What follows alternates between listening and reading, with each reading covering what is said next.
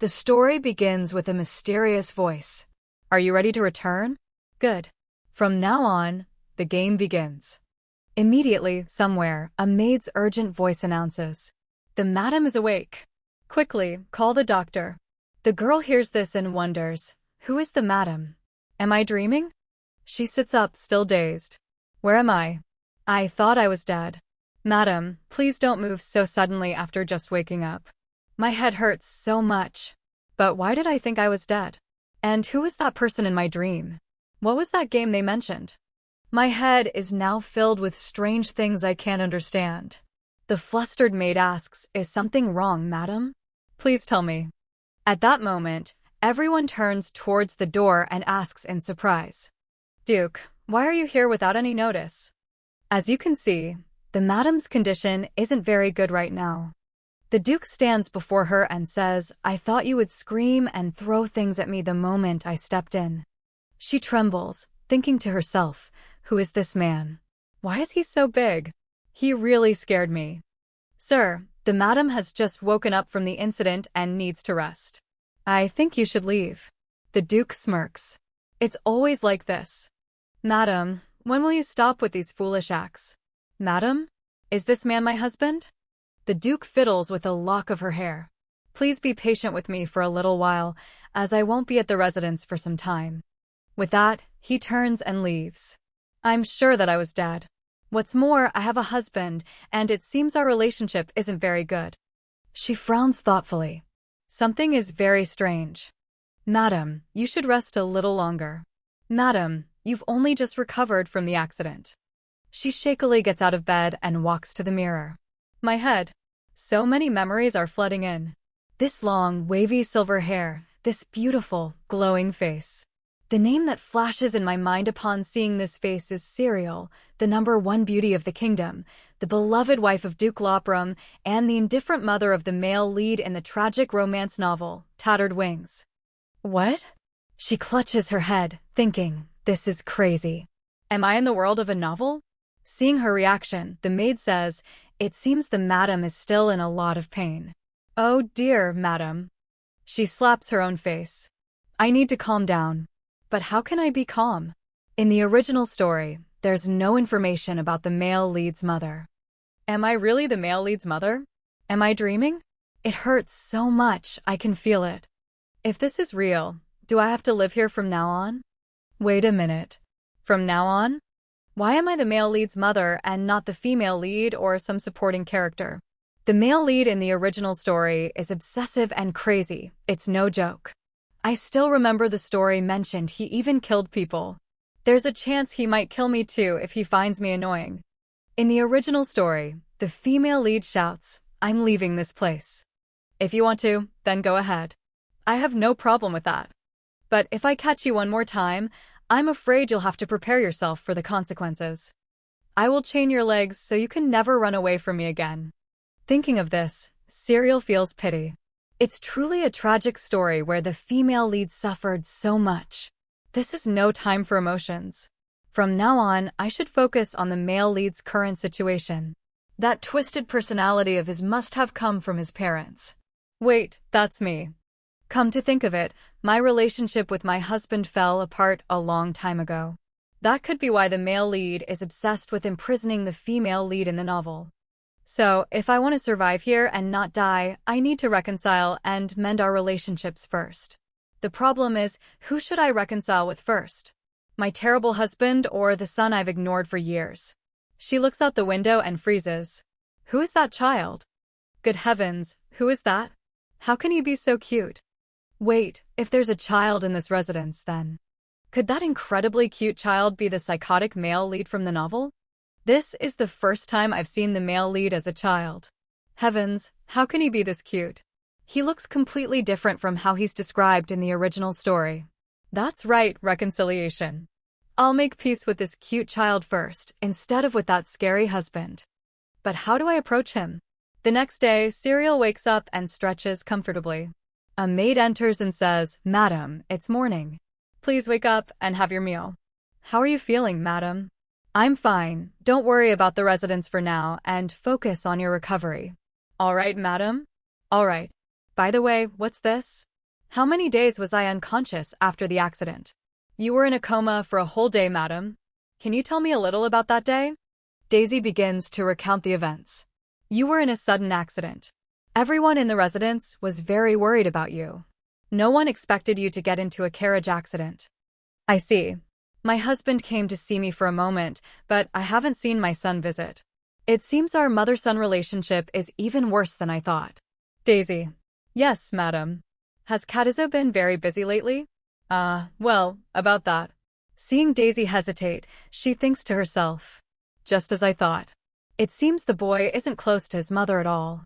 But I can't just sit here and do nothing. She asks where Kazo is.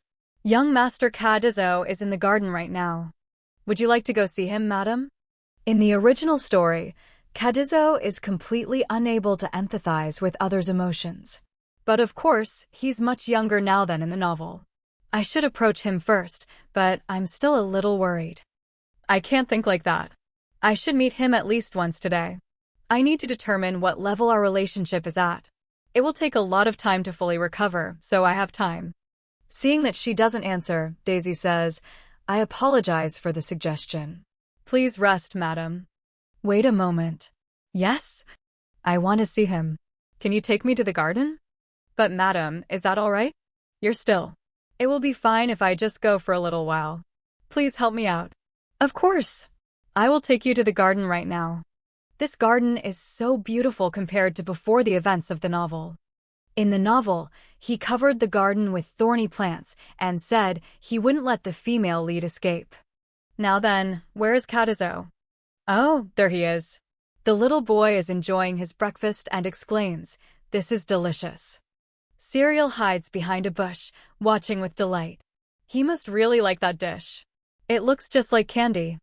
But the cereal in the novel, how could she have ignored such an adorable child for all those years? There's cream on his cheek. He's so adorable, I want to wipe it off for him. Kazo looks suspicious. He turns around and calls out, Who's there? But he sees no one. Cereal whispers, Daisy, do you think he saw us spying? You might have called the young master cute a little too loudly. Kazo shouts, I heard everything. Cereal has no choice but to come out. Oh, hello, Kazo. The boy turns away in disgust. What are you doing here, mother? I was just taking a little walk in the garden. Would you like to have tea with me? The boy immediately jumps off his chair. Then he walks right past her without a word. Is he just leaving? I can't let him go like this. She quickly grabs his sleeve. Wait, Kazo. Can you spare some time to have tea with your mother? The boy looks up at her intently, his lips pressed tightly as he hesitates. Boy. Suddenly, he yanks his hand away from Cereal. I don't need a mother like you. She stands stunned, thinking, he doesn't need a mother like me. She calls after him, Kazo. Suddenly, he trips on a stone. He tumbles to the ground. Cereal frantically calls out, Kazo. With a tear-streaked face, he says, Stay away. Don't come near me. I know you'll just lie again. Wait, your knee is bleeding, Kazo. Let me see. Don't come near me. I told you I don't need you. With that, Kazo gets up and runs off again. Young master, if you keep running like that, you'll fall. Cereal sits motionless, muttering his name. Kazo. That night, Cereal looks out the window and sighs. Kazo, I think he fell pretty hard. I wonder if he's okay. I'm so worried about him. This is a big problem. I think he hates me more than I realized. I probably won't see Kazo in the garden tomorrow, right? Now I feel really bad, because I think I disturbed the only place where he feels comfortable. From his perspective, it must be very strange for his mother's attitude to change so suddenly. I need to choose a smarter way to get closer to him. She goes to her desk and writes a letter. Daisy, are you outside? Yes, madam. Can you give this to Kazo? To the young master? Yes. It might be a little strange for me to do this now, but I want to get closer to Kazo. With sparkling eyes, Daisy calls out, Madam. Then she exclaims excitedly, Leave it to me. I'll make sure to give it to the young master. A few days later, Kazo wakes up to find a gift box beside him. He frowns in annoyance. Another gift? Why do they keep sending me these useless things? Inside is a teddy bear, a letter, and a jar of medicine. Kazo opens the letter and reads, "Did you sleep well, Kazo? The weather is quite nice today. I asked the maids to prepare your favorite dessert today. Please come enjoy it in the garden. I won't bother you anymore." He wonders in surprise. She said I was a nuisance. So why is she suddenly acting like this? Suddenly, a voice rings out, startling Kazo. "You're awake, young master. You scared me to death." The butler thinks to himself. The young master throws away all the gifts, but keeps all the letters. "I apologize. I thought you were about to wake up after I knocked as usual. Young master, shall I help you change?" "No, I can do it myself." Looking at the teddy bear, the butler asks, "What should I do with that?" Seeing no response from Kazo, the butler says, "Like always, I'll dispose of it carefully. The madam won't find out." Suddenly, Kazo runs over and says, "Wait. Just throw away the box. I'll keep the teddy bear." "I understand. I'm glad you like it, young master." "It's not because mother gave it to me. I'm keeping it because I like it." "Very well. I'll throw away the box today then. Before that, I need you to do one more thing for me." Later, Serial exclaims happily, "Daisy, look. Kazo wrote back to me. Congratulations, madam." What did the young master write? But as soon as she opens the letter, Serial's mood sinks. The content is very brief and to the point. "Please stop sending me gifts and letters." She thinks it seems to be too much for him. Daisy calls out worriedly, "Madam. It's okay, I expected this. Besides, Kaditso's handwriting is so cute, and it looks quite good for a child, doesn't it?" "Yes, it does. The young master is a very fast learner. I'm still very happy. This is the first time I've received a reply from him. It's just because the young master isn't used to it. This is the first time you've shown such care for the young master. This might sound a bit strange, but I'm very happy to see you smile like this for the first time since you came here." Serial thinks awkwardly, is this the first time she's seen me like this? Have I never smiled since living with the Duke? Thinking about it carefully. Before, it seemed like everyone looked worried. It seems they were more afraid of what might happen than my condition. It's strange. I can't remember anything related to the Duke. Should I ask Daisy? Seeing Serial looking at her, Daisy hesitates and calls out, "Madam." "No, don't lose your cool and just focus on Kazo for now." Serial asks, "Do you think Kazo hates me getting close to him?" "Of course not. Why don't you try visiting the young master one more time? Would that be okay? I don't want him to get hurt by pushing me away like last time. But I don't even know where he is right now." "What are you talking about, madam?" Everyone in the residence knows the young master is in the garden. "Oh, he's in the garden? But I thought he didn't want to leave his room." "I'm quite sure the young master wants to see you too. Let's hurry up and go. I'll help you get ready." Serial asks hesitantly, "Should I?" Later, in the garden. Serial paces back and forth anxiously. "I told him I wouldn't come here. Is this really okay? What should I say to him if I see him?" She suddenly stops. "Oh, he's really there. Kazo, is your knee better now?" He turns his face away and replies, "It doesn't hurt anymore." Did he apply the medicine himself? I'm so proud. The butler said he has been here since morning, but I don't see him eating anything now. Don't tell me. With that thought, she speaks up, "Are you waiting for me, Kazo?" He blushes and says, "Of course not. Weren't you going to run away as soon as you saw me? This is where I usually eat dessert. There's no reason for me to leave just because you're here." "Then, can I sit here?" "No." He's still wary of me, but at least he's not asking me to leave. "Is it a problem if I stand here and watch you eat?" Kazo lowers his head and mumbles, "Okay." She says happily, "Thank you, my son. I won't bother you." He's eating. Right now, he looks just like any other child. She exclaims to herself, "Look, Kazo. How on earth can he be so cute?" A week later, I know Serial is a public figure, but these invitations are endless. I don't need to socialize or anything right now. Making up with Kazo is tiring enough. And so, she quickly copies the same rejection for every invitation. A while later, Serial says wearily, "Just one more to go." "There are so many invitations today, madam." "Madam, may I be bold enough to ask you a question?" "Of course, go ahead." Lately, it seems you want to get closer to the young master. I'm trying to take it slow. Is something wrong? It's just. Based on what you wrote in your notebook, I think the young master might still dislike you. Of course not. I only wrote about Kadizo's cute habits. I've replied to all the invitations, so please keep them safe. Yes, madam. She takes the book and opens it. What should I write today? I only write about his cute habits, but what's wrong with that? Kazo scowled when I approached him, so cute. Kazo ignored me when I was talking, that's cute too. And he even nodded when I greeted him, that's just adorable. Although he refused more gifts, the butler told me he seemed very happy with the teddy bear I sent, and even sent a letter back to me. So incredibly cute. Daisy cries out internally, heavens, it seems the madam still doesn't see anything wrong with writing like that. Surely the madam will understand soon, right? Why don't you show the young master all the cute things you wrote about him? Hearing this, Serial freezes. Her eyes light up with excitement as she asks, Kazo, should I? Do you think it will help us get closer? Daisy thinks helplessly, anyone would understand what I meant by that. I'm not sure. Maybe it's also an opportunity to talk with the young master. Heavens, I hope I'm not getting her into more trouble. I think that's a good idea. Thanks, Daisy. I'll be back soon. As Serial walks out, everyone bows. Hello, madam. She greets them back, wondering to herself, how do I get into his room? He must have some cute things in his room. I wonder if there are colorful wall decals. And there must be tons of cute toys in there too. What should I do? I'm suddenly feeling nervous about knocking on the door. She raises her trembling hand and reassures herself. Calm down. The knock just sounded. Then Kazo asks from inside, who is it?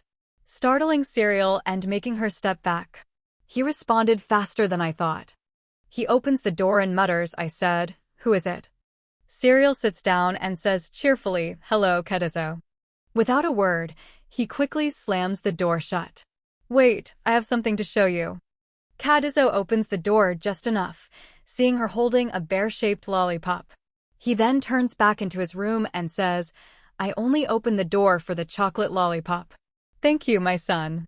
Serial looks around the room, silently judging it as quite different from what she imagined. Kazo, I'm glad you seem to be taking good care of that teddy bear. Kazo immediately covers the teddy bear with a pillow. I was just too lazy to throw it away. So, what did you want to show me? Here, it's Mom's notebook. He takes it with a look of disgust. Reading the contents, Kazo blushes and stammers. This thing. He gets so angry that flames erupt, frightening Serial. Kadizo's voice is tense. Serial realizes in horror, isn't that the male lead's special power from Tattered Wings? I thought only the head of the Lopram family could use it. I can't believe he can use it too. Oh, my son. But he burned. The notebook is gone. Oh no. Kazo clutches Serial's skirt and says, if you ever write anything like this again, I won't let it go. I won't do it again if you don't like it, Kazo. She thinks it's a shame the notebook was burned, but thanks to that, she got the results she wanted. Why did you call me that? She looks confused, not quite understanding. He asks again. Why did you call me Kazo? Does he not like being called Kazo? He says, you can call me Kazo. You want your mother to call you Kazo? She smiles, thinking to herself, he looks so innocent and gentle right now.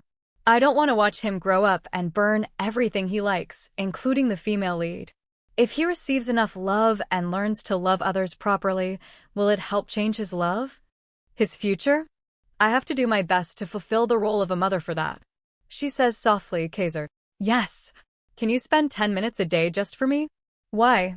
I'm sorry it's a bit long, but I want to teach you a few things myself, Kazo. Like how to care for and love others properly. Because he has never been taught these things. He blushes and replies yes. But only for 10 minutes. Thank you, Kazo. I won't let you down. The next day in the peaceful garden, vibrant with colors, Kazo is having breakfast as usual. Serial looks at him and thinks, how can he be this cute and lovable? I don't understand what they did to turn him from this adorable state into such a cruel person like in the story. No one has ever taught him how to love, so it's inevitable that he can't express his feelings. I'll make sure to teach him the right way so the ending from the original story doesn't happen. Seeing Serial's look of fierce determination, Kazo asks, "What are you thinking about? You look so excited." "Kazer, I've been thinking for a long time about what I should say to you first. So, Kazer, if you had a beautiful bird, what would you do with it?" "A bird? I would probably take very good care of it." "Oh, so you'd let the bird live in peace. That's really admirable." "Yes, if I had a beautiful bird as you said, I would let it live peacefully in a cage so it could never escape again." Serial freezes. "You'd keep it in a cage?" "If I don't, it will happen eventually. The moment I let my guard down, it will fly away." She says to herself, "Damn it. No matter how much I think about it, that's exactly what the male lead in the story would say." "Why are you so quiet?" "I'm just thinking more deeply about your words, Kazer. Would you like to read a book with me next time?"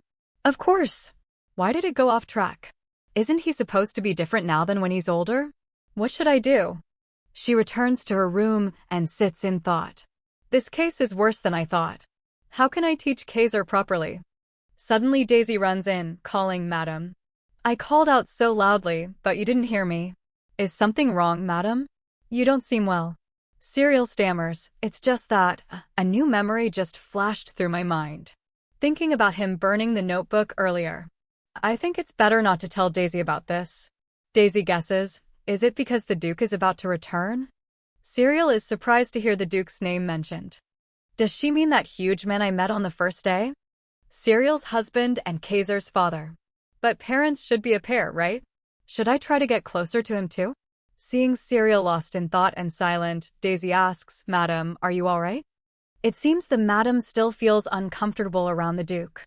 For the sake of my adorable son, I have to get closer to and make peace with his father. Daisy, do you know when he'll be back? If nothing happens, he'll return in 2 days.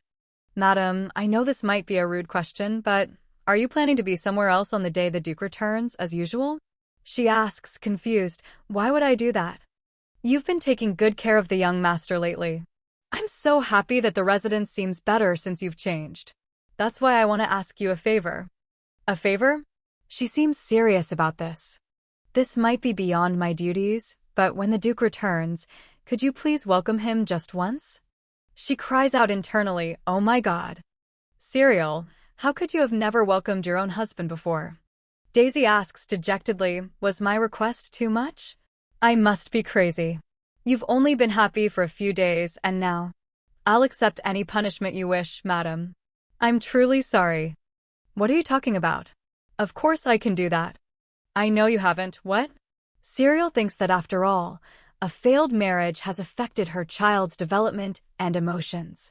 What was she planning to do, just stand there?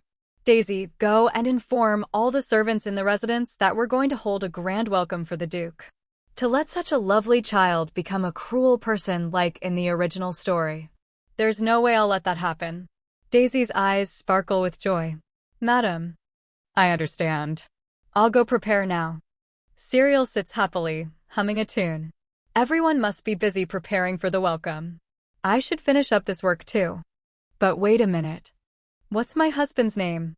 2 days later, the Duke and his knights are on their way back to the residence. "We'll arrive soon." The Duke says, "I don't really want to go back." "Is it because of the madam?" The knight next to him shoots him a look. "Do you want to die?"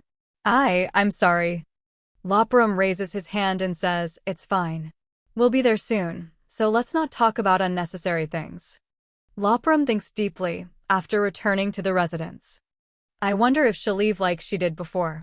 But when he returns, the servants and butler welcome him warmly. "Welcome back, master." He is secretly surprised. Why is everyone outside?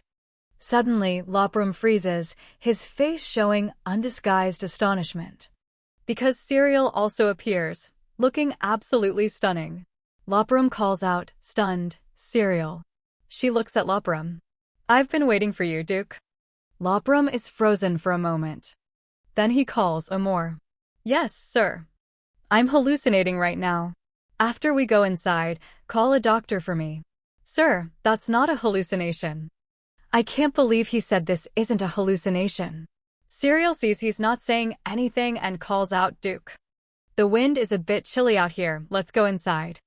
He mumbles this time. What kind of trouble are you planning to cause me now? Planning what? You've had a hard day, let's go inside now. He frowns to himself. Cereal, she said she was waiting for me. Didn't she have an accident? Does she have a memory problem? Why are you just standing there?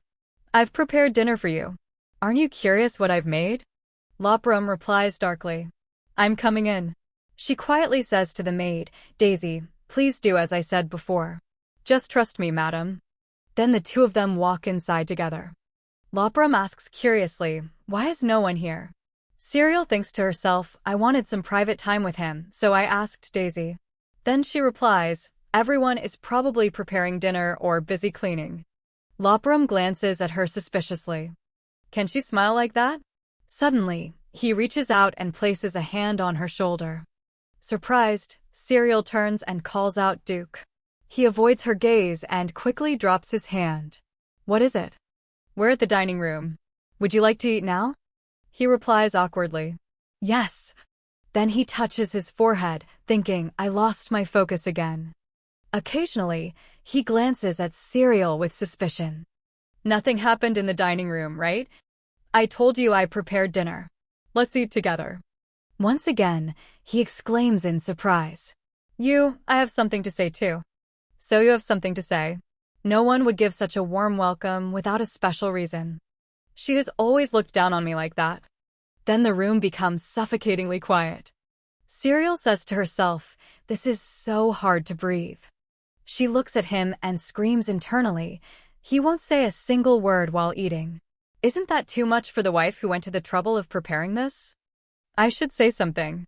If I miss this chance, it will be harder to talk later. First, let's slowly gauge the atmosphere. Hey, Duke. Why did you call me? Because I have something to say. Go ahead and say it. Was the expedition difficult? It wasn't an easy task, was it? Loprum pauses his actions. You're saying normal things you never used to say. Because I was worried about you. Loprum puts down his fork. Worried about me. He smirks and says, I'm sure you weren't hoping I'd get hurt, were you? She slams the table and yells excitedly, of course not. Seeing you do things you've never done before, it must be so. She tells herself, calm down, stay calm. I suspected he would be this guarded. Don't we have a child? We do? Yes, our Kazo. I want to discuss how to best educate him.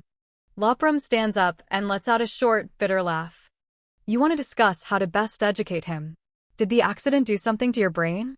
I'm perfectly fine. She approaches him. So let's do this together. Loprum quickly backs away.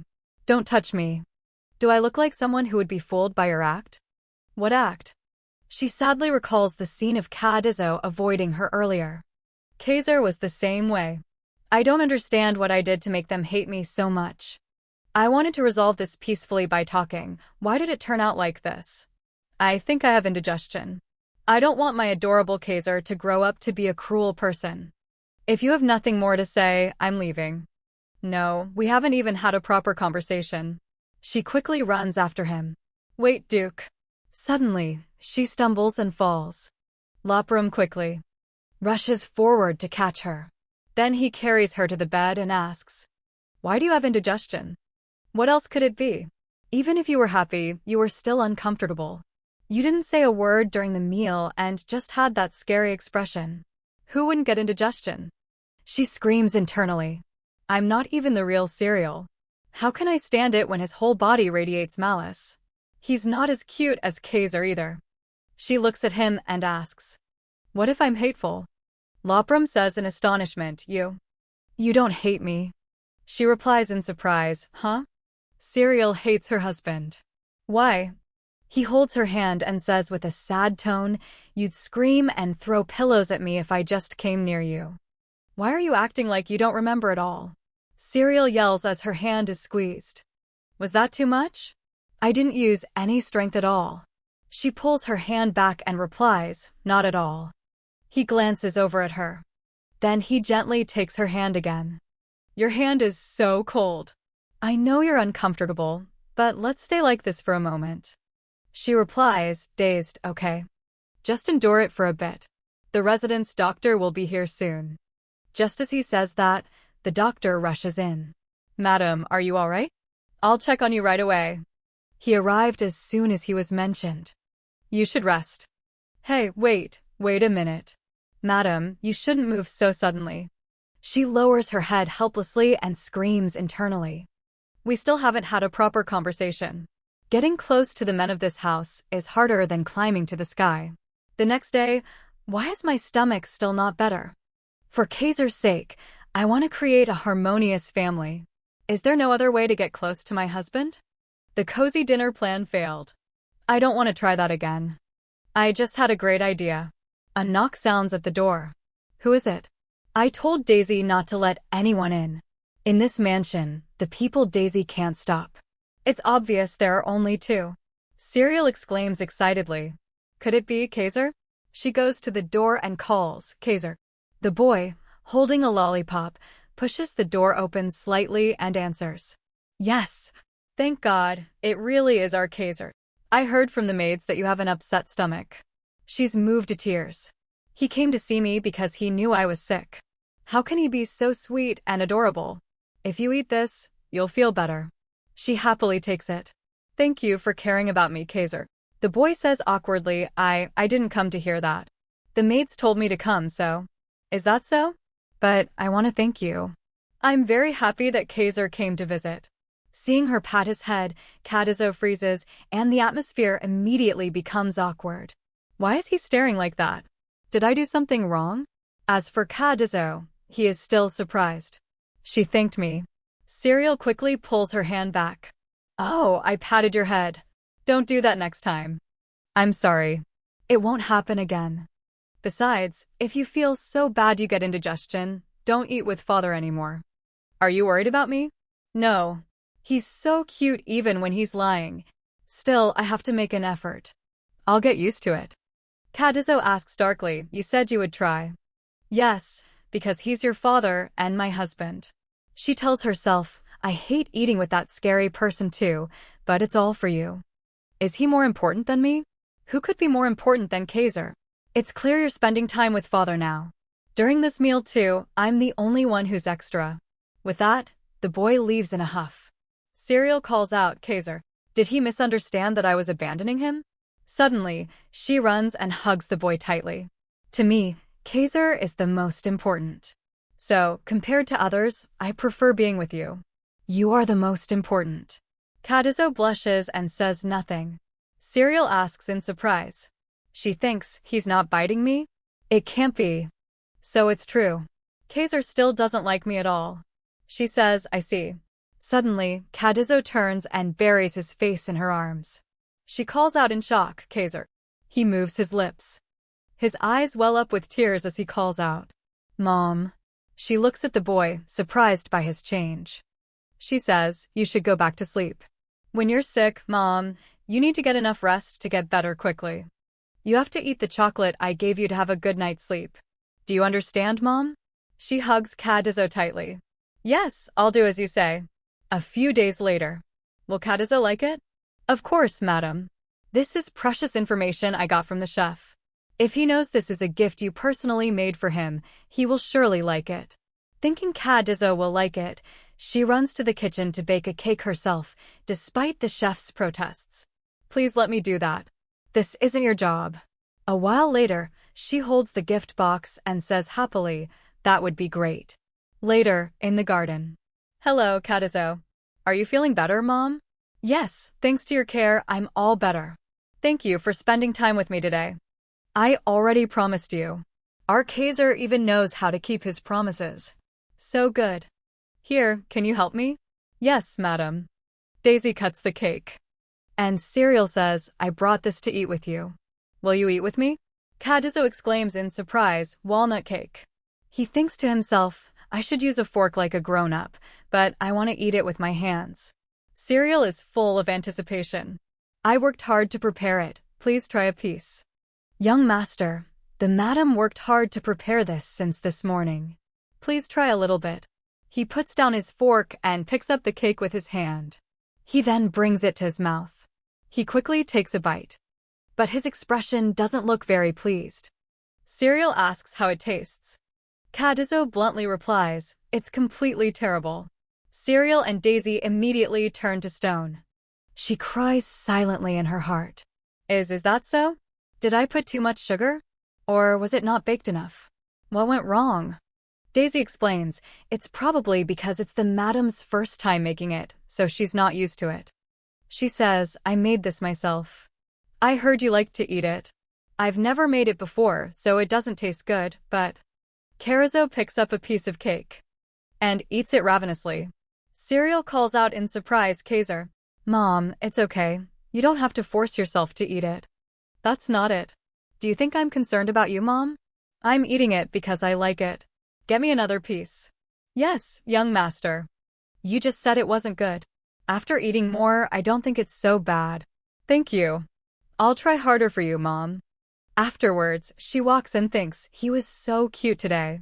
Even the way he talks is cute. And he ate 3 pieces of cake. She resolves that for such a cute child, she must quickly befriend her husband. She raises her hand to knock on the door. Duke, it's me. She tells herself that when the door opens, she must smile brightly. Control your emotions, control your emotions. But the person who opens the door is Ritbin, Duke Lopram's aide. Who could it be at this hour? It's the madam. Duke, the madam is here. Lopram's voice asks, what is it? She smiles and replies, while looking at the account books, there was a part one didn't understand. Could you spare some time for me? He replies curtly, I'm busy. The atmosphere in the room immediately becomes stifling. Ritbin is also helpless against his master's attitude. Didn't you hear me? I'm busy, so please leave. Ritbin forces a professional smile and says, My Lord Duke, you should take a short break. I don't need to. See the madam out. Both of them call out in unison, My Lord Duke. You don't have a moment for your own wife? Ritbin cries silently. Just before, you were worried about the madam. Now that she's come to you. You'll get a headache if you keep looking at those documents. You should change your mood and review the household matters with me. Lopram interrupts. Ritbin, didn't you hear me say I was busy? He replies, startled, yes. See the madam out. Madam, I'm truly sorry, but it seems the Duke is very busy today. The Duke is also very happy that you came to see him. Loparam immediately shouts, Ritbin. It's getting late, so please come back tomorrow, madam. All right. Thank you, Ritbin. Cereal returns with a sad heart. Daisy asks, are you all right? Not at all, but I'm sure it will be fine. She looks back at Lopram's room. Doesn't he think? I need to come up with a reason to see him tomorrow morning. The next day, there's nothing important to do. So today, what fairy tale should I read to Kazo in the garden? Daisy, what's wrong? Marchioness Penzo sent you a letter, madam. Marchioness Penzo. Thank you, madam, for agreeing to attend our child's birthday party. I don't know how to thank you. Is there anything I should pay special attention to? If there are any desserts or flowers you like, please let me know. We will prepare them thoughtfully. Cereal thinks that just refusing isn't good either. Remembering the reply letter from before, she says blankly, I am truly happy that you have taken your precious time. We will make sure you have a pleasant time. Did I write it wrong because Daisy was suddenly talking? A birthday party. A birthday party? The young master's birthday isn't for a while yet, is it? Could it be you're planning to prepare in advance? You've really changed, madam. The young master will be so happy. Just leave it to us. We will prepare a grand and splendid party beyond imagination. That's not what I mean. She says guiltily, I have to prepare a birthday for another child, not Kazo. Looking at the calendar, it's still 2 weeks away. But Marquis Penzo, I've heard that name somewhere before. Where have I heard it? I remember now. It's Zadio's Penzo. Wait, if I remember correctly, Zadio's is. Isn't he the supporting male character killed by Kazo in the novel Tattered Wings? Will he be killed by Kazo? It would be a problem if that happens. I can't let that happen. Seeing her lost in thought, Daisy calls out, Madam. Cereal is still lost in thought. How could my Kazo do that? I will definitely raise him well. She stands up, resting her hand on the table, and calls for Daisy. Yes, madam. I have to go see Kazo now. Please let him know. At that moment, in Lopram's office, Ritbin says, the madam should be arriving soon. Because yesterday you told her to come back tomorrow, after all your hard work. Are you short on work? Why are you so talkative today? No, I have plenty of work. Loprum lowers his head in thought. After the accident, she's become stranger and stranger. She's been seeking me out every day lately. It's suspicious. He recalls the past. Don't touch me. Now you won't even look at me? Why should I care about you? Just once. Our wedding is tomorrow, after all. Can't you smile? If you have nothing more to say, then go back. Wasn't Serial always cold to me? I thought I'd never see her smile happily again. Duke, I brought some good tea for you to drink when you're tired. Shall we drink together? I heard you're inspecting the territory today. If possible, could you take me with you? The cake the chef made is delicious. While you're relaxing, you can talk to me. And that bright smile when she calls me Duke. Maybe when she comes, she'll still smile at me. I know it's impossible, but I don't want to miss it. Looking at the book stained black with ink, Ritbin calls out in alarm, Duke, have you been very tired lately? He tears out the page. It's nothing special. But why is the madam so late today? Should I go and check? He stands up and says, all right. This is getting more and more troublesome. I'm feeling cooped up in here all day. I'm going out for a bit. Yes, sir. Where are you going so suddenly? What about all these documents? Isn't it your job to help me with these things? Ritbin reluctantly replies, yes, it's my job. If you're going to look for the madam, I heard she often goes to the garden these days. You're talking nonsense again. Who knows, maybe we'll meet by chance. Go and inform the madam so she doesn't have to come here. Have a good time, sir. As Loprum was walking, he heard a voice. Liar. He frowns, recognizing the voice. Isn't that Kaiser's voice?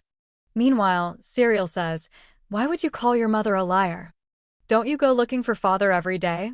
And yet you say I'm the most important. Do you like being with father? Hearing this, Loprum stops in his tracks. Serial replies hesitantly, Kaiser, I. Outside, Loprum puts a hand to his forehead and thinks, I'm eavesdropping on someone else's conversation. I don't understand what I'm doing. Serial, her coming to find me all this time, and even now, makes my heart. Just then, Serial's words ring out, I prefer being with you. This causes Loprum's expression to change immediately. Kazo crosses his arms. Again. You're lying again. She takes his hand. I'm not tricking you. I came to ask if you would go to Marquis Penzo's birthday party with me. Marquis Penzo? I was invited to the birthday party of a child your age. Will you go with me? Kazo thinks silently for a moment, then asks. So do we have to prepare a gift? We should prepare a gift before we go. Suddenly, Kazo looks tearful. You've never prepared a birthday gift for me. Oh no, why did we start talking about gifts? Serial has never given Kazo a birthday present. He pulls his hand away from hers. Why have you been acting so strange lately? Are you trying to hurt me like before? Before, Kazo ran after Serial, pleading. Mother. Don't call me mother. Watch your mouth. This is Serial's memory. Why would she treat a child so horribly? She steps forward to comfort him. Kaiser, mother. I don't need someone like you for a mother. I have no hope left now. The memory in her head rushes back. At that time, Kazo sadly asked, my birthday. Serial asked coldly, so what? You want me to wish you a happy birthday? Just once. Serial's face darkens as she snaps, Kaiser. Stop acting like a child. Kazo helplessly calls out, mother, and stands there, his face streaked with tears, with no one to comfort him. Even though it's just a brief memory, my heart feels like it's being torn apart. If only I could have comforted him then, if only I could have wished him well. She hugs Kazo tightly. I'm sorry, I can't forgive myself. How could I do that to a child? Kazo screams, I hate you. I really hate you. I'm sorry for leaving you alone, for not caring, not loving you. I'm truly sorry for making you feel lonely. That won't happen again. I will give you a love that nothing can replace. Even so, I still hate you. But I still love you very much. We'll throw a huge birthday party for you. I hate having a lot of people around. I want you to receive many good wishes from everyone. Don't you like sweets? If there are more people, the cake will be bigger and more spectacular. Aren't you curious? Yes, I understand. Then go ahead and do it. It's a special day for you. Is there anything else you want? Don't people usually want a lot of beautiful things? Kazo replies nonchalantly, well, I want you to wish me a happy birthday. Huh? Can you speak a little louder? I want you to wish me a happy birthday. The image of Kazo from before, with tears streaming down his face, appears. I see. I'll do my best to prepare. That's too late. I want to be wished happy birthday before my friends. Kazo, can you spend time with me tomorrow? We'll have a celebration you like in the garden. Kazo hugs her. Okay. Lopram patiently stood and listened to their entire conversation. He turns and walks away, muttering, the garden, huh? Tonight will surely be a long one. The next day, Lopram could hear the noise from a distance. Happy birthday, young master. He thinks to himself, they're so enthusiastic. The night before, Duke, what did I do wrong? I asked the madam for something 2 days ago. I did something unnecessary. He glances over at cereal. She and everyone else are happily celebrating Kadozo's birthday. Kazo, happy birthday. The maids also shout, happy birthday. Happy birthday, young master. Cereal turns sharply towards Lopram. I've been feeling a strange gaze for a while now. It should be fine if I step out for a moment. Duke, what brings you here? He feigns ignorance. Ahem, what is everyone doing? And wearing those ridiculous hats. You call it ridiculous? I worked very hard to make it. As you can see, we're having a birthday party. Kazo said he doesn't like crowds, so I decided to have his pre-birthday party here. Why are you doing something you've never done before? What's with you all of a sudden? You always shooed me away, saying you were busy, but now you're asking so many questions. She forces a smile. Because of our cute and beautiful Kazo. You used to hate even touching his hand. Didn't you leave all of his care to the wet nurse? Is it so strange? He's such a beautiful and lovely child, why couldn't I be like this? Even though Cereal's memories appear fragmented, I can't feel her emotions from back then. You say it as if you weren't the one who did it. You're probably not acting, are you? Now it's no longer someone else's problem. So, Duke, what do you think about us raising Kazo together, for Kazo's sake? You've been calling our son by his name so intimately, yet you call me Duke? Don't tell me you don't even know my name. Cereal freezes. That? I asked Daisy before, but I've never called him by it, so I completely forgot.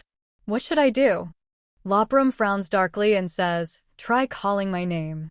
Cereal's face pales. She doesn't know how to respond at that moment. Why don't you call me? She stammers, B. Then she blurts it out, Kien. His face flushes and his heart pounds. Kien. She's calling my name. I called your name as you wished. What's wrong? He turns his face away without replying. I don't remember his full name, so I just called him by his first name. That won't cause any trouble, will it? Lopram also has his own thoughts. She was always the one who drew a line with the title Duke. Why so suddenly? She's really opened up. If she keeps acting like this, then Are you not happy? Do as you wish. I have work to do, I'm leaving.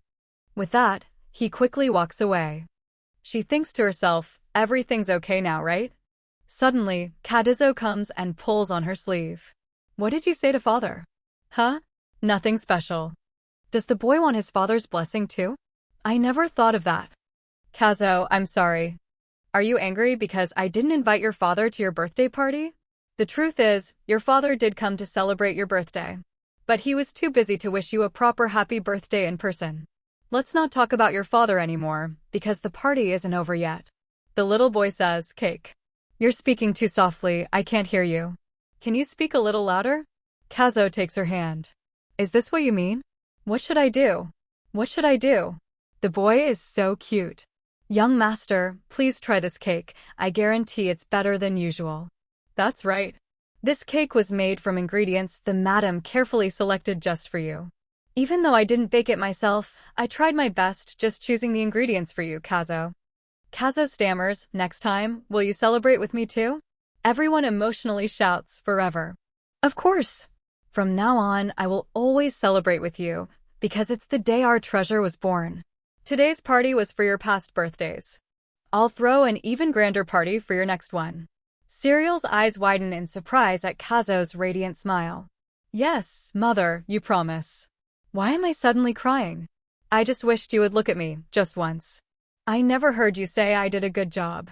I just wanted to feel a little bit of your warmth. My heart aches so much. Who is saying that? Mother, why are you crying? Are you okay? Madam, Khan is here. I'm all right. I'm just emotional sharing this moment with you. Kazo, how many times have I lied to him today? Kazo, I'm sorry. You'll feel better if you just have one bite. This cake is delicious, mother, try it. Kazo, try it. A few days later, Serial sat engrossed, writing something. It's all done. You've worked hard. Are you going to see the young master now? No, I mean. Afterwards, Kazo pouted and said, Why did you come? I don't want to talk to someone who doesn't keep their promises. It's because something unexpected came up and I couldn't help it. All right, but I won't accept any excuses next time. You have to remember, I'm always number one, your top priority. Yes, to me, you'll always be number one. After that, she went to Lopram's room. Duke, I heard you were very busy today as well. Her words left the two men speechless. I brought you some tea. It will help you relax. I'll just put it here and leave right away. Suddenly, Lopram said, Sit. Normally, he'd tell me to get out. Is something wrong? As you can see, I have a lot of work. I can't spare any time to rest. But I don't mind if you sit next to me. You can come anytime. I won't chase you away anymore. So, he's finally opening up to me. Thank you, Duke. Why don't you call me Kien? I understand, Kien. So, from now on, you'll come to me first, right? She returned, pulling at her hair. They're exactly the same. I only have one body. How can I be with both of them at the same time?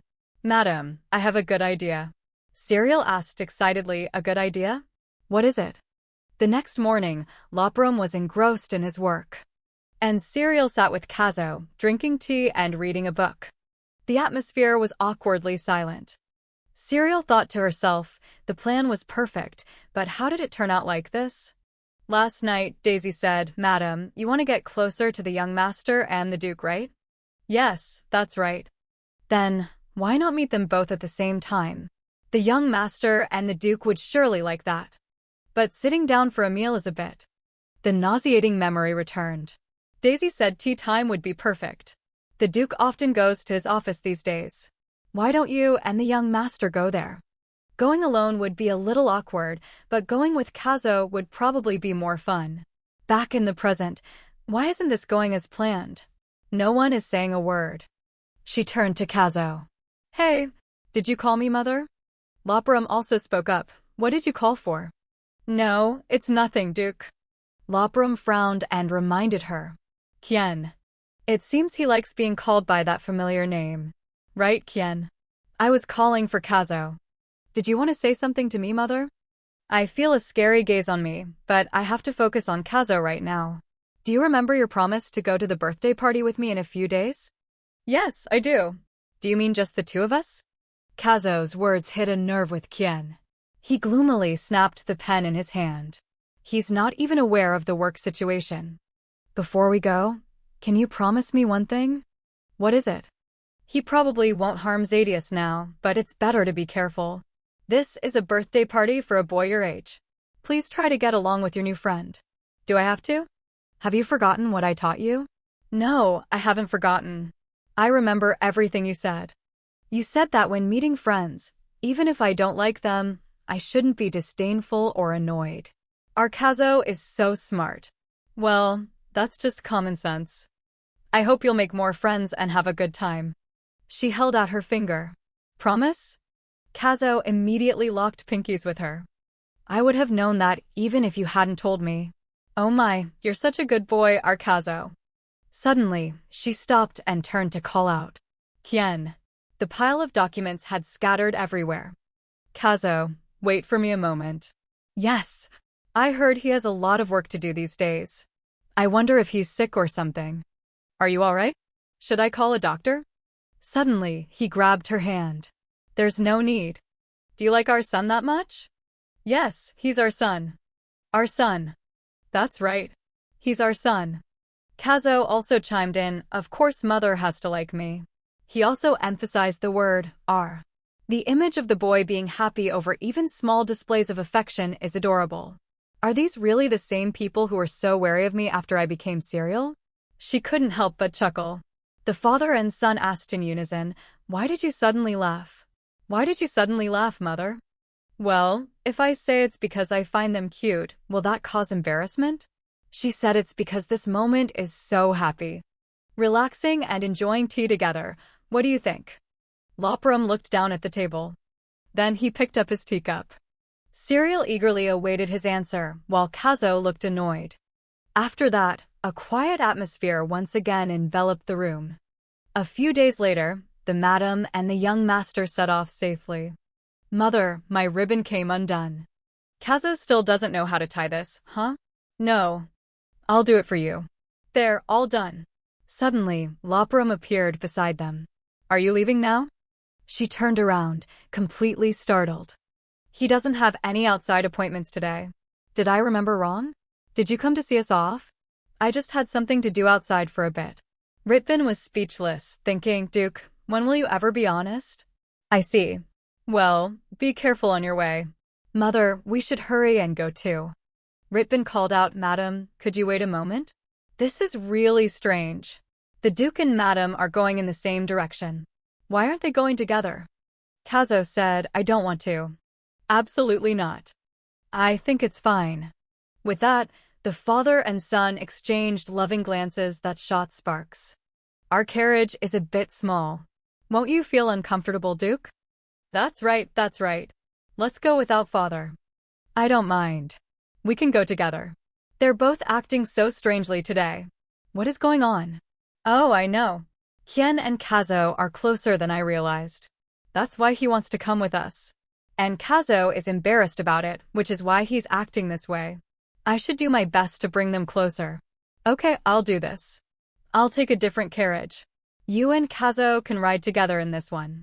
The father and son were stunned. Kazo gets into the carriage and slams the door. I prefer to go alone. Lopram also turns away. I just remembered I have a lot of work to attend to. Huh? What was that? Did I mess something up? In the end, she still went with Kazo. Kazo, this is the first birthday party you've attended, right? You must be looking forward to it. Not really. I see. It seems the unpleasant feeling from before hasn't gone away yet. Suddenly, she had an idea. I heard there are many delicious desserts at this party. Delicious desserts? All right. I knew I could get his attention by talking about sweets. I know how much you like walnut pie, Kazo. That's why I had them prepare something very special for you. Kazo's eyes sparkled. Walnut pie. He immediately reined in his excitement. I know you like other types of cake too, right? So cute. I know you're looking forward to tasting a delicious walnut pie. It'll probably be much tastier than the one I made for you last time. No, the walnut pie you made last time was delicious. Even though he says that, I still know how bad it really was. Kazo is such a sweet and considerate child. Why are you laughing, Mother? I'm sorry, I was just thinking how cute you are right now. Even if you hadn't said those things, I would have behaved properly at the birthday party. Thank you. I hope you make lots of good friends here. Soon after, they arrived. Oh my, this is the first time I've seen that carriage. I heard Duchess Lopram is coming today. Welcome, madam. Kazo stepped down and said, take my hand. Thank you, Kazo. You're a wonderful escort for your mother. The butler said, please follow me to the garden. Kazo said in surprise, the cake here is so big, but not as big as mine. It seems he's very excited to be here. How cute. Welcome, Duchess Lopram. I didn't expect you to accept my invitation. Thank you for taking the time to come today. Not at all, I should be thanking you for inviting me, Lady Penzo. I see you've brought an adorable child with you. I was always worried because Zadius doesn't have many friends. But seeing so many children here today makes me really happy. Serial patted his head. Kazo might have a little trouble getting used to others at first, but he's definitely a kind and lovely child. I hope they can become good friends. I'd like to meet your son too, Lady Penzo. I'm sure he's a very adorable child as well. He must be as intelligent and gentle as you are. You're embarrassing me, Duchess. We've prepared a video for this birthday party. You can see how adorable Zadius is in it. A video? I didn't know there was something like a film camera in this world.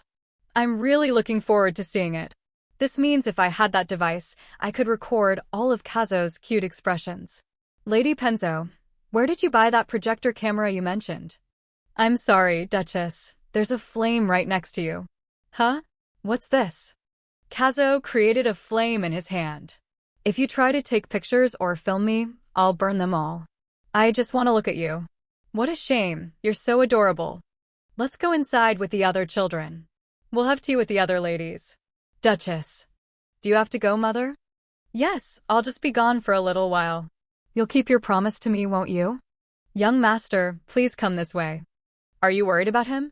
Yes, this is his first time interacting with other children. We don't often attend social gatherings. I hope you won't feel awkward here. It'll be fine if we just talk with the other ladies about the children. I'll keep that in mind, thank you. Follow me, the tea party for the mothers is this way. Duchess Lopram has arrived. Everyone, please feel free to greet and get to know each other. Oh, Duchess Lopram, please have a seat. Lady Lopram, please make yourself comfortable and enjoy the desserts. Oh my, they're delicious. Is that so? If we have a chance to meet again, I'll prepare even more desserts for you. Thank you. I'll be sure to invite you to my son's upcoming birthday party. The red-haired lady stared intently at Cereal, then put down her teacup and said, Since we're all here, may I ask you a question? I brought a dog with me, a dog. Why is she suddenly talking about this? No matter how much you pay for a dog, sometimes it still won't obey its owner. You know that, right? What do you think about this? Duchess Lopram. Cereal was stunned by her question. Well, I'm not sure. Wouldn't it be better to train it carefully so it learns to be friendly and obedient? What are you talking about?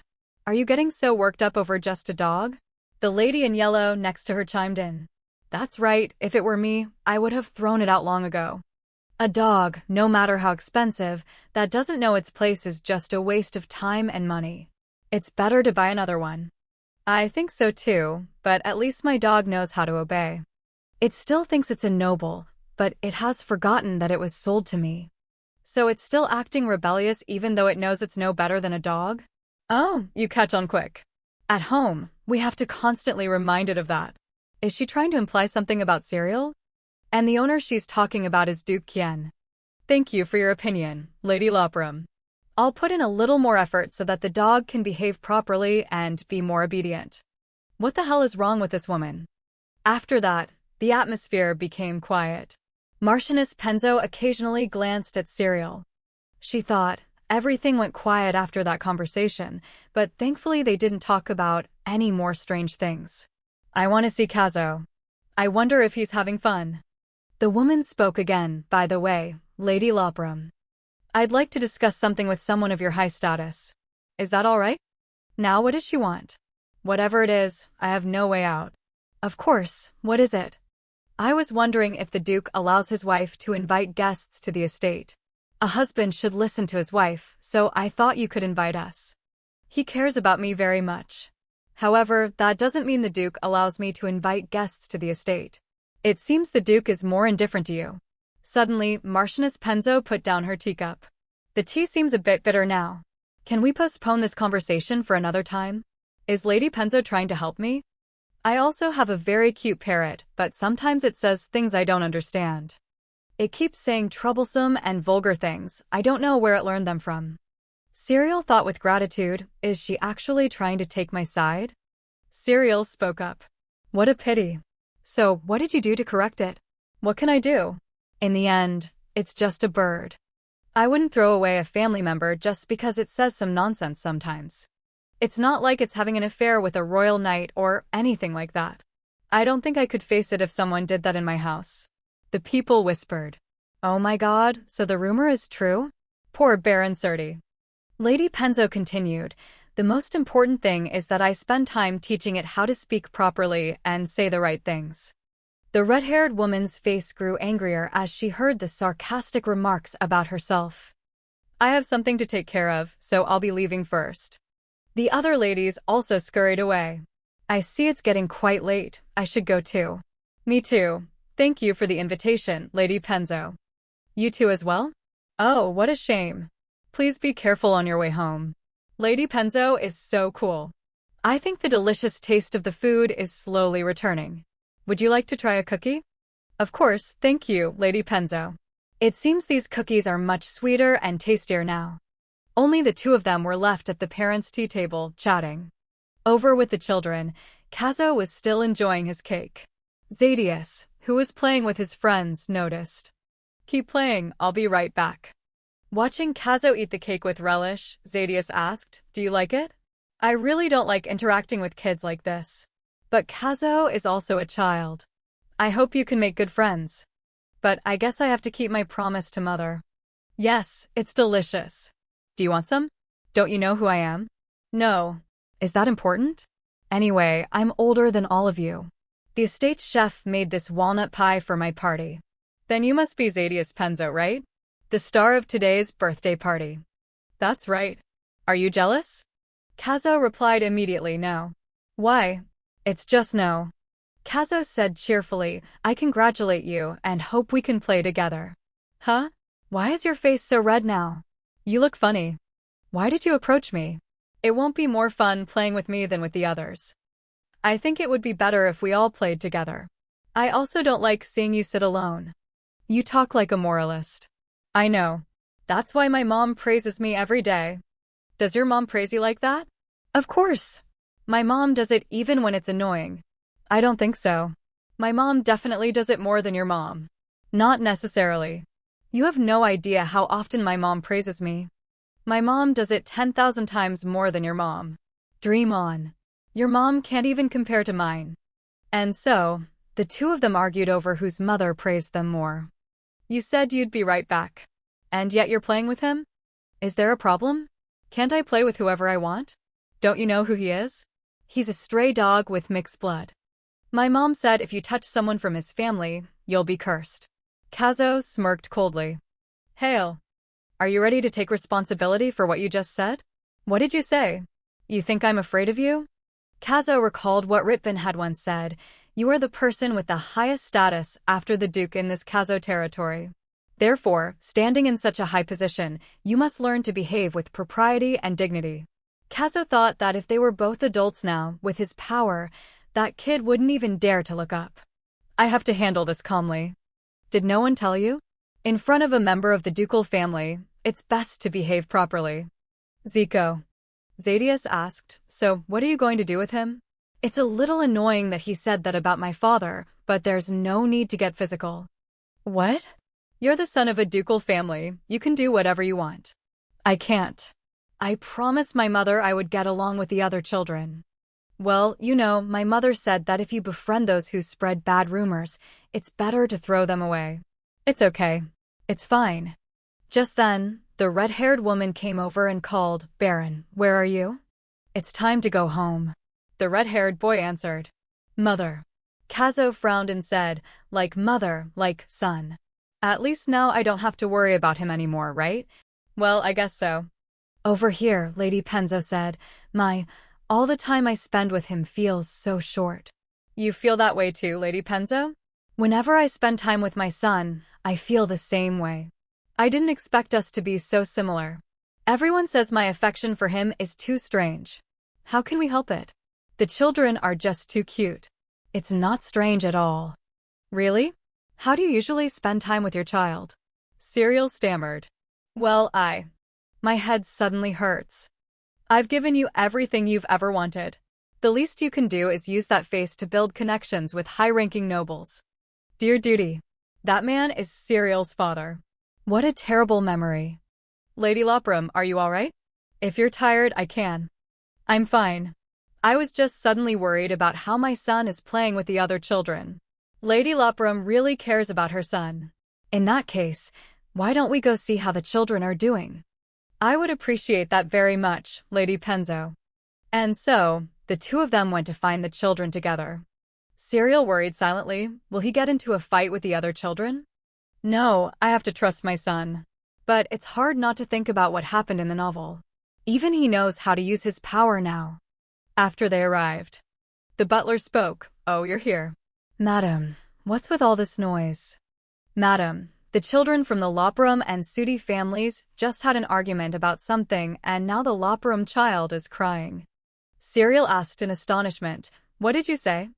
I'm such an idiot. Kazo is just a child. Why didn't I think something like this would happen? She rushed over and called, Kazo. He ran to her side like a little kitten. It's okay, Mommy's here. It's okay. Are you hurt? Why are you crying like this? Serial's face turned cold as she asked, Who made my son cry? Who dared to touch my son? It was her. Lady Surti, would you mind explaining everything to me? She trembled and replied, Lady Loparum, my son. He said he made a small mistake. If it was just a small mistake, then why is my son crying? It's because. Zadius spoke up. If you don't mind, let me tell you. Zadius. I told you as a noble not to hang around with people who don't know manners. Wait, I need to explain. I know you're an upright and intelligent child. But can you keep your promise to your mother? Yes, I understand. Lady Loparum, I sincerely apologize. I've made you feel uncomfortable during tea time. Not only that, but I've also given the esteemed guests a bad experience. It's all right. You don't need to apologize for that, Lady Penzo. I just want to know exactly what mistake was made that brought my son to tears. No matter what, my son still deserves an apology. I don't have much patience, Lady Surti. Why don't you explain? The only thing my son did was call the Duke's son a bastard with mongrel blood. But you know, children don't know any better. So you mean nothing serious happened because of that? Her son's habit of pointing fingers at others was definitely passed down from her genes. He also said that if anyone touched my son, they would be cursed. I've already given my son a good scolding. So let's just move past this. Let's continue to enjoy this beautiful day. It is indeed a beautiful day, but first, I demand an apology for my son. Yes, but... Serial interrupted, before you punish your son by slapping him, why don't you do the polite thing and apologize to my son first? She stammered, Me, apologize? I won't repeat myself. Apologize to my child along with your son, Lady Surti. She grabbed the boy's head and yelled, Did you hear that? Go over there and apologize right now. He cried, No, I won't. My cheek hurts so much. Do you need another slap to wake you up? Serial intervened, calling out loudly, Lady Surti. She froze, trembling with fear. The madam is angry now. Baron, hurry up and apologize. The boy sobbed with 2 streams of tears. I'm sorry. It's my fault. Forgive me if my son hurt you. I don't know where he heard those words, but they are truly meaningless. Don't touch him. You're trying to touch my son with the same hand that hit your son. I will report this to the Duke. Lady Loparum, wait, please. Serial looked at Baron crying with his arms crossed and thought, that kid must have been a good child once, just a bit overly spirited. It's normal for kids this age to be mischievous. She said, Children are not toys for you to mold as you please. I will never forgive someone like you. Let's go home, Kazo. Yes. After we get home, I need to see Kien first. This isn't just an insult to Kien, but to the honor of this entire family. Afterwards, the 2 of them returned in the carriage. I'm sorry, Kazo. I said I would go with you, and yet. It's been fine ever since you came to get me. Besides, I didn't cause any trouble and even made friends with the other kids.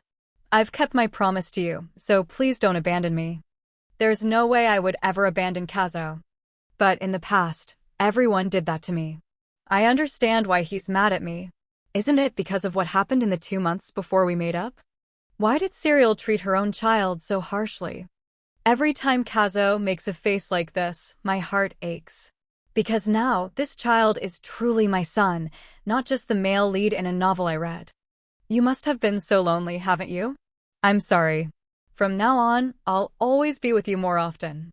I hate liars. So you have to keep your promise. Who would dare to lie to Kazo? Anyway, I kept my promise. Is this what you wanted? Serial hesitated, and Kazo lowered his head and whispered. No? Oh, I understand. She quickly said, Of course it is. Today, you kept your promise to me and were very brave. So I want to grant Kazo one wish. Really? Then, can you read me a fairy tale before I go to sleep tonight? A fairy tale?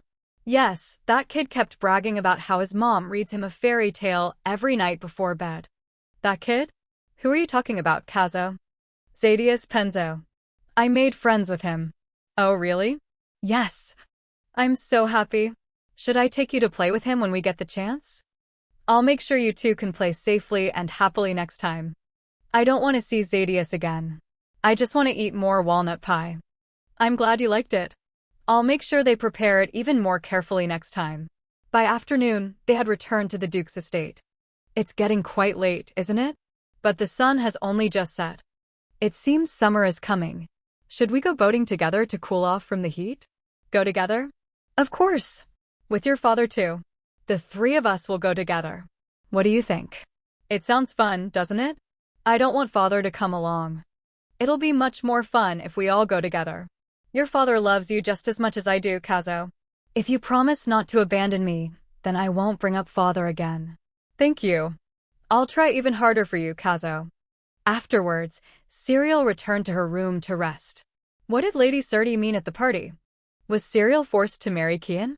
I understand even less why she called Kien a barbarian. Why did Serial abandon Kazo like that? Why did Kien say that Serial used to hate him so much? This body remembers some of the basic customs and manners, but the memories of this family are as faint as if they never existed. Something is wrong with this. I need to find my lost memories. Daisy. Yes, madam. You called for me? In this empire, what does the word barbarian mean? The tray in Daisy's hands fell to the floor and shattered. Daisy asked, startled, what? Why are you curious about that?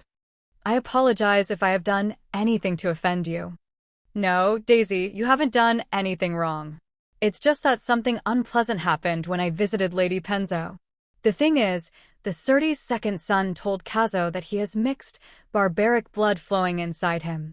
That if anyone gets close, they'll be cursed by that blood. What a rude child. Is that why you asked me that question? But my lady. Actually, my memories have become faint and hazy since that accident. That's why I'm asking. So that's why you've grown to love and treat the young master better? No way. After I regain my memories, do you think things will go back to the way they were? But madam, I love my Kazo, and I know that child is kinder and sweeter than anyone else. I understand what you're thinking, but it would be better if we don't report this to the Duke. Why do you think so? I don't know exactly what happened between you two, but I think there's a good reason why you lost your memories.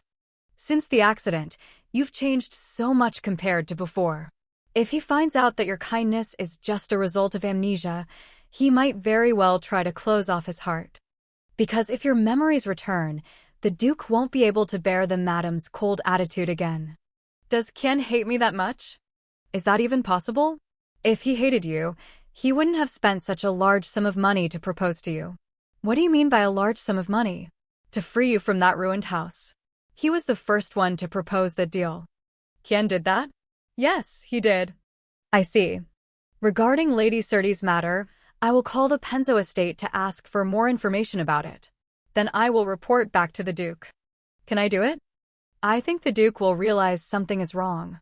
You used to be very indifferent to interacting with strangers. So, if you suddenly go to him and talk about it, I think he'll find it strange that you're mentioning what happened with Lady Surti. Does Serial have a bad history with her? Don't worry. Because she insulted not only the sole heir but also the ducal family, there's no way she'll get off easy. Thank you, Daisy. If anything dramatic happens with Lady Surti's family later, remember to tell me. Yes, madam. Please get some rest. That night, she sat lost in thought. After giving him a mother's love, Kazo has slowly accepted me as if he's been waiting for this for a long time. While my husband is trying to push me away, he seems to be taking care of me in his own way. They're both so lovely, so why did she treat them like that before? What on earth happened to you? A week later. It's so hot today. Madam, I've brought you some iced water. Thank you. Here's a reward for you. I've just heard some rather interesting news. Would you like to hear it? Interesting news? Yes, it's the news about Lady Surti's family that you've been waiting for. As for what happened to Lady Surti, she is no longer the wife of the baronial family. so you don't have to worry about seeing her or her son again. Wait, no longer the Baron's wife? What does that mean? Yes, it seems that even before this incident, their relationship was already not good. It appears she was having an affair with a knight of the family. Oh my, is that true? So what Lady Penzo said at the party was true. In this incident, what's even worse is that the child you saw at the party wasn't even the Baron's biological son. So the boy has been completely stripped of his inheritance rights from the Baron. What in the world? I see. I didn't want them to be punished so severely, but I guess it's partly due to the karma they brought upon themselves. On another note, is Kazo in the library? Yes, he is. The young master hasn't been going out to the garden lately because it's too hot outside. I'll go see him. Daisy, could you prepare some refreshing desserts for us? Yes, madam. Suddenly Daisy said, I'm sorry. What is it? I know I shouldn't say this, but if you regain your memories, I hope you will continue to treat the young master this kindly. Of course, I believe that even if your memory returns, you will still act as you do now. But my emotions are in such turmoil that I couldn't help but say it. Daisy, I love Kazo as much as I care for him. I hope he can continue to smile and learn to love from his mother's behavior. And everything will remain this way even if I regain my memories. Madam, thank you. I'm sure the young master will be very happy. I'll go prepare some delicious desserts for you now. All right, thank you, Daisy. Where's my beloved Kazo?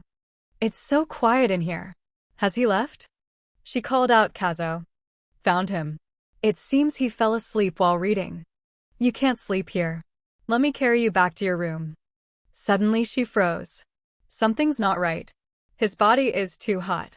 This has nothing to do with his fire magic, does it? She immediately picked Kazo up and ran. At that moment, Kazo faintly called out, Mother. Earlier, Kazo recalled his conversation with Zadius. My mom always reads stories to me before I go to sleep.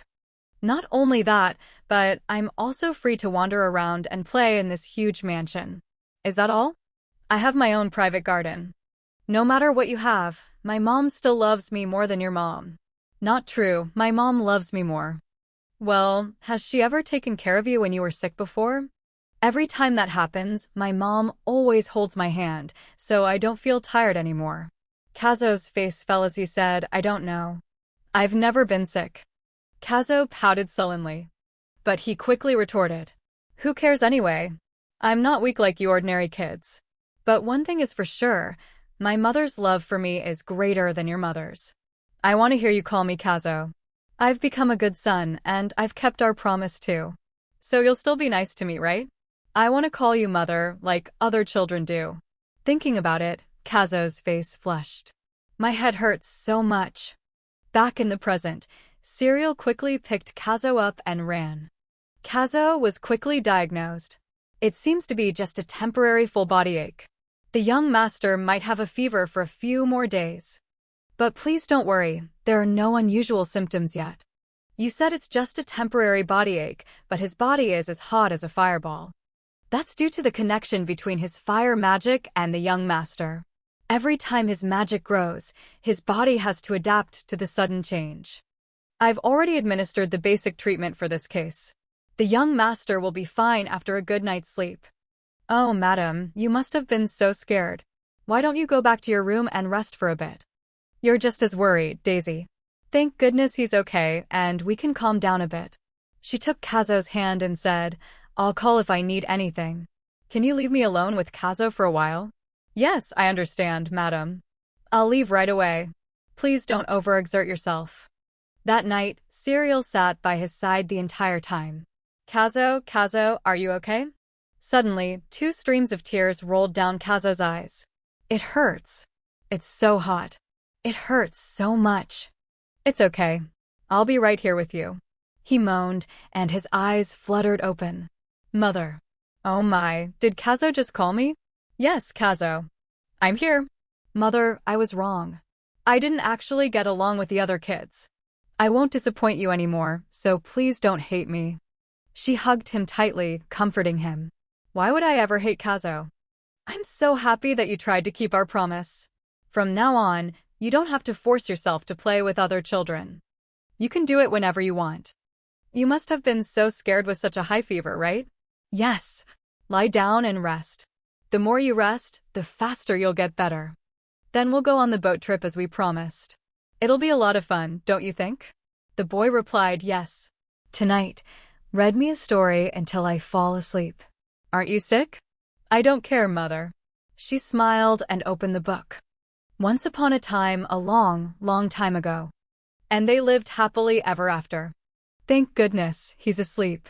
Suddenly, Lopram appeared ominously and asked, Serial, why aren't you asleep yet? It scared Serial so much she almost had a heart attack. You scared me to death. Don't frighten me like that. Why are you still awake at this hour? You should be exhausted after a long day of work. Wait, don't tell me. You came here because you were worried about Kazo. He's the heir to the family, so of course I had to come and check on his condition. Don't worry too much. You must be very tired from working late into the night, yet you still made time to visit Kazo. But it seems he wants to hide his true feelings. I'll watch over him tonight. Why do you have to do that?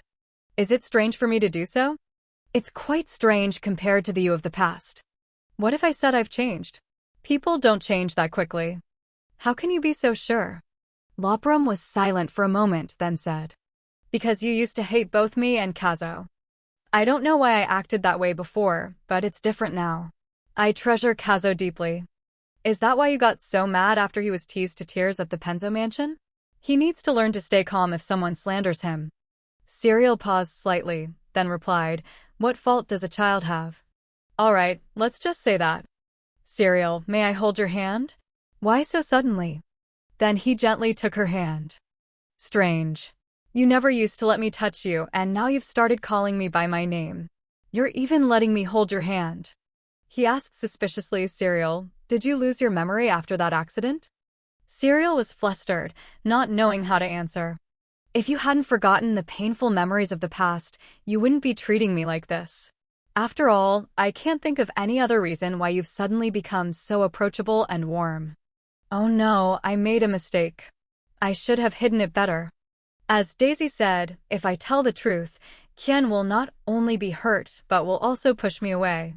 What should I do? Lopram let go of her hand. If that had never happened between us, I would believe you never hated me when this ill-fated relationship began. After saying that, he turned away. Serial called out Kien. Suddenly, he turned back. Then he wrapped his arms around her. Serial, I love the way you smile. Your smile is like a spring flower. And your sweet voice whenever you call my name, it completely captivates me. When you regain your memory, I won't be able to get close to you anymore. Until then, please stay by my side. She hesitated and said, First, could you loosen your grip a little? I can't breathe. I'm sorry. So, what's your answer? If that's what you want, then I'm willing to agree. I know you're actually a very sweet and thoughtful person. And you try to act cold because you don't want to look foolish in front of me. Are you afraid I'll forget everything when I get my memories back?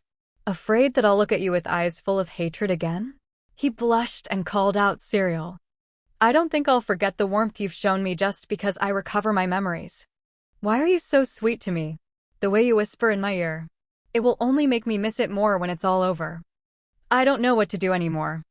Suddenly, she burst out laughing. Why are you laughing? Well, probably because you're so cute right now. Is this the same person who glared at me at the dinner table last time? That time, I didn't know you had lost your memory. I thought you were teasing me because you knew how much I felt for you. You know that's not the case now, right? Lopram replied meekly, yes. Serial, I hope I can always see your smile. Even if I was terrible to you in the past. Do you still love me?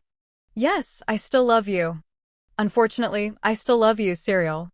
No matter how cold or fierce you are to me, your smile always melts my heart. Her face turned as red as a chili pepper. What was that? How can you say such cheesy things? Lopram gently raised his hand to caress her hair. Then he kissed it. Serial's face was burning hot like a bomb about to explode. I'm so embarrassed. I can't handle hearing things like that from such an attractive man. He's too close, but I should be happy that we're getting closer, right? After that, the two of them just stared at each other lovingly. Beside them, Kazo slept soundly.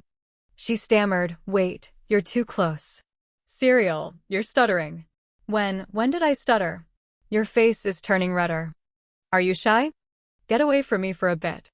She lightly tapped his chest. "Didn't you come here to see Kazo?" "It's true I came to see Kazo, but I was worried about you too, Serial. What's gotten into you all of a sudden? You're not the type to say sweet things like that. You always refused to let me come to the study because you were always busy. Were you disappointed? I know I've blamed you a lot in the past. Let me say this, because this time, I want to be your companion.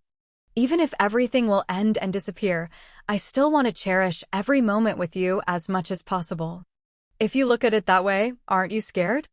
It would be a lie if I said I wasn't scared at all. I worry that one day, the look in your eyes will only hold hatred for me. But I don't want that to tear us apart. I'm sure I'll regret it if I let that happen. So from now on, I will always love you, Serial." She was moved and speechless, then called his name, Kien. But a second later, she pushed him away. "You're getting too close." "I'm so flustered I don't even know what to say. I need to calm down." Now I have to get Kien to go back to his room. "I think you should go back to your room to rest. I also need to keep an eye on Kazo's condition. Can't I stay here with you?" "But aren't you very busy?" "No problem, my assistant will take care of it for me." On the other side, Ritbin was cleaning his ear. "Why is my ear suddenly so itchy?" She cried out silently, "Kazo, save me. My heart is pounding. I think I'm about to go crazy." Suddenly, Kazo let out a moan. "Kazo, are you okay?" "I'm so dizzy. I think I have a high fever." "You still have a fever?" "Wait a moment. You must have had a rough time. Do you feel better if I put a damp cloth on your forehead like this?" "Yes." The boy suddenly pointed at Lopram. "But this person is too loud. It's giving me a headache. I think I'll feel better if you're the only one here with me." Serial stammered, "Kien, I'm sorry, but I think it would be better if I'm the only one with Kazo tonight. I understand his condition better than anyone since I also went through it when I was his age. So if I stay, it will." Kazo interrupted Lopram. "So noisy." He was stunned and called out Kazo. "Mother, father is being too loud. I'm really dizzy and my head feels like it's going to explode. I didn't expect my heir to treat me like this. Kien, you should go back to your room and rest. I'll stay with Kazo." "But, Serial." She gestured for him to be quiet. Then she whispered, "Kazo needs to rest too, so please leave quietly." "Fine, all right. Don't overwork yourself, Serial." "Of course. Good night, Kien." "I hope so too." The next day, Serial stretched wearily. "I can't focus at all." "Madam, you look so tired. Why don't you get some rest?" "I can't do that. I still have so much to finish." "It must have been very difficult for you to take care of the young master all night. By the way, how is Kazo?" "As soon as dawn broke, a few maids came to take me to rest. If you get sick, the Duke will never forgive us. We will take care of the young master. At least, please get some rest." "But thanks to that, you were able to regain some energy and wake up for breakfast. The young master looks much better today as well." "Thank goodness. I was worried he wouldn't be able to eat properly." "Don't worry too much about that. We will take good care of both of you." Suddenly, there was a knock on the door. "I wonder who it is. Let me get the door." Serial thought, could it be Kien? Am I going crazy? I can't believe the first person I thought of was Kien. It must be because of what happened yesterday. "Madam, it's the young master." She stood up and called out, "Kazo. Your body hasn't fully recovered. Why did you come here? How are you feeling? It seems your fever is gone. What about the body aches and headache?" "I'm fine. I don't feel any pain anymore. I just came because I felt lonely without you." "Mother." "Oh my. Madam. Kazo has opened up to me so much. Don't you think so? This is no time to cry. I'll go get some cake and tea right away." "Mother." "What's wrong? Are you busy? Can I stay here with you? He's so cute. What should I do? I wish I could capture this moment." "I don't think you'll be happy if you stay here with me." "It's okay. I don't care. Just do what you need to do. I'll just sit here quietly. Then wait here for me for a bit, okay? I'll finish my work quickly and then I'll read a book to you." "I promise." Yes, mother, you promised. Then it began to pour rain. Daisy asked, "It's been raining a lot since yesterday. Is the rainy season coming? You think so? I was planning on going boating with Kazo. I guess we'll have to postpone it for another time." Kazo said, "I don't have a problem with it, but if that's the case, father can't go." He can't go? Father will be very busy, and he usually doesn't like things like that. Suddenly, Lopram walked in and asked, "What are you two whispering about me? Or am I just imagining things?" "Kien, what are you doing here?" The door was open, and I was just passing by on my way to my room. As Kazo said, "I am indeed very busy, but to me, you are always my #1 priority, cereal. So let's go together. I'll make time." Kazo narrowed his eyes thoughtfully and said, "Mother, we're going there by carriage, right? Can I sit with you the whole way?" "Huh? Of course you can." Lopram also said, "I'll be the one sitting next to you. We're husband and wife, after all. Are you sure you'll be free to go, father? Besides, I think mother would prefer to sit next to me. Your mother has already spent a lot of time with you. And remember that Cereal was my wife before she was your mother." Oh my, what is with this childish argument between these two? My mother, my wife. I wish their relationship was better, but it won't go anywhere if they keep this up. Is there any way for them to get closer? Oh, I've got it. Are you two going to keep arguing like this? Both of you, please get out of my room. Lopram and Kazo called out in unison, "Cereal." "Mother." "Wait, mother." "Quiet." "Kien, how can you act so childishly with a child?" "Cereal. You're Kazo's father. Do you really know how to treat your own son? And you too, Kazo. You shouldn't talk to your father like that. You know that because of his work, he can't spend as much time with you as he wants." "I won't do it again. I know I was wrong, mother. So please don't be mad at me." She smiled and said, "I'm not mad at you. I was just scolding you two a little for arguing." "Scolding? What do you mean, Cereal? What are you talking about, mother? You two have to walk hand in hand until you make up. But it's raining outside now, so we'll do it in the mansion's hallway." "Cereal, I don't think that's necessary. Father and I are close enough. Are you two ignoring what I said? If you don't do it, neither of you can come near me. Daisy, could you lead these two troublemakers down to the hallway for me?" The maid smiled and replied, "Yes, madam." After that, the two of them went out into the hallway, neither saying a word to the other. Little Kazo stood next to Lopram. Suddenly, he bent down and picked up the boy. "Carrying you like this is more convenient than holding hands. I know. I'm only doing this because mother told me to." He turned back to instruct Daisy, "Watch carefully and report back to my mother, you hear me? I will tell the madam that the Duke held the young master very tightly."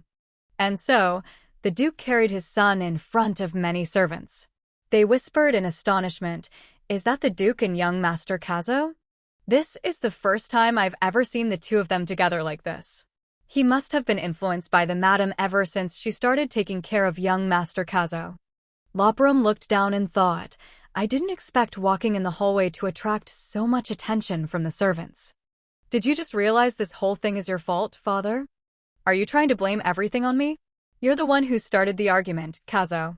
If you had agreed to let me sit next to mother, we wouldn't have been punished." "Father, why aren't you saying anything?" He glanced over at Kazo. "I just realized I was being selfish and imposing myself on a child." No wonder Cereal was mad. The Duke turned his face away and said, "I was wrong." Kazo was stunned and thought in bewilderment. "Father is apologizing? Why are you so quiet now?" "Well, anyway, mother loves me more than you." "Even if she loves you more, her husband is still me." "Are you admitting that I'm right?" "You're just deluding yourself, my child." Daisy, walking behind them, covered her mouth and chuckled silently. I guess the two of them have gotten a little closer, just as the madam wished. A while later, they returned to the room. Oh my, it seems the madam was so tired from work that she fell asleep. Lopram put Kazo down. "I have to move her to the bedroom." Daisy immediately said, "Let me call a servant." "No need, I'll do it myself." He then picked her up effortlessly. "She's so light. Is it because the madam has lost some weight that you're worried? Why don't you take better care of her by dining together more often? She might get indigestion again." "I don't want that to happen." The madam is always worried about whether you're eating properly. Cereal cares about me? The madam also said that your appetite isn't very good when you eat alone. So for a long time, she has wanted to dine with you again, but didn't know how to bring it up after the accident. Oh, I just remembered the madam told me to keep this a secret. It seems I've made a little mistake. I'm so foolish. All right, I'll pretend I didn't hear that.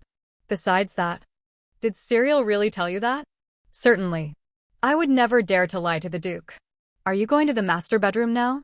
In the meantime, I'll take young Master Kazo to his room. Kazo immediately said, no need.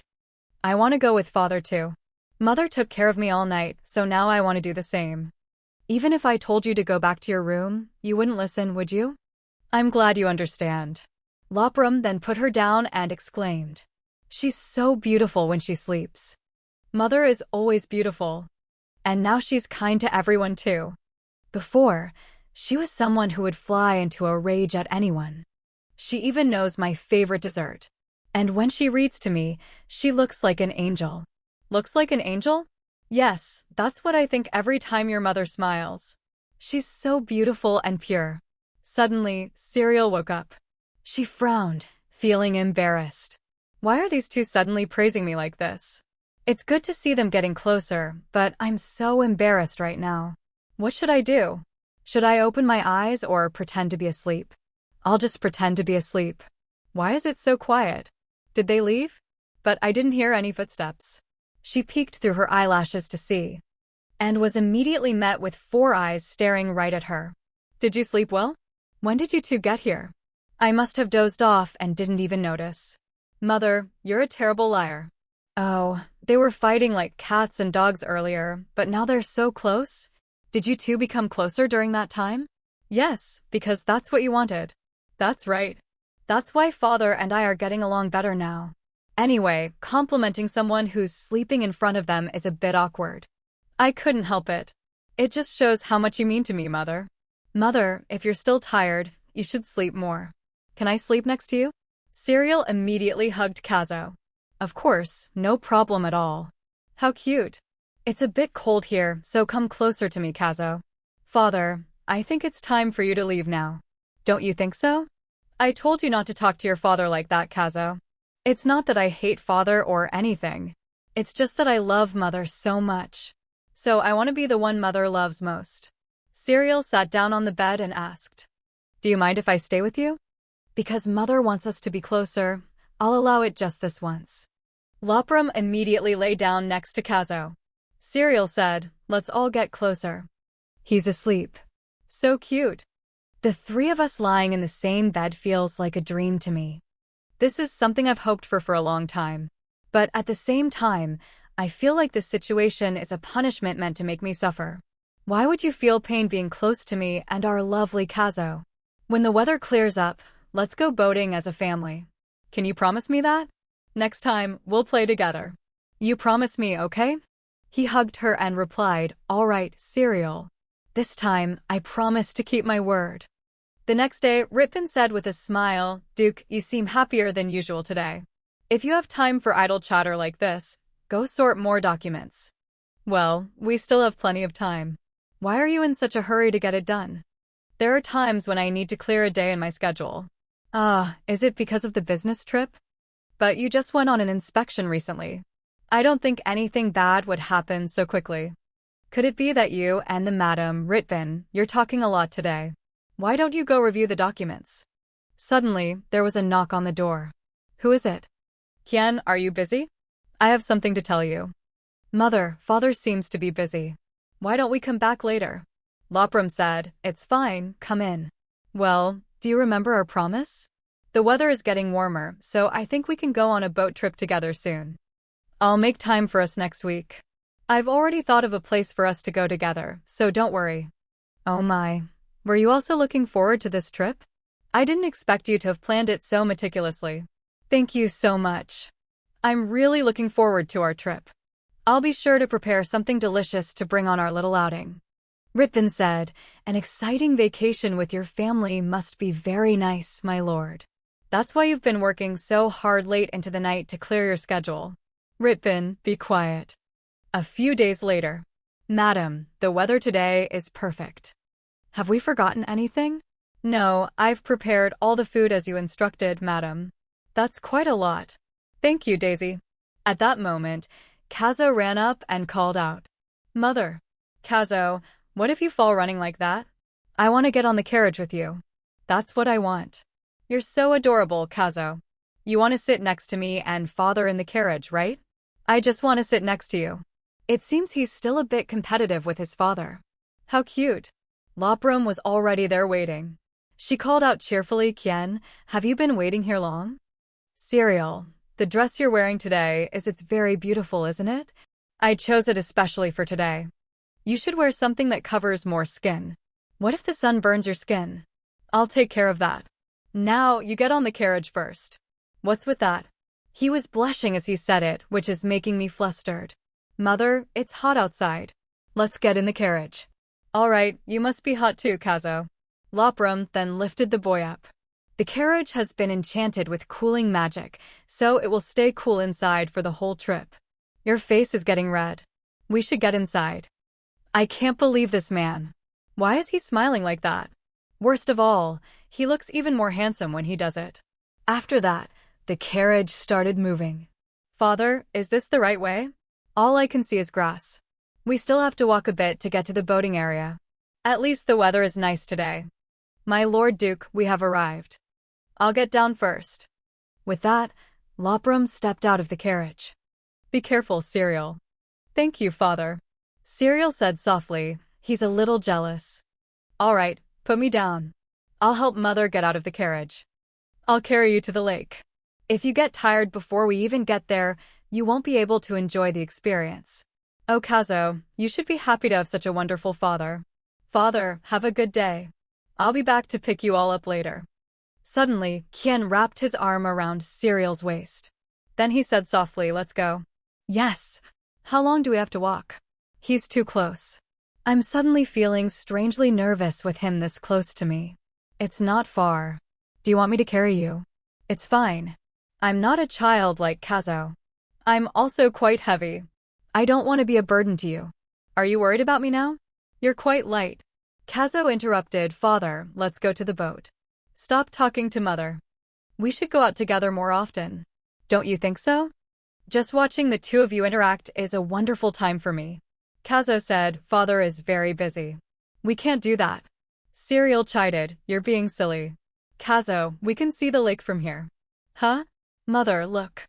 Oh my, it's so beautiful. I didn't know you had been to a place like this before. I've always wanted to come here with you. I can finally keep the promise I made that day. A promise? Did we make another promise? Back when I never imagined we would have a child together. Does he mean the promise we made before getting married? Kien is so sweet. He still kept his promise even after so long. For you, I'm willing to do anything. Cereal's face flushed as she cried out internally. That smile of his keeps flustering me. Stop smiling. Look, there's the boat. Let's go rowing. They started to board the boat. After Kazo was settled, Loprum carefully helped Cereal on. Be careful. Thank you. Mother, come over here. The lake water is so clear. Oh, you're right. It's as clear as your beautiful eyes, Kazo. Really? You think my eyes are beautiful? Of course. Well, it's time to go. Don't be surprised if you feel a little nauseous. It's normal because the boat rocks a bit. The boat began to move across the cool, blue lake. Amidst the romantic and picturesque nature, Kazo said to his mother, the boat is shaking so much. It's okay, hold my hand. That's strange. My hands feel empty. It feels like I've left something important behind. Oh, I forgot it. Please turn the boat back. Cereal, calm down. I'm worried you'll get hurt. Kazo also asked, what's wrong, Mother? Is something wrong? Well, I think I left our lunch basket in the carriage. All this fuss was just for that? Of course, it's a big problem. I don't want to starve my husband and son. You've always been this clumsy, haven't you? Suddenly, a memory flooded Cereal's mind.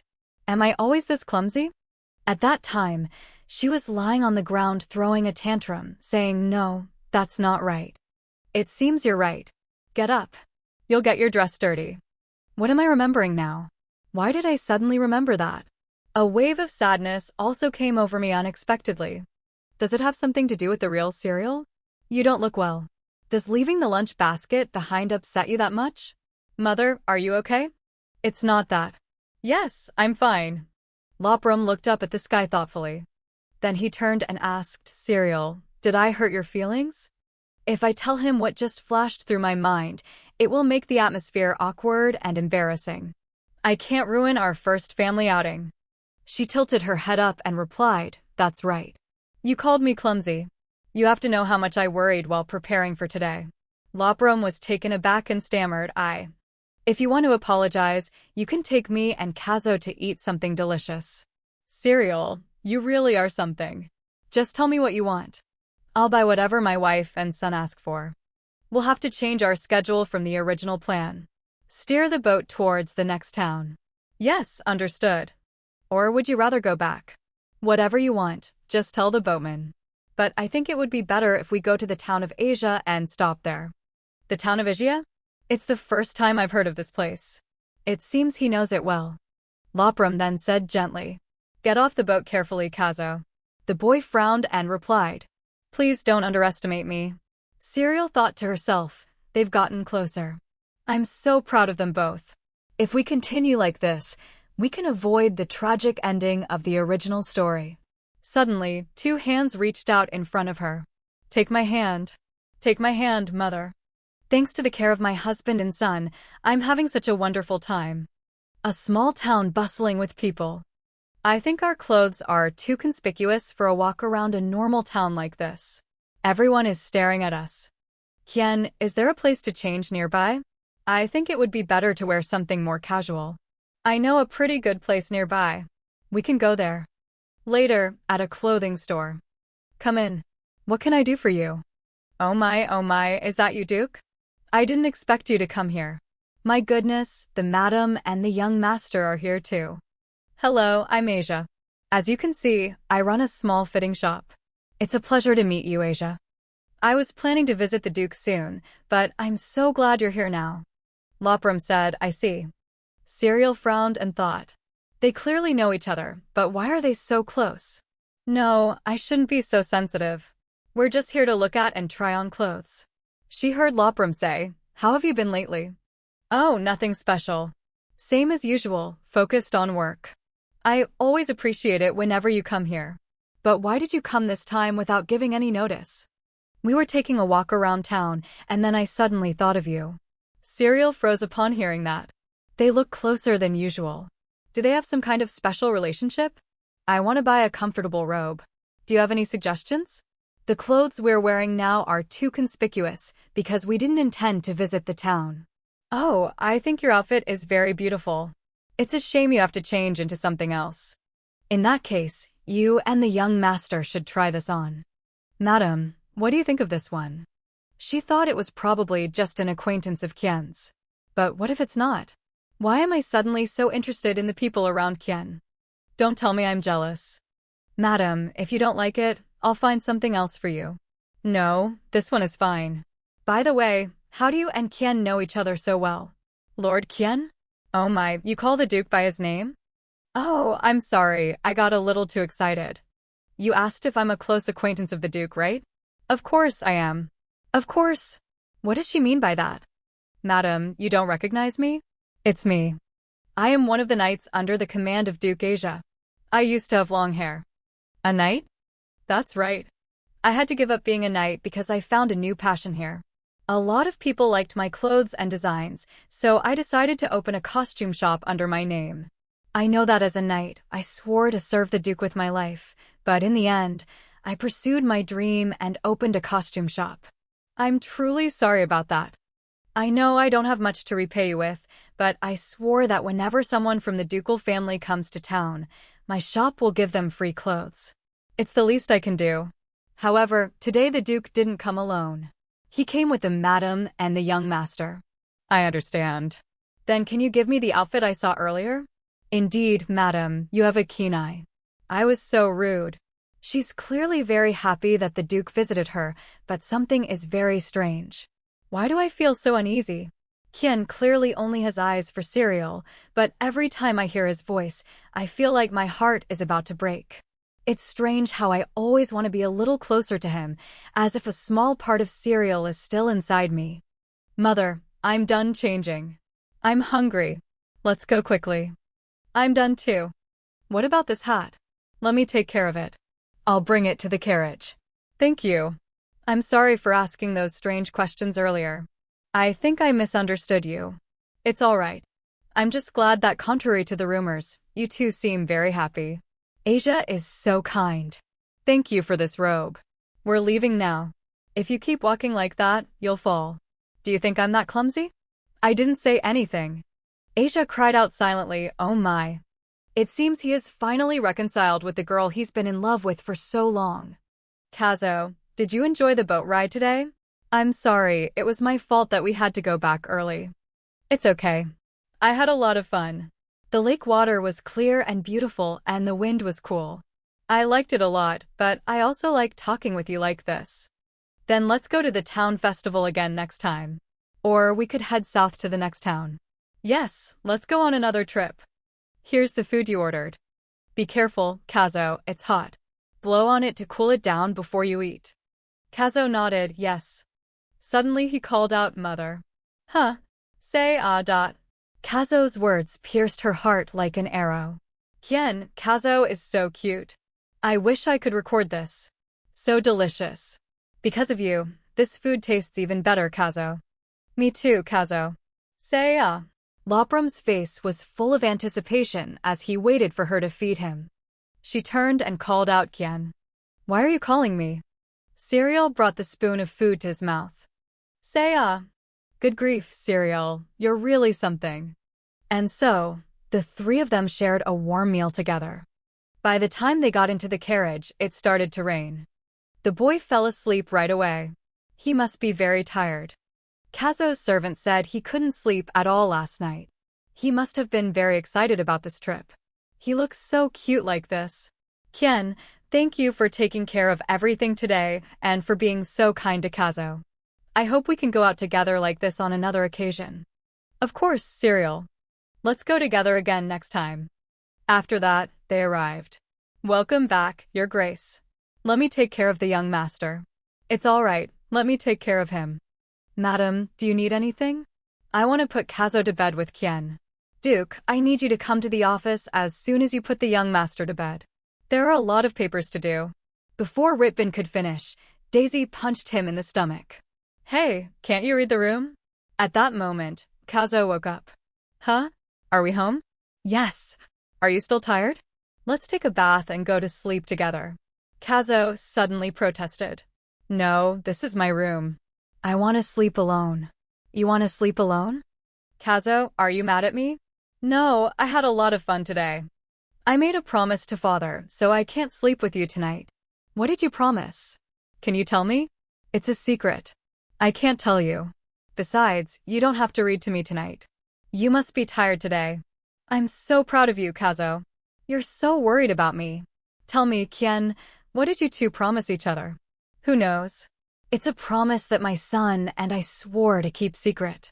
I thought the three of us would sleep together like last time, but suddenly it's just the two of us. I wonder what they promised. He probably won't tell me even if I ask again. Kien probably won't be here when I wake up. He's always the first to get up and leave for work. I know he's busy, but he must be so tired. Oh, maybe Kazo wants to give us more time to talk to each other. He wants his parents to get closer? Thank you, Kazo. I'll make sure to get closer to your father. Just then, Kien feels Cereal touch his hand. Lopram blushes and asks, what is it? Kien, he must be very nervous for his hands to be shaking like that. Is he worried that the old Cereal will return if I suddenly regain my memories? I don't think I would change even if that happened. I just want to ask how you enjoyed today's outing, Kien.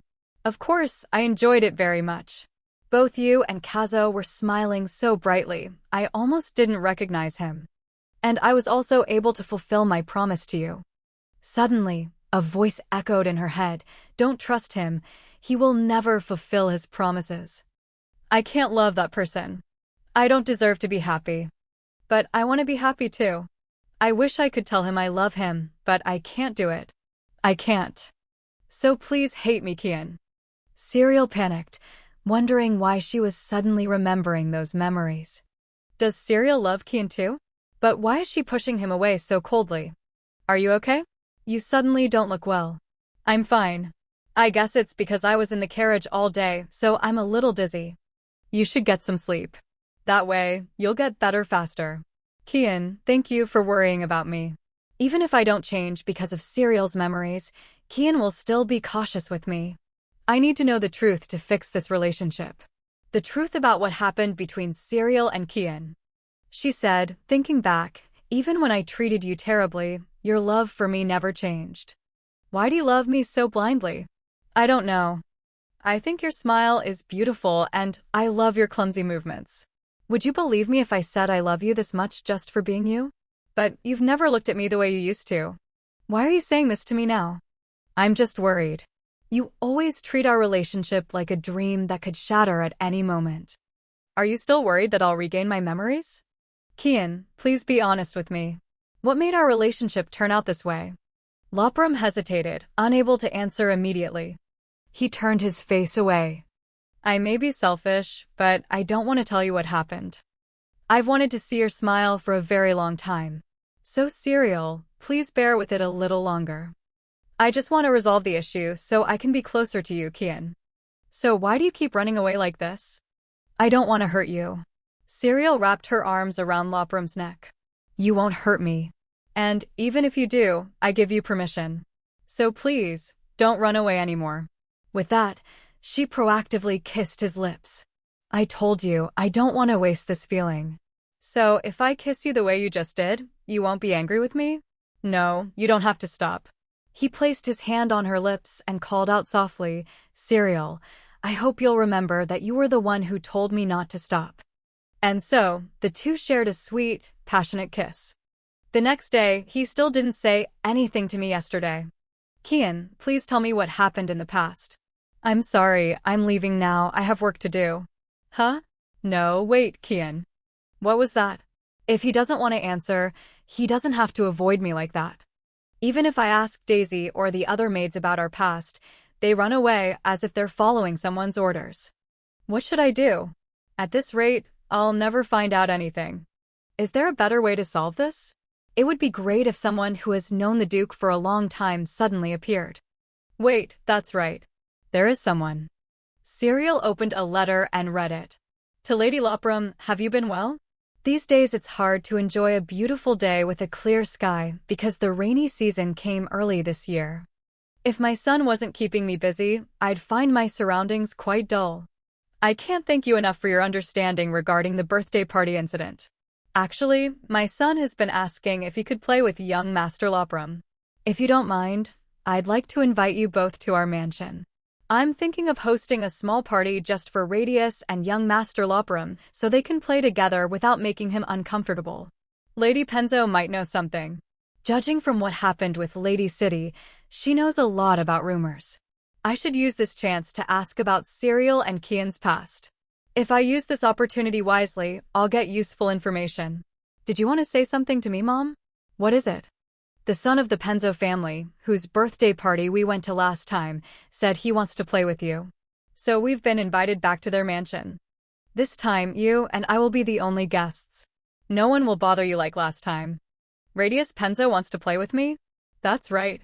I received a letter saying he had a lot of fun playing with you last time and wants to see you again. Mom, in that case, why don't we invite them to our mansion? Invite them to our mansion? Yes, I want to show my friend our family's mansion. Serial held his hand and called out Kazo. This is the first time I've heard him call someone a friend. It seems he's slowly escaping the fate of a tragic male lead. I understand. I'll send a letter to Lady Penzo right away. Yes, and Mom. I want to play with Radius Penzo alone, is that okay? After that, the group of maids got busy working. Serial told Kazo, Radius will be here soon. Are you ready to welcome your friend? Of course, I've been waiting for this day for a long time. It seems you really like this new friend. Remember to be nice to him today. Yes, I know. But I'm a little worried, the weather is so bad. Ever since the rainy season started, there have hardly been any nice days. My lady, the wife of Marquis Penzo and her son have arrived. It's been a while, Lady Lopram. Thank you for inviting us, Lady Penzo. Did you have any trouble getting here? Don't worry about it. No one knew the weather would be this bad. But we've been so excited to come here ever since we received your reply. Radius bowed politely. Hello, Lady Lopram. So cute. It's been a while. I hope you enjoy your time at our mansion. Kazo has been looking forward to today as well. You mean Kazo Lopram? That's right, Radius Penzo. I've been wanting to see you again. Why are they calling each other by their full names if they're friends? Are they really friends? Radius asked, why did you want to see me? Kazo just smiled slyly, then turned to call out. Mom. Yes, dear.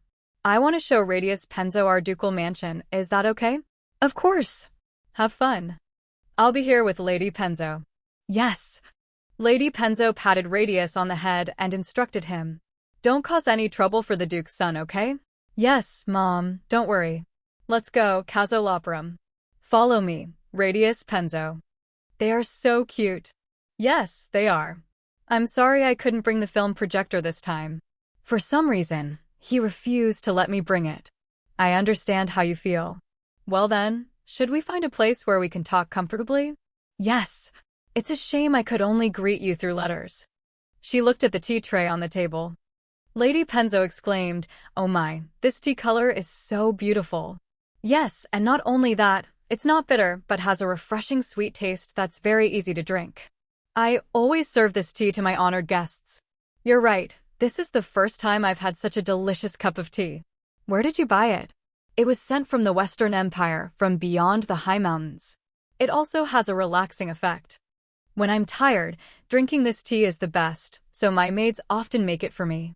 If you like it that much, let me give you some as a gift. I think this tea would be helpful when you and the Marquis are stressed from work.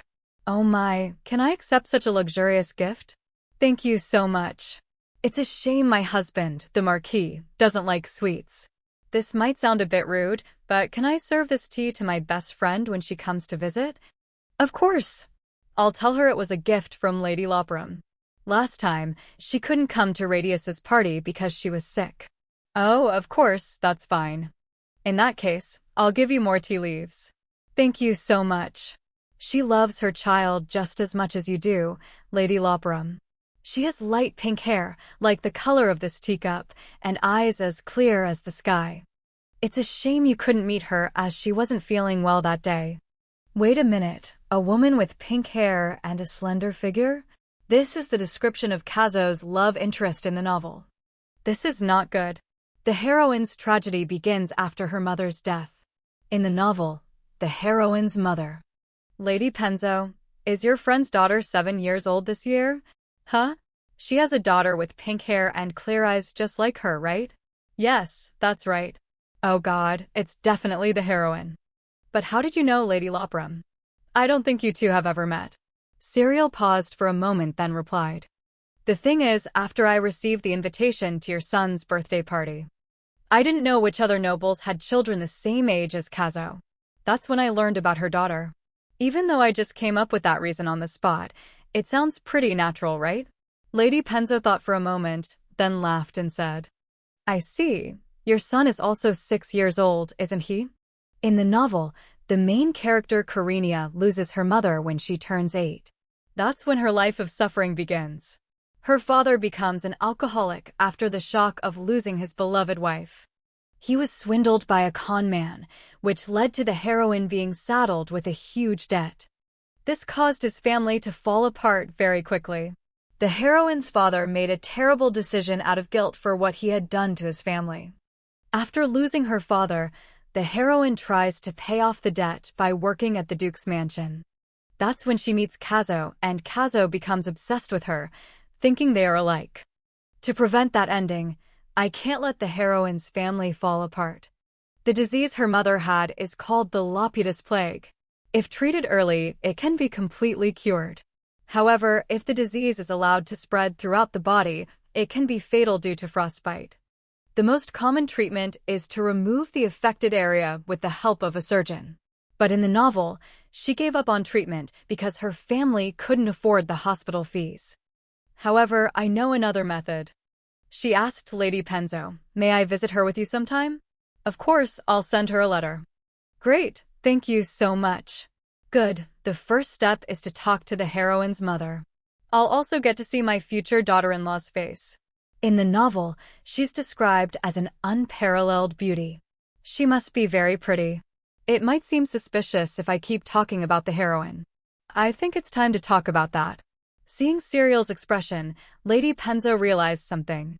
"My lady, is there something you want to tell me?" Serial was surprised and let out a small sound. "You seem worried." "Lady Lopram, I'm more than willing to listen to anything you have to say. So, can you tell me?" "It's nothing important, but I wanted to ask you something. You know, I don't talk much with the wives of other nobles. I'm worried that bad rumors will spread. I couldn't sleep last night because I was worried my past actions would cause misunderstandings." "Don't worry about that, Lady Lopram. They're just jealous of you." "Jealous of what?" "You're the main character in the romantic love story everyone dreams of." "Me? What on earth is she talking about?" "Oh, did I confuse you?" "My lady, I thought you knew how famous your love story is. The Duke has been fond of you since you were children. He even proposed to you to help pay off your family's debt. Afterwards, you wanted a quiet life with just the two of you, so you decided to have a private, quiet wedding. Because of that, many people are curious about your story. Rumors spread that only the Duke could see your face. I think the way you two love each other is so romantic. So when I heard you were coming to Radius's birthday party, you can't imagine how excited I was. It sounds like a romance novel, doesn't it?" I can't tell her that not long ago, both Kien and Kazo were as wary of me as cats. But I feel embarrassed having to act like the rumors say. I really don't know what to do. Lady Penzo said, "That's the only rumor I know about you. So don't worry too much." "Thank you, you've made me feel so much more relieved, Lady Penzo." In the end, jealousy only destroys oneself.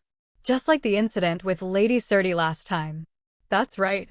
In the end, I didn't get any important information. Should I rely on Serial's fragmented memories?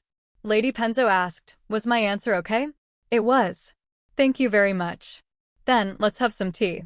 "It's been a while. I'd like to share more about our children with you." "I don't have any recordings, but I have many cute diaries about Kazo. Come to think of it, ever since I went to the birthday party at the Penzo mansion, I haven't."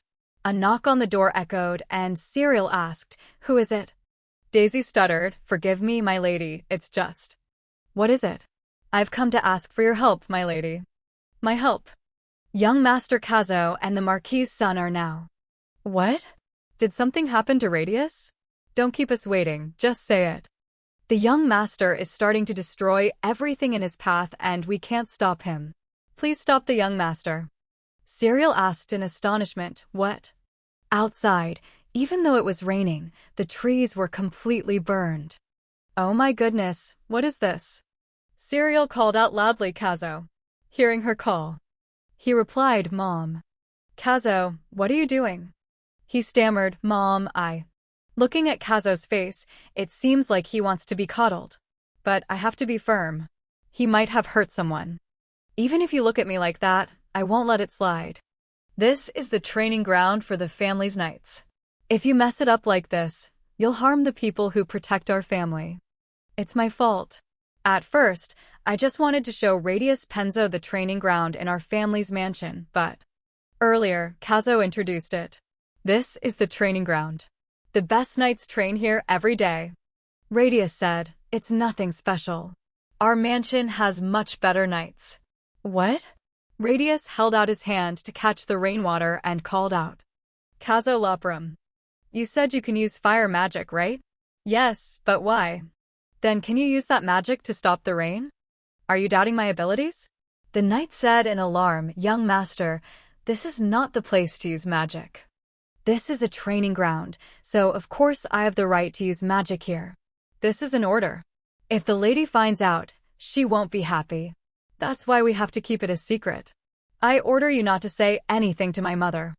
Radius said, "Won't the fire go out as soon as it touches the rain?" Kazo looked at the flame in his hand, wanting to prove its power. He walked out onto the training ground. Watch this.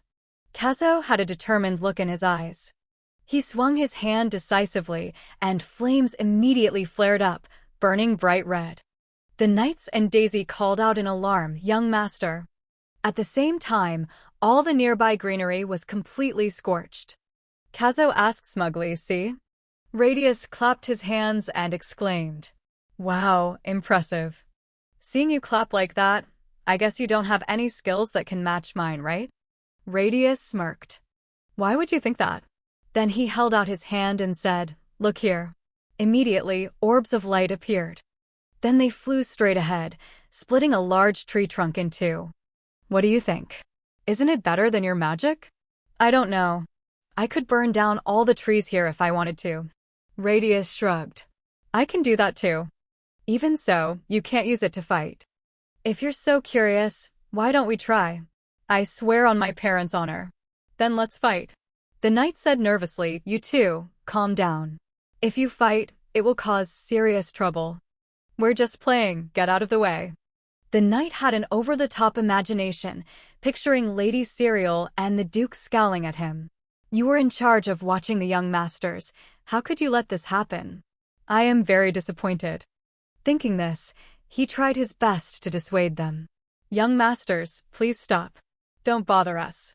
Back in the present, Kazo lowered his head and said, I didn't want to lose to the Marquis's son and tarnish our family's honor.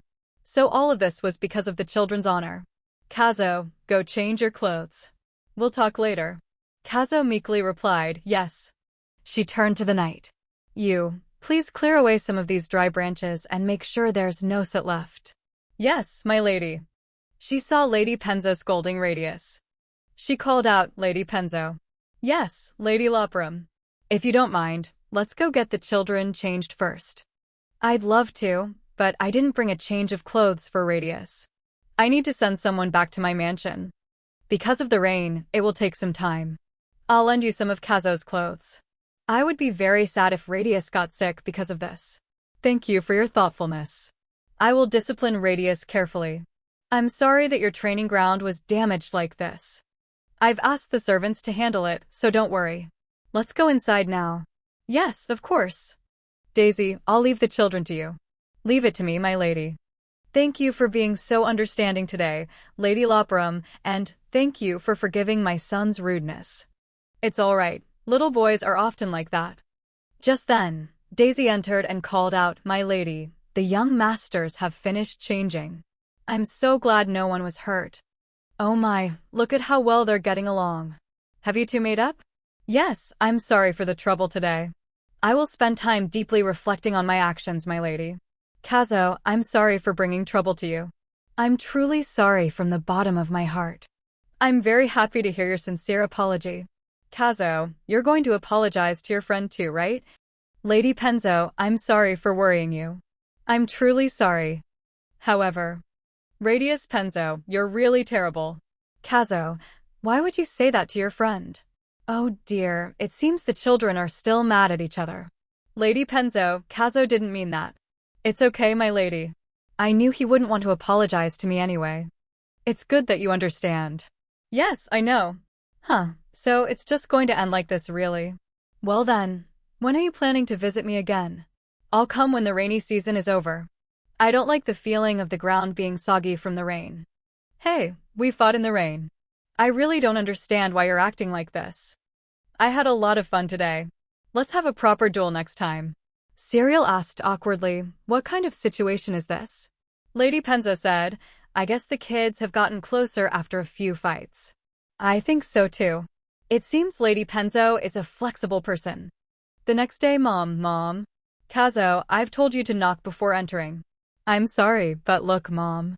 I want you to read this to me today. The Tale of the Winter Witch." "Yes, I know fairy tales seem a bit childish, but I want to hear this story. And if I asked you to read a thicker book, you might get a sore throat." Is he worried about me? You're so thoughtful, Kazo.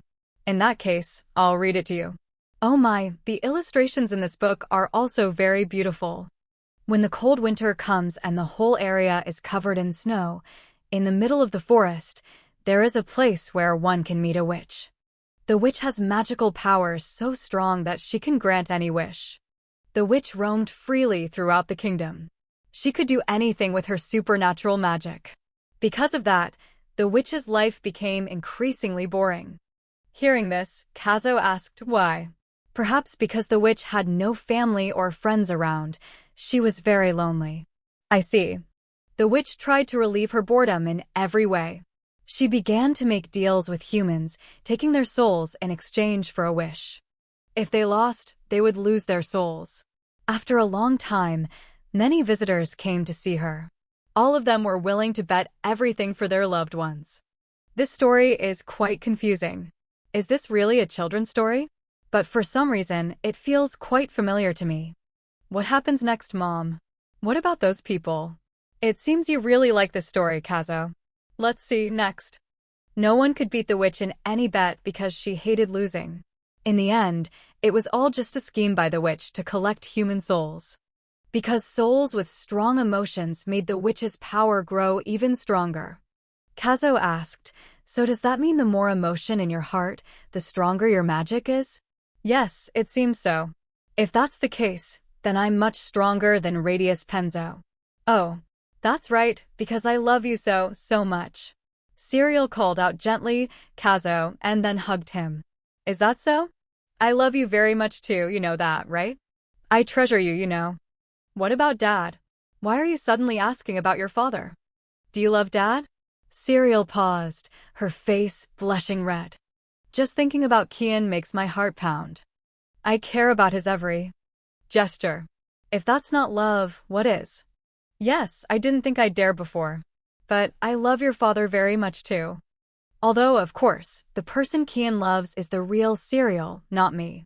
But even so, I still love him very much. What do you mean you didn't think you'd dare? Because before, I held ill will towards your father. In my past life, I never thought I'd have someone who I cared about this much. Come to think of it, I never thought about returning to my past life. For some reason, I feel more attached to this life. However, if you ask if he loves me, I think he would say yes. Suddenly, Loprum appeared from behind. Oh, so you're reading a fairy tale to him.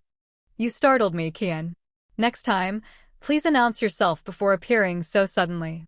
The door was open, so I just came in.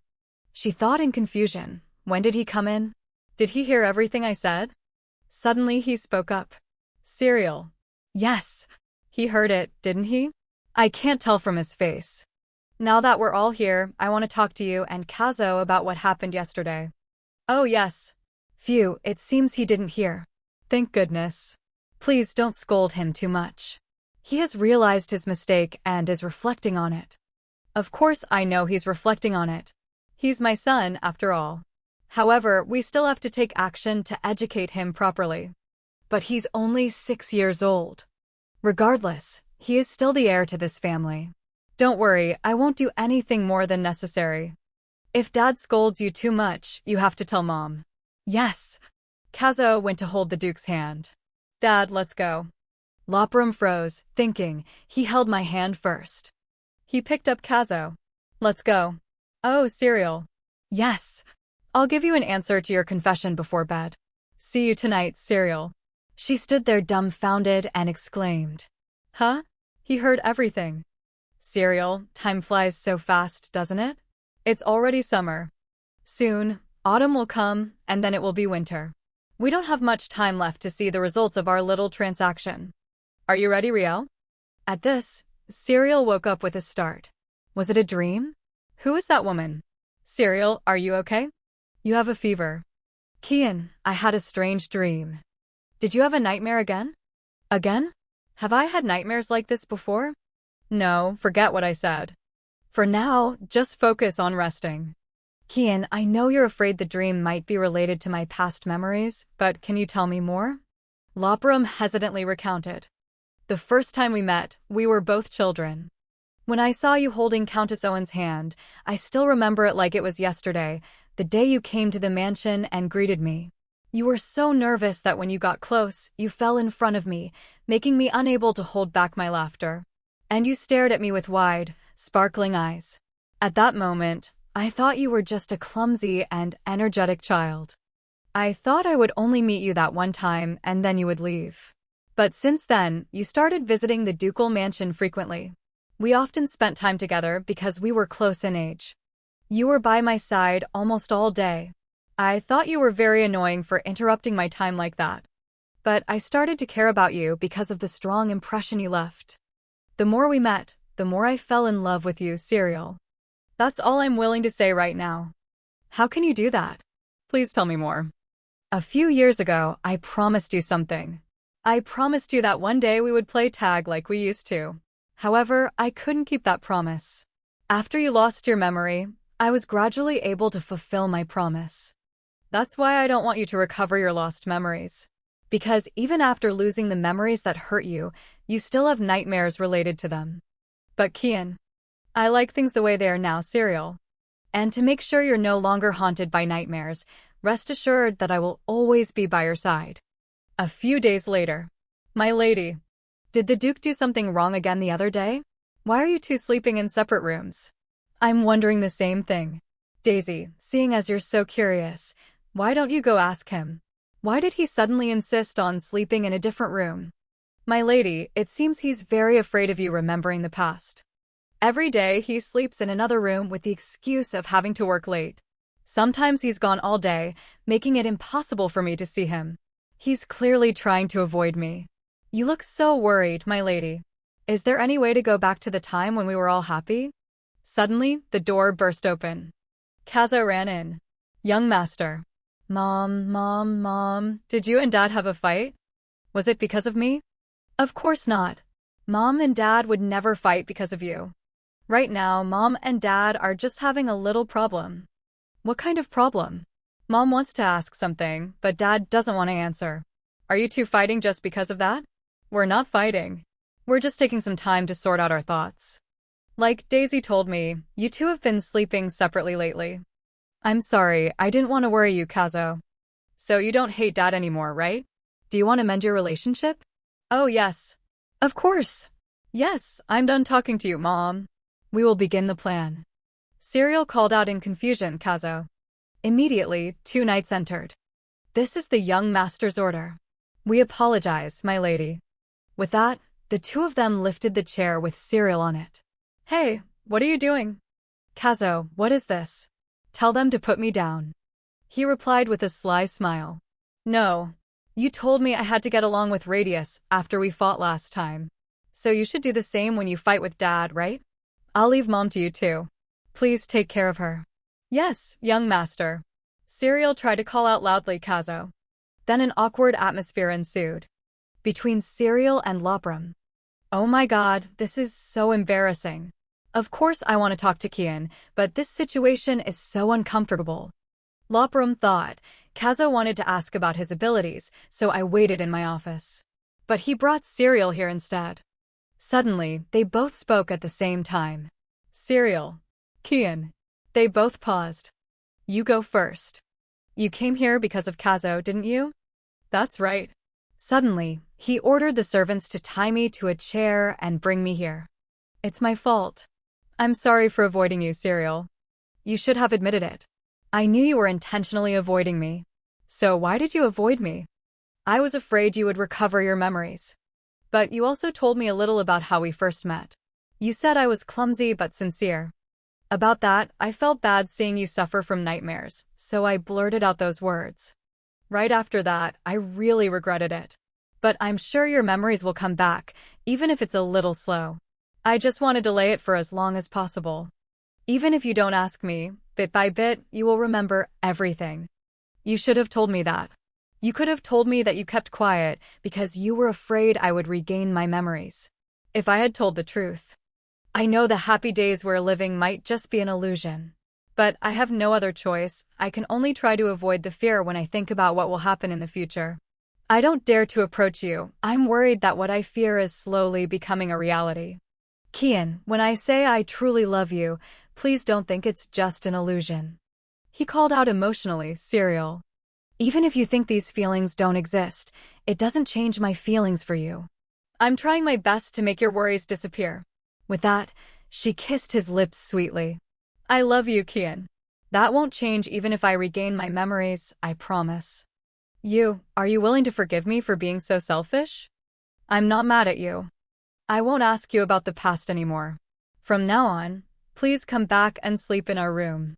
Because of that, Kazo and the servants are very worried about our relationship. He kissed her hand. I will. A month later, I was wondering when the rainy season would end. I can't believe it's already autumn. Are you going to see Lady Fennel today? Yes, that's right. Have the things I prepared been loaded onto the carriage? Of course. I've checked with the coachman 100 times. My lady, please be careful on your journey. Thank you. Thanks to you, I'm sure I'll have a smooth trip. I'll be back tomorrow. Please take care of Kazo for me. Lady Lopram, you're so early. Oh my. Lady Penzo, thank you for inviting me today. Oh, I've been looking forward to the day you and I would visit the Fennel family together. It will be fun to talk about the children with Lady Fennel. But more importantly, I don't know if you two will feel awkward since this is the first time you've met in private like this. I'm wondering if I was too hasty in arranging this meeting. What? No, I feel very comfortable. Oh, I'm glad to hear that. In that case, can you call me by my name, Venezia? Of course, Venezia. You can call me Serial too. I'm getting closer to the mother of the villain in the original story. If this continues, I'm sure Kazo will have a bright future. Please come in, welcome to the mansion. Lady Fennel is waiting for you in the room. Thank you both for traveling such a long way to be here. And it's also very nice to see you again after a long time, Venezia. That's right. How have you been lately, Tila? Are you feeling better? I've been feeling much better lately, Lady Lopram. I'm very honored that you traveled a long way to see me. Thank you. I should be the one thanking you for inviting me, even though you're not feeling well, Lady Fennel. Excuse me for interrupting. I've prepared sweets and tea for you too. Venezia once told me this tea is very good for soothing pain, right? Usually, I have to take some bitter pills.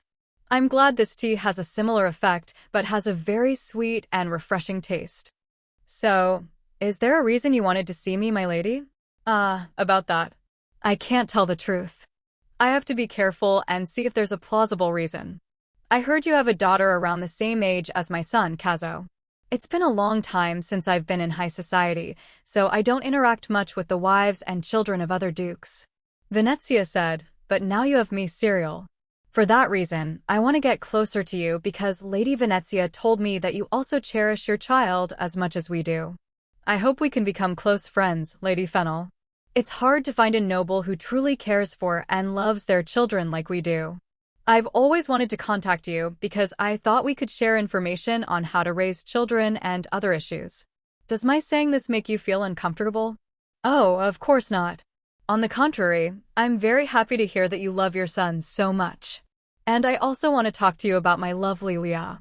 Just then, the child ran up and called out, Mom. Serial saw the child and froze. Because of the child's cuteness, with her sparkling eyes. Oh my God, it's the heroine I saw in the novel. So cute, soft like a little mouse. Leah, I told you I had to entertain guests. It's very rude for you to come in like this. But I miss you so much. I'm sorry. Who's visiting us today? Oh, our eyes met.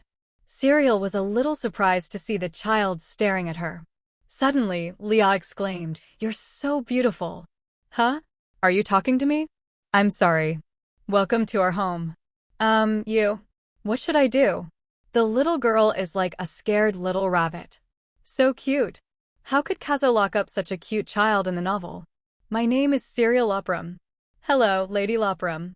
I'm sorry my child caused you trouble, Lady Lopram. Leah, you can go play somewhere else for now. But you're always in bed. I'm sorry. After I have tea with the ladies, before she could finish her sentence, Lady Fennel coughed violently. Then she collapsed and fainted. Everyone called out in alarm. Lady Fennel. Tila has fainted. Call a priest, quick. Yes. Leah was so worried she started crying. Mommy. Lady Fennel, please wake up, Lady Fennel. This is not good. Her health is worse than I thought. Very quickly, the priest arrived. I heard the lady fainted. Please take her to her room. Hurry. The little girl kept calling Mommy. Serial comforted her. Don't worry, your mother will be fine. Leah turned back and said, but there was blood. This is the first time I've seen my mom like this. Be good now. If you promise to be strong, your mother can rest easy without worrying about you and wake up healthier than ever. The servant said, I apologize. You two have traveled such a long way to be here, but the lady is not well right now. It's all right, please take care of Tila. Serial thought, she really doesn't have much time left. I need to quickly tell her about the cure for the plague. If I can't speak to Lady Fennel privately, then I should ask her child for help. She said, it seems Karenia is very shocked by what just happened. I'll comfort her. Could you please leave the room for a moment? But we don't want to inconvenience you as you are a guest here. My lady, come here now. But the little girl rushed into Serial's arms. I want to stay with her a little longer. It's okay.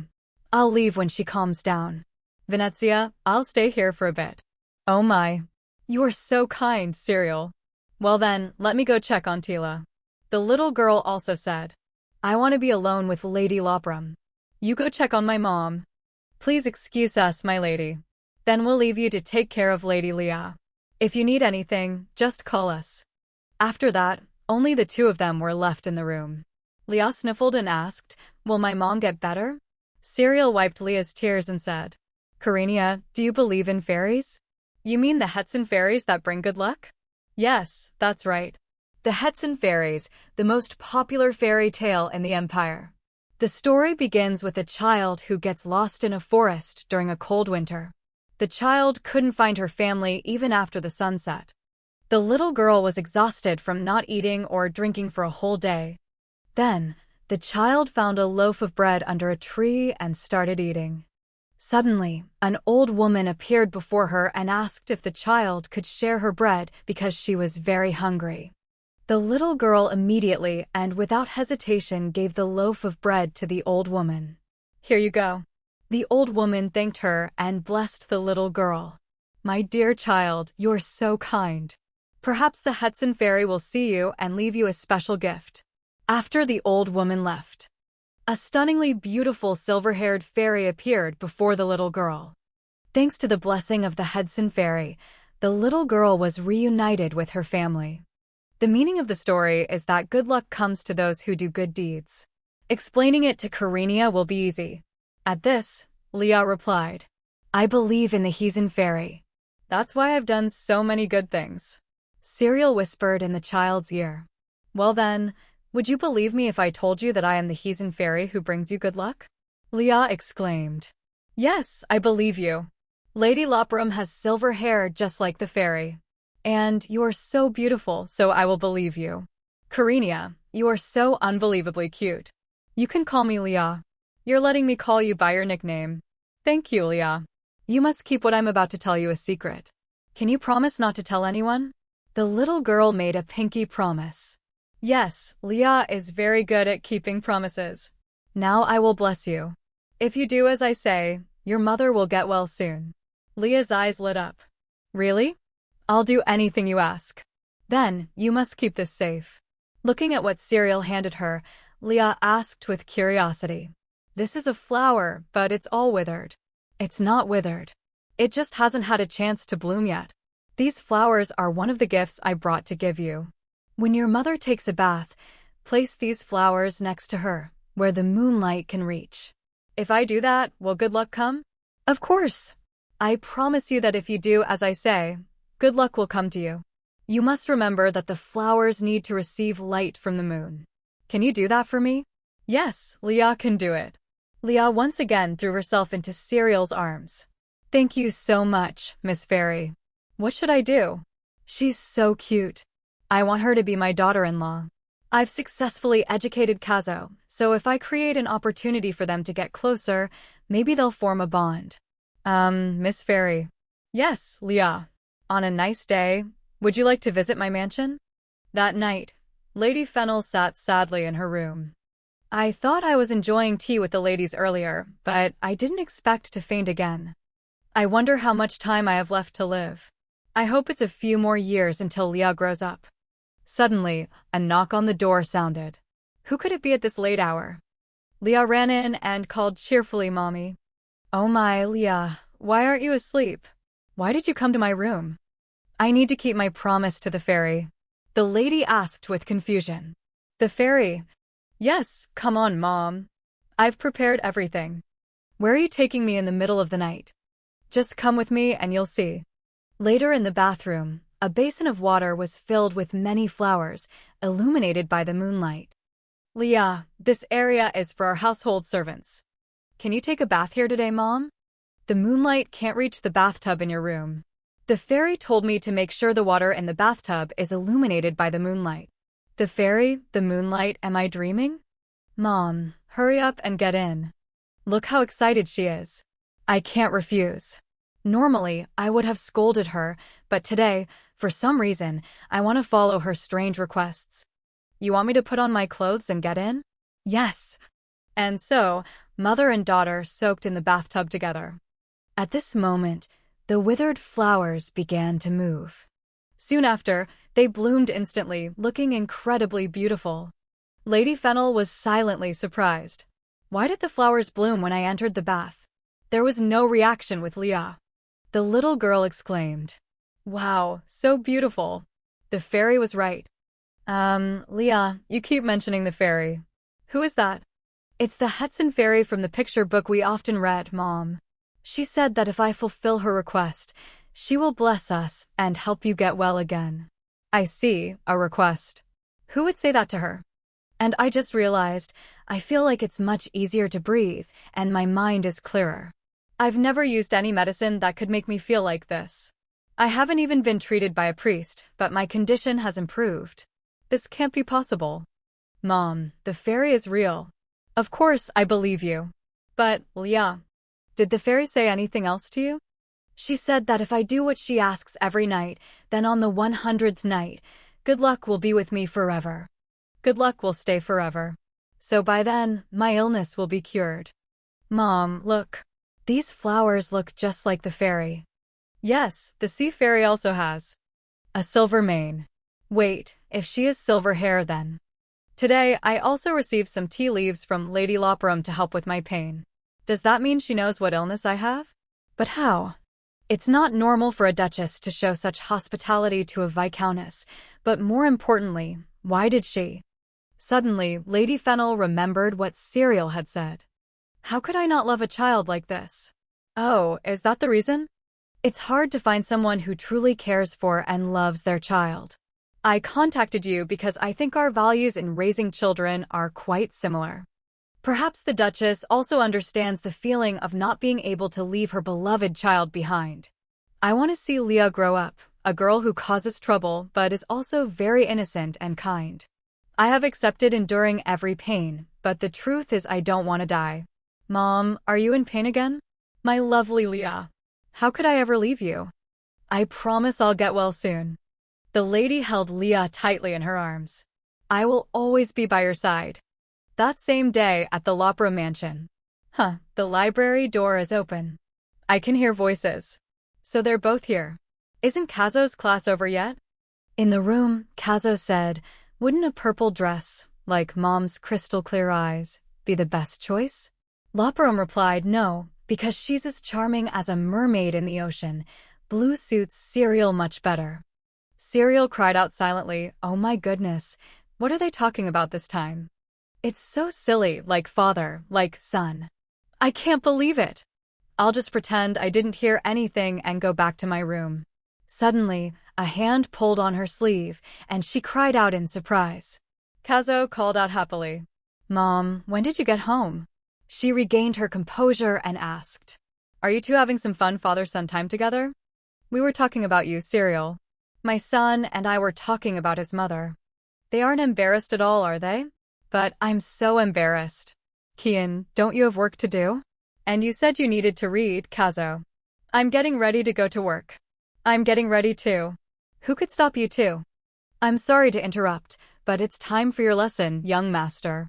What? So soon? But I want to stay with Mom a little longer. Kazo, that's part of your schedule. Let's go now. Yes. After that, only Loperam and Serial were left in the room. Am I imagining things?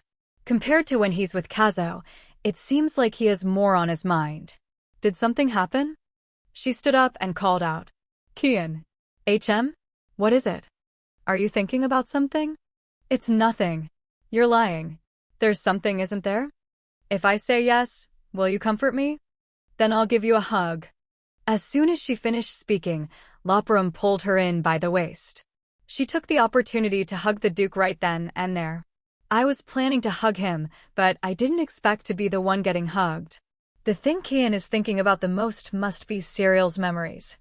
Am I suffocating you? I'm sorry. It's okay. So who's been tormenting you, Kien? If I tell you, will you scold that person for me? Of course. Hearing that, he burst out laughing. Why are you laughing? I'm serious. Because you're so cute. You must be tired. You should go rest. If you keep trying to seduce me, there's going to be trouble. Trouble? What do you mean? I'll be upset if I get too close to you and you end up slipping out of my arms. I like the distance between us now. This is enough for you to accept me without running away. Not me, I don't like it like this. But I really like you. That's why I'll try to close the distance between us. I'm a little tired after visiting the Fennel house. And you have a lot of work to do, so I'll be going. Don't work too hard, Kien. Lopram stood in silence for a moment. Then he called out Serial. Then he sat down, lost in thought. I remember what Kazo said earlier. Is that Daisy? She said if I don't sleep with Mom and Dad anymore, I'll have my own nanny. Dad, when are you going to fulfill your promise to me? Will it ever come true? I'm sorry. It's my fault. I will continue to support you in the future. But you have to promise me this. I want to see Mom smile. If she becomes cold again, I don't want that to happen. I'm scared. So, please promise me that you will continue to make our family happy like this. Our family, I promise. So when is our next picnic? We've already decided on the color of Mom's dress. Wouldn't a purple dress that matches Mom's crystal-like eyes be the best choice? No, because she's as charming as the mermaids in the ocean. Blue would suit Serial much better. Oh, there's Mom. I didn't expect Serial to appear so suddenly. It's a good thing she didn't hear what I promised Kazo. Suddenly, Lit Ben appeared. Sir, is something troubling you? A moment ago, the lady left the study with a bright smile. Lit Ben, have you completed the task I gave you earlier? Of course, sir. I've completed everything perfectly, but you're being so cold. You're so gentle whenever the lady and the young master visit, but why are you so distant with me? I don't think it's necessary to care about my assistant's feelings. Make sure you continue the task I assigned without Serial noticing. Make sure you continue the task I assigned without Serial noticing. So cruel. But sir, is it all right if we dispose of Count Owen's letters without showing them to the lady? I'm pretty sure I made it clear. In a place where Serial won't see, you must burn those letters. But wasn't the lady a member of the Count Owen family before she got married? So what? Before losing her memories, the lady always ignored and acted coldly towards everyone in the mansion. However, she always welcomed Count Owen kindly when he visited the mansion. Get to the point. Aren't you trying to win the lady's favor? I don't understand why you would order to throw away Count Owen's letters instead of giving them to the lady. In all your time living in this mansion, have you learned nothing? You think he was good to her? Don't make me laugh. Count Owen only saw Serial as a family asset. Every time he visited the mansion, he would make up excuses to borrow money from me. Before Serial lost her memory, I once mentioned his name to her. Why do you have to keep seeing him? I can stop him from coming here anymore. So Serial, you don't have to try so hard. I don't need your help. Stop meddling in my affairs. You can't change anything anyway. In the past, I couldn't do anything. But things are different now. He snapped the pen in his hand and said firmly, I will protect Serial no matter what happens. Lit Ben. Yes, sir. Forget the paperwork and bring more here for me. I have a few special requests. The next day, Serial asked the maid, Daisy, is today the day Kien goes to the Imperial Palace? Yes, he has a meeting with the Emperor. It seems it will take a few days. I remember he said he had to leave at dawn, which means he's already gone, right? I wanted to say goodbye to him. Lopram walked in and said, I haven't left yet. I won't leave until I've seen your face. She screamed, Kien. I've told you so many times. You have to let me know you're here before you make my heart stop like that. Are you leaving now? You should have woken me up. I almost didn't get to see you off. Because I saw you sleeping so peacefully. You looked so serene, I couldn't bear to wake you. Oh, so you would wait for me even if it meant ignoring an invitation from the Emperor. I'd love to do that, but I'll have to make you wait a few days. This is really important. I must go, but I'll be back as soon as possible. The first time I greeted him was when he returned from an expedition. He even said he wanted a doctor to check him because he thought he might be hallucinating. He's changed so much since then. She hugged him. Please take good care of yourself. I'll be waiting for you. Of course. I promise. Kien is gone, so the bed feels so spacious now. My lady, you must be very sad that the Duke isn't here. Yes, I think so. Because he waited for me, I felt very lonely as soon as he left. Oh, that's right, that reminds me. Daisy, have you heard anything from Lady Fennel? How did you know? Actually, we received a letter from her today. I wonder if what I did had any effect. The letter says, "Hello, Duchess Loperum. I'm still using the flower buds you gave me every time I take a bath. It's a bit strange, but every time I do, I feel my body get a little lighter. I'm sorry for contacting you late, but I recently spent some time calling a doctor to check on my health. When I get better, Leah and I would like to see you again and send you our heartfelt thanks." Thank goodness, it worked. P.S. I also want to thank the beautiful fairy of Hetson for giving Leah the flowers. Did Leah tell her that too? Now she probably thinks I love pretending to be a fairy. How embarrassing. What's wrong, my lady? Your face is so red. Do you have a fever? It's just a bit hot today. Could you bring me a glass of water? It seems her future is changing. It will take some time to see the results, but once her mother recovers, Leah will no longer have to live a life of suffering. Anyway, I'm very happy. If she asks how I knew about this treatment, I'll have to think of a new reason. I can't say it's because I read the original novel. I wonder if it's because I feel more relieved, but I'm suddenly feeling a bit sleepy. The scene shifts to a dark place. Serial sits alone, holding her head and wondering. How long have I been asleep? Where am I? It sounds like someone is crying nearby, like a child. Who is it? Hey, are you okay? Why are you here all alone? When the girl turns around with a tear-streaked face, Serial exclaimed in shock, "This child is the Serial from the original novel." The little girl rubbed her eyes and spoke. "I'm so sad." "What's wrong? Why are you crying?" "It's strange, it feels like my heart is aching too. It seems I can feel the little girl's pain. It's best if you don't know. I think you'd find it hard to bear. But do you really want me to tell you?" "You don't need to know the truth. If you know, you'll remember it forever. You can continue to live happily without knowing anything. I don't know what's happening, but I need to know so I can change my relationship with Kien for the better." Serial took the little girl's hand.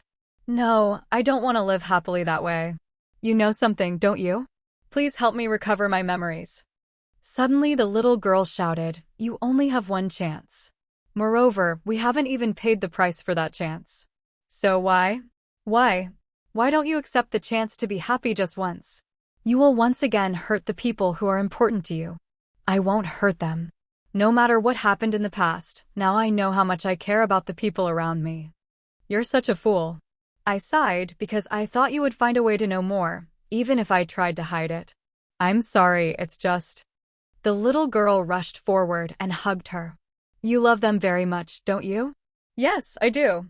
"All right, in that case, I'll show you how to restore your memories.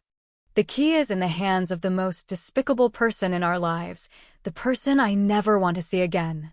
Lord Owen, our father." At this, Serial opened her eyes and woke up. "Huh? What's going on? Is it raining?" "Father holds the key to my memories."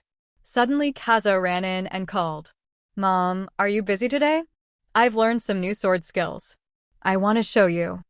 "Is that so? Wait a moment, I'll be right out." "I'll be ready in a minute." "Yes, then I'll wait for you outside." "My lady, the weather isn't very nice today. Why don't you rest in your room?" Kazo wants to show me some sword skills he's learned. After I read him a few fairy tales, I'll be back. But with weather like this, I still think you should stay inside instead of going out. "Daisy, is there something you want to hide from me today? No, my lady. It's nothing, as usual. I'm just concerned about you. Suddenly, Serial heard a noise and asked, "What's that sound?" Kazo pulled her hand and urged, "Mom, let's go. Let's go this way." Kazo, since your father isn't home, I'm also responsible for his duties. If something happens and I don't know about it, that would be a big problem. But I'll just go check for a moment. After that, we can watch the new sword skills you've learned, okay? If so, you can show me next time. Or maybe we should go back to your room now. You're so thoughtful, Kazo. The servant seemed worried about something when she saw her. Why does everyone look so surprised, as if they've never seen me before? Are there usually this many servants waiting at the door?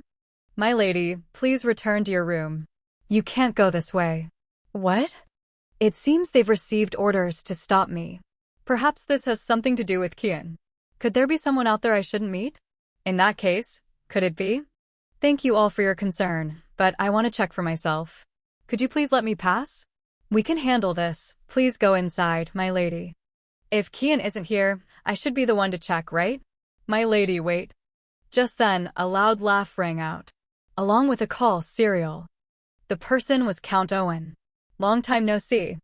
She was shocked, feeling a tightness in her throat as if something was squeezing it. Father. Serial, it seems the knights are blocking my way. He came right when Kien was at the Imperial Palace and not at home. But on the other hand, this is a good opportunity for me. Today, I will definitely find out the truth about Serial's past. Sir Amor, please allow my father inside. I'm sorry, my lady. By order of the Duke, I cannot let him in.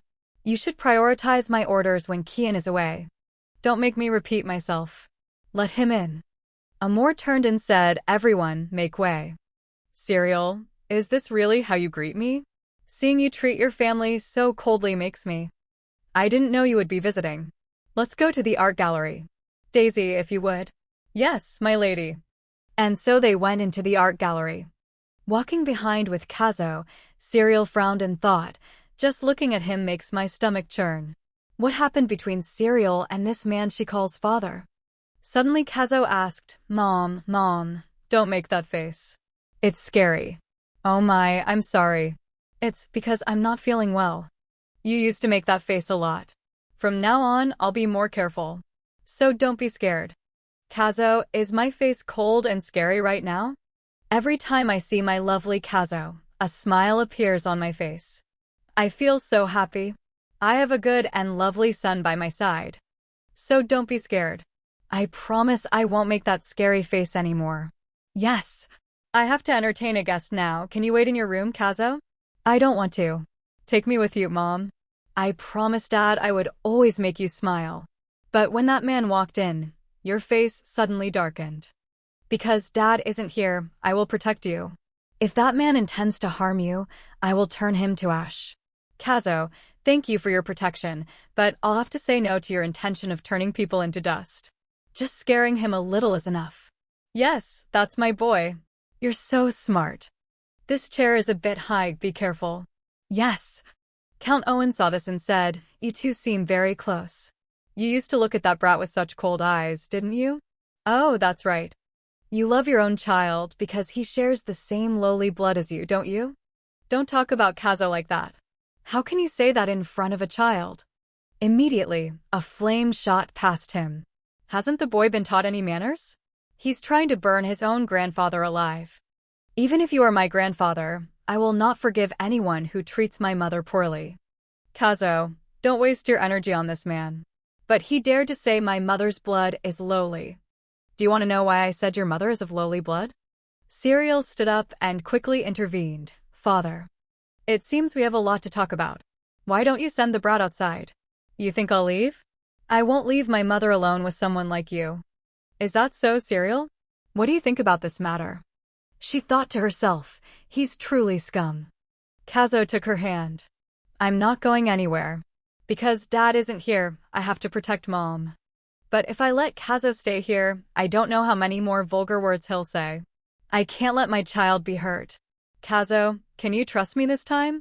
I want to be a strong person and overcome difficulties on my own rather than being sheltered by my son. So can you leave the room for a moment? I'll talk to him quickly, okay? Kazo hesitated for a moment then replied, "I'll wait outside the door. If anything happens, just scream, Mom." "Okay, I know." He burst out laughing. What a wonderful scene. You've tamed them very well, the Duke and his son. Don't say such things. Why did you come here? There's no room for meaningless pleasantries. I'll get straight to the point. I need capital for my business. Business. My head hurts again. A memory surfaced in her mind. Isn't it wonderful? It seems your beautiful face has had an effect on the Duke. He wants to trade for you to pay off our family's debt. No, I don't want to be married into the Duke's family.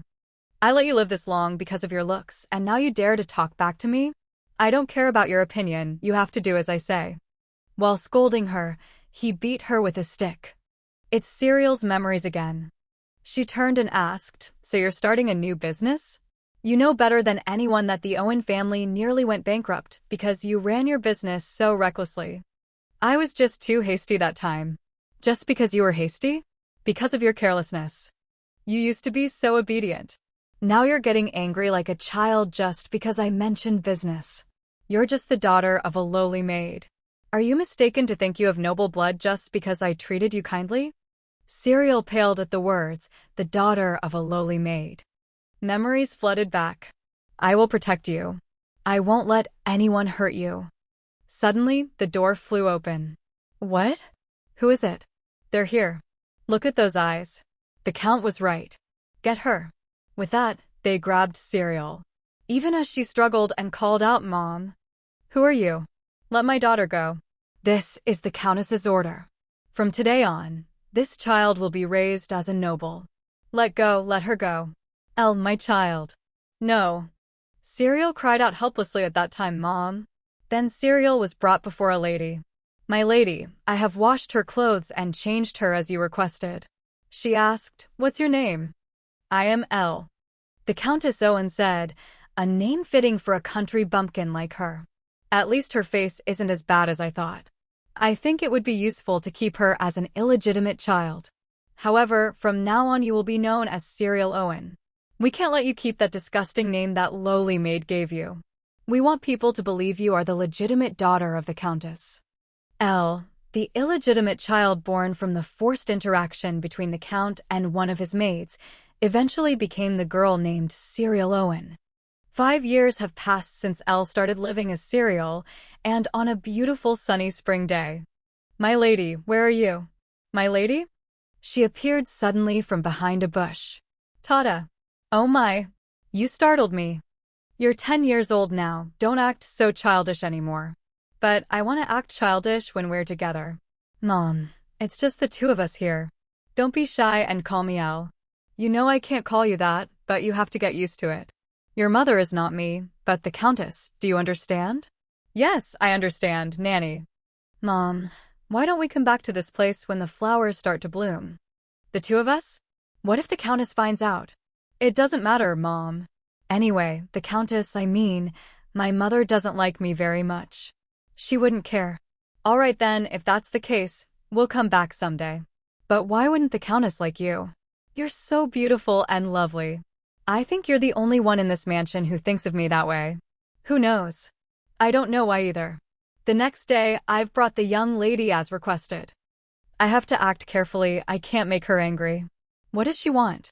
"I've studied very hard and haven't caused any trouble." "Oh, you've arrived, Serial." The Countess has never called Serial by her name like that. Something must be up. "I have come as you requested." "Now, don't be so scared. I know I've been very indifferent to you in the past, but from now on I'll try to take better care of you." "Yes, all right." "Have you been unhappy about anything lately?" "No." Why is she suddenly asking that? "I see. I'm very happy to hear that. I heard you really enjoy spending time with your nanny, is that right?" Serial was startled and stammered, "How did you?" "You make me sad. Why do you prefer spending time with a nanny over your own mother? Don't you want to be cuddled in your mother's arms more than playing with her?" Serial thought, "The time I spend with my mother is the only time I can escape this madness." She stammered in response, "But I..." "Oh my, you don't want to? If not, then don't let me see your face again." She's not angry, is she? However, something is very unusual. That night, Serial was fast asleep. Her mother gently came to her and caressed her, saying, "Elle, my child, you look so beautiful when you sleep." "I'm sorry. I know I once said I would protect you for your whole life, but—" She placed a necklace in her hand. "I don't think I can keep that promise." The next morning, Serial woke up. "I slept so well last night." "Huh? This is Mom's pendant. Why is it here?" She got up and ran. "Nanny, Nanny, where are you?" "Good morning, Lady Serial. From now on, I will be your nanny." "What are you talking about? Where is my nanny? Where did she go?" "Looking at your condition today, I think you should have breakfast first." "I don't need it. Tell me where my nanny is. Please." The lady does not like this kind of attitude. The Countess must have done something to Mom. She cried out silently, "Mom." Her tears just kept flowing. "I'm sorry. You don't have to call her. I'll go get ready." "Very good, my lady." "Mom, I'm sorry. I should have behaved better in front of the Countess. I have to go see her right now. I will beg for her forgiveness." "Oh my, you look terrible today. Were you crying?" Serial knelt down and begged. "I was wrong. It was all my fault. So please give her back to me." "Are you saying I took something from you?" "I apologize for my rude behavior earlier. I beg you for another chance." "Do you want to see your mother that badly?" She replied with a trembling voice, "Yes. Your mother was sent to serve the Duke Loprum's family in the north. They needed more servants, so I sent her there." "Don't be so disappointed. I'm planning to go to the north in the summer, near where your mother works. Do you want to go with me?" "Yes, please let me go with you." The Countess Owen said, "We can take this opportunity to visit the Duke's mansion and start getting to know him. The Duke's son is still very young, but I'm sure you'll catch his attention. Use your face to trap him. That's the least you can do to repay us for raising you, right?" Back in the present, the Count Owen threatened, "If your husband finds out, you'll be in trouble. You're actually the blood of a despicable maid, not a noblewoman." Serial said, "I don't care. Kien is not the type of person to hate me for that reason." So naive. "But when you found out that Brat was the son of the person who killed your mother, I don't know how you managed to maintain this marriage, even though you screamed every time you saw him." What did you just say? You can't claim to love a man like that, can you? Your mother would cry in her grave if she found out." She shouted in anger, "Father, you'd better listen to me before I decide to destroy your mother's grave. Just think how much she would hate you." "How can you say that?" Suddenly, Serial saw a shadow outside the window. There was someone outside. She saw that person with hauntingly crimson hair. She stood stunned, her face darkening. She tried to remain calm and asked, "Why do you keep trying to threaten me?" "Oh, so you really want me to destroy your mother's grave?" "He's trying to make me feel guilty by reminding me that I'm an illegitimate child. After that didn't work, he immediately threatened to destroy my mother's grave. I can't believe I called such a vile and disgusting person my father. I was swayed by his words too much. That's why everything in my previous life didn't end well. But I won't do that anymore. My life has been tragic enough." She said firmly, "I am no longer the daughter you can control with threats. Get out of my house. I will tell Kien everything. He went crazy. I raised and educated you, even married you into a prestigious family. And now you repay me like this? You think you can treat me like this?" She immediately called out. He and the knight immediately rushed in. "Yes, my lady. Leave it to us." "Serial, how dare you treat me like this? You think I'll let this go? You'll see, I won't let this slide." Kazo also ran in, calling Mom. She hugged the boy. "Kazo." She said nothing and just smiled faintly. "Mom, how are you feeling?" "I'm fine. I'm okay." "Kazo, can you come give me a hug?" "Yes, I also brought my teddy bear to help cheer you up." "Thank you." "Kazo, don't worry, everything will be okay. I will stay by your side. I'll sleep here until Dad gets back." "Okay." "I'm so happy. It's been a long time since we've slept together like this, hasn't it?" "Yes." She looked at the boy and called, "Kazo, do you hate me?" The boy thought for a moment, then replied, "I used to. Because you never came close to hug me. You were always cold to me. I was so mean in the past, wasn't I?" "Yes, that's right. However, I still love you very much." So much that I often thought it would be great if you could smile at me at least once. And then suddenly you started smiling at me more often. At first, I felt very angry that you suddenly started being nice to me like that. But now I don't feel that way anymore because I really love you so much. And I know you love me too. Everything is perfect. A moment later, Kazo fell asleep in her warm embrace. She gently called his name in a soft voice, Kazo. The scene changes to another place. Are you really going to trade for it? Yes, this is my mother's keepsake. I will give you everything precious I have, including my fortune. Please let me go back to see my mother. I'm sorry, but that is impossible. Your mother is dead. Her soul has left this world. However, I can give you a chance to go back, say about 10 years ago. If I can't see my mother again, this meeting is meaningless. A life without my mother is not worth living. Liar. You think I'm lying? I heard that the Winter Witch knows everything, but perhaps there are some things that even you don't know. Perhaps it's a secret I want to hide about myself.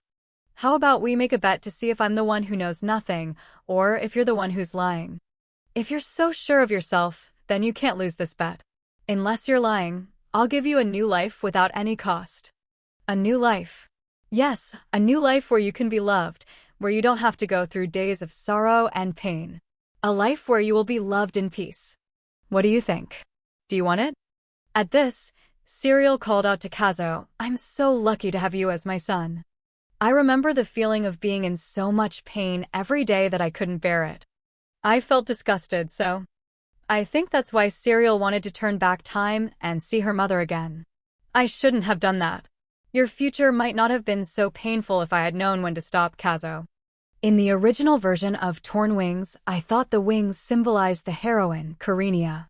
But that's not it. The torn wings belonged to Kazo. And the one who tore them was Serial. Torn Wings tells the story of how Serial ruined Kazo's life. Also, I realized that I wasn't reincarnated into the body of the original Serial from the book.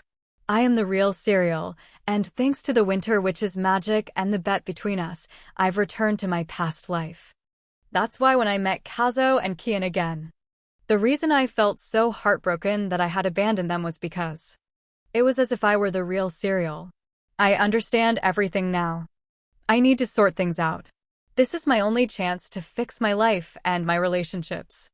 The bet with the Winter Witch is about to end, but now that I remember everything, I won't repeat the same life. Because there are two wonderful men who will always wait for and love me. I will beg for Kazo's and Kien's forgiveness for everything I've done. From now on, I will show them how much I love them. In this life, I'm not the only one who has suffered. It's time for me to make a decision so that everyone can be happy. A few days later, Lopram said, I'm going home. Sir, have you completed your mission? Yes, I'll try to get back as soon as possible. I ordered the guards not to let Count Owen into the mansion, but for some reason, I can't shake this feeling of unease. I'm sorry, sir. I understand you want to return to your wife as soon as possible. But, having come all this way, how can you go home without a gift? If I were your wife, I'd be very sad. You're right. Maybe I'm being a bit too hasty. Then let's stay here a little longer. Welcome back, sir. Have you bought a gift yet? He thought of the gold and jewelry at the mansion. There was a ton of it. Nothing suits Serial. Are you really going back empty-handed, sir? You guys are more worried than I am. Suddenly, Lopram noticed someone selling goods in the distance. He walked over and saw that they were colorful flowers. Sell me all of your purple hydrangeas. Oh my, thank you, sir. Should I cast a spell on them so they don't wilt? Yes, please do. From now on, we will ride without stopping to get back. Everyone, be prepared. Yes, sir. Lopram rode his horse as fast as the wind. I hope everything is okay with Serial. If she recovers her memory and becomes the person she was before, I'll never see Serial welcome me home again. Suddenly the knight said, Sir, please look ahead. Lopram looked up and was extremely surprised. It seems the lady has come all the way out to welcome you. We'll take care of the horses. You go see your wife. Okay. When Serial saw him return, she rushed over. I missed you so much, Kien. Kazo also ran up. Welcome home, Dad. Yes, I'm home. Did you protect Serial as I asked? The boy was about to answer his father when Serial quickly said, "Oh, of course he did. He's like my own personal shining knight. Isn't that right, Kazo?" "Yes, I protected Mom like a brave knight. By the way, what are you holding?" "It's a gift for you. I bought it because it reminded me of you." "Oh my, it's beautiful." "Thank you, Kien. Let's go inside. It's getting cold out here."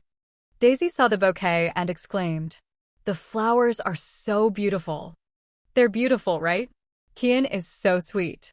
"That's right. He's always so gentle with you, my lady, and it seems that thanks to you, he has become happier." "By the way, Daisy." "Yes? If you were in a broken relationship and it wasn't your fault or the other person's, what would you do, my lady?" "Just imagining such a situation seems complicated. However, I would act depending on the situation. I would continue to try my best if I wanted to solve the problem and move on. If not, I would cut it off." "I guess you're right. If I can't solve the problem, it's better to cut it off. But I can't do that. I went back to the past with the intention of untangling my relationships and resolving them." "I'm sorry, my lady." "Huh? The question you just mentioned. Is it because you've recovered your memories?" "Yes, after meeting my father, I remembered everything." Daisy became somber and said, "I understand. That evil count came here just to torment you. And that's why your memories came back." "That's right, but I've never seen Daisy like this. It's scary. I need to talk to the other maids and get the holy water. We will make sure to remove any bad energy left over from that filthy count." "Daisy." "Yes, my lady.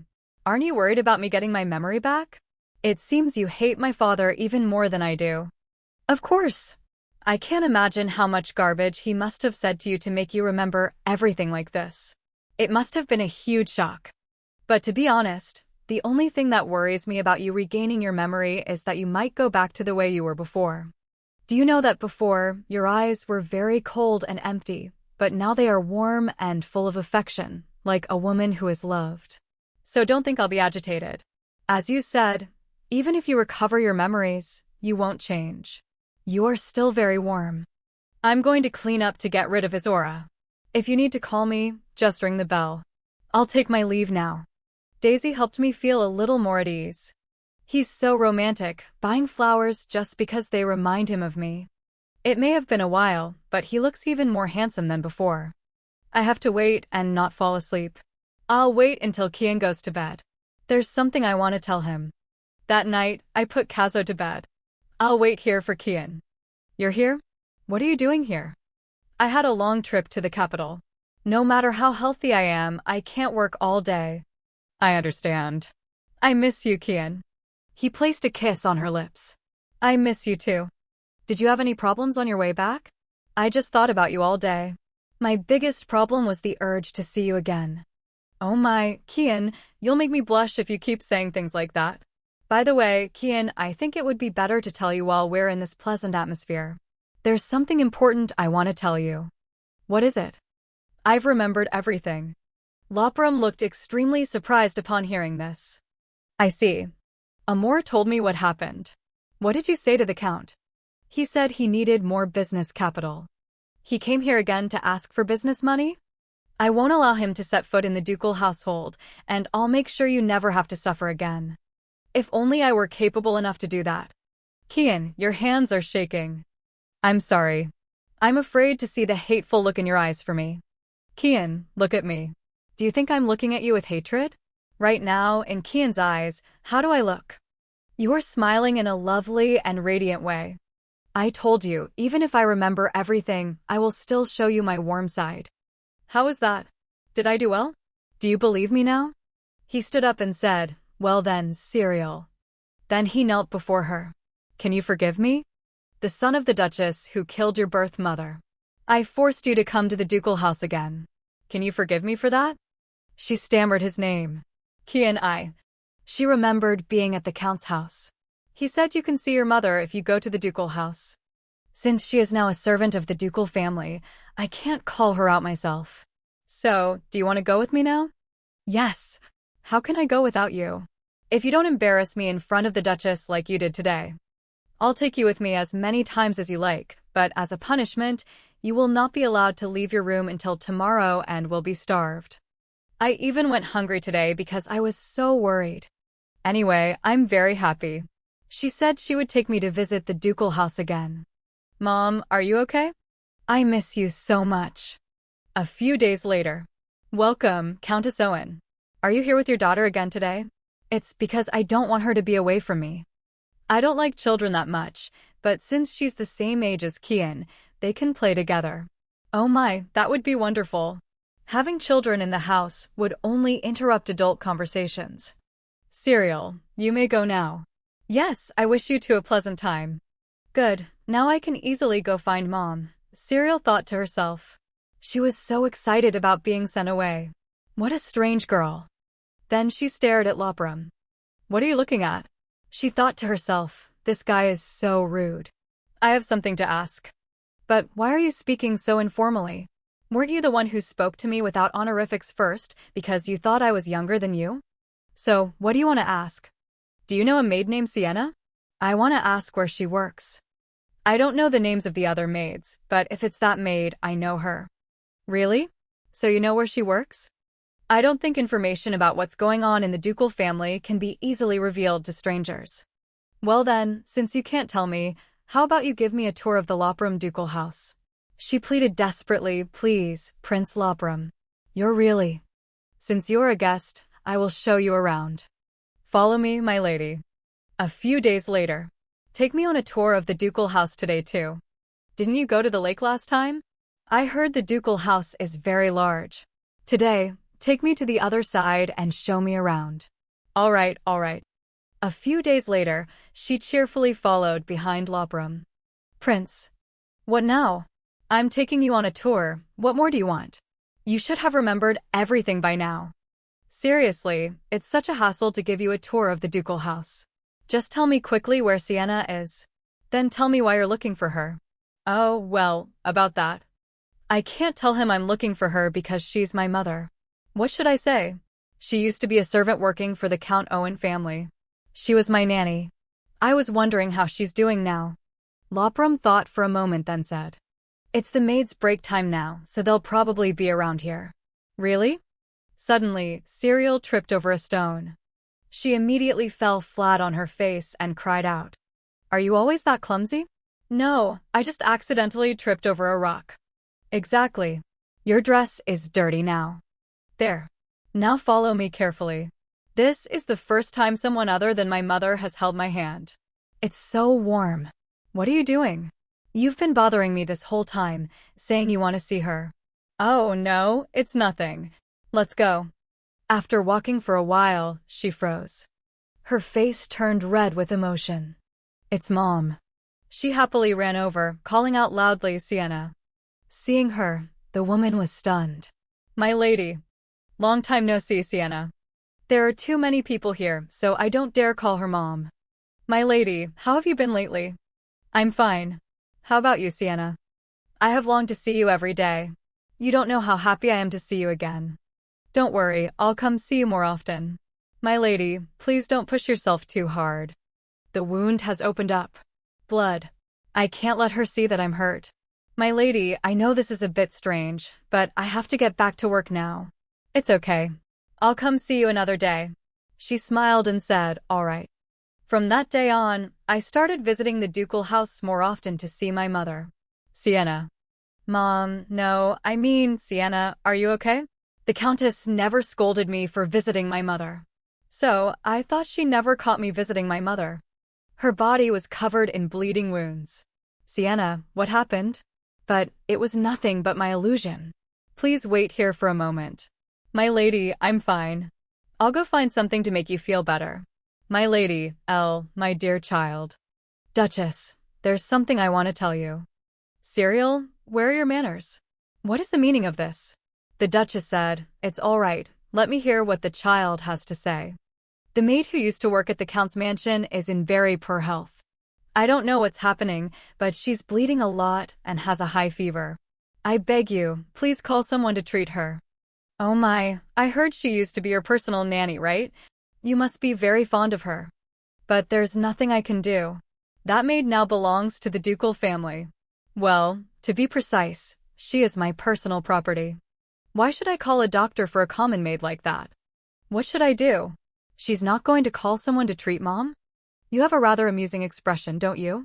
If the Countess thinks it's necessary to treat her wounds, I might try to find a way. Mother, please. I'm sorry, the Duchess has been very kind to us already. I don't think we should ask for anything more. I'm sorry, my daughter has a tendency to pity the weak. I'm trying to break that habit of hers. The Duchess set down her teacup. I understand. It's better to get rid of bad habits from a young age. I feel quite refreshed today. Usually, when I hear about the maid, Volume S, who often smiles brightly at my husband whenever he comes home, it makes me so angry that I can't help but slap her for being so insolent. She hit my mother. Has Mom been getting beaten all this time? Serial, if there's nothing else to say, could you leave? And it would be better if you apologize to the Duchess before you go. I apologize for my rudeness. At that moment, I realized something the Countess had been hiding. The only reason the Countess frequently brought me to the ducal house was to witness my mother slowly dying at their hands. Serial, when I asked Lopram, you knew about it too, didn't you? That my mother was being beaten by the Duchess. You knew, didn't you? I remember Lopram once said, I usually don't remember the names of the maids in the house, but I know that person. She asked, how could you? She punched Lopram repeatedly. Why didn't you tell me? I trusted you. Lopram pushed her away. I'm sorry. Did you have fun tricking me all this time? You must think I'm an idiot. I never want to see your face again. I will hate you forever for not telling me about my mother's situation. Remembering this, Serial shed tears unknowingly. Lopram comforted her. Serial, don't cry. It's strange, why am I crying? I suddenly remembered a few things related to my mother. I'm sorry, I suddenly got serious for no reason. Don't be sorry. Kien, could you come over here? I suddenly remembered when we were little. Aren't you curious about my first impression of you? First impression? You guess. A little Duke, cold, the serious air of Duke Lopram. Are you serious? When I first met you, I thought you were an unfriendly boy, and you were also a bit mischievous for not wanting to tell me where my mother was. However, it was fun to be with you. It was great to take a walk with you when I made the excuse of wanting to tour the mansion. Because you were like a little Duke, it was fun to see you tease me too. Also, every time I had to say goodbye to my mother, you would take me to see the flowers to make me smile. Reading books with you was also fun. I really liked you since I was a child. Me too. I felt my heart race every time you smiled at me. That was a really beautiful time. Besides my mother, the only person who treated me warmly was you, Kien. But even so, we still ended up like this. I pushed you away and you did the same. We were just covering up our wounds. Kien, I've always wanted to say this. I'm sorry. Why are you apologizing? At first, I didn't even want to tell you where that maid was. I also knew she was suffering from my mother's anger. I've always regretted my thoughts as a child. If I had told you sooner, or if I had said something to my mother that day, perhaps we could have saved her. I am the son of the Duchess you hate. So don't apologize to me, Serial. I know. I said that every time I wanted to hurt someone. However, Kien, you were also abused. I know you secretly treated my mother, and you were beaten for it too. All the bad people are no longer near us now. That's why I blamed everything on you, when it wasn't your fault. So can you forgive me, Serial?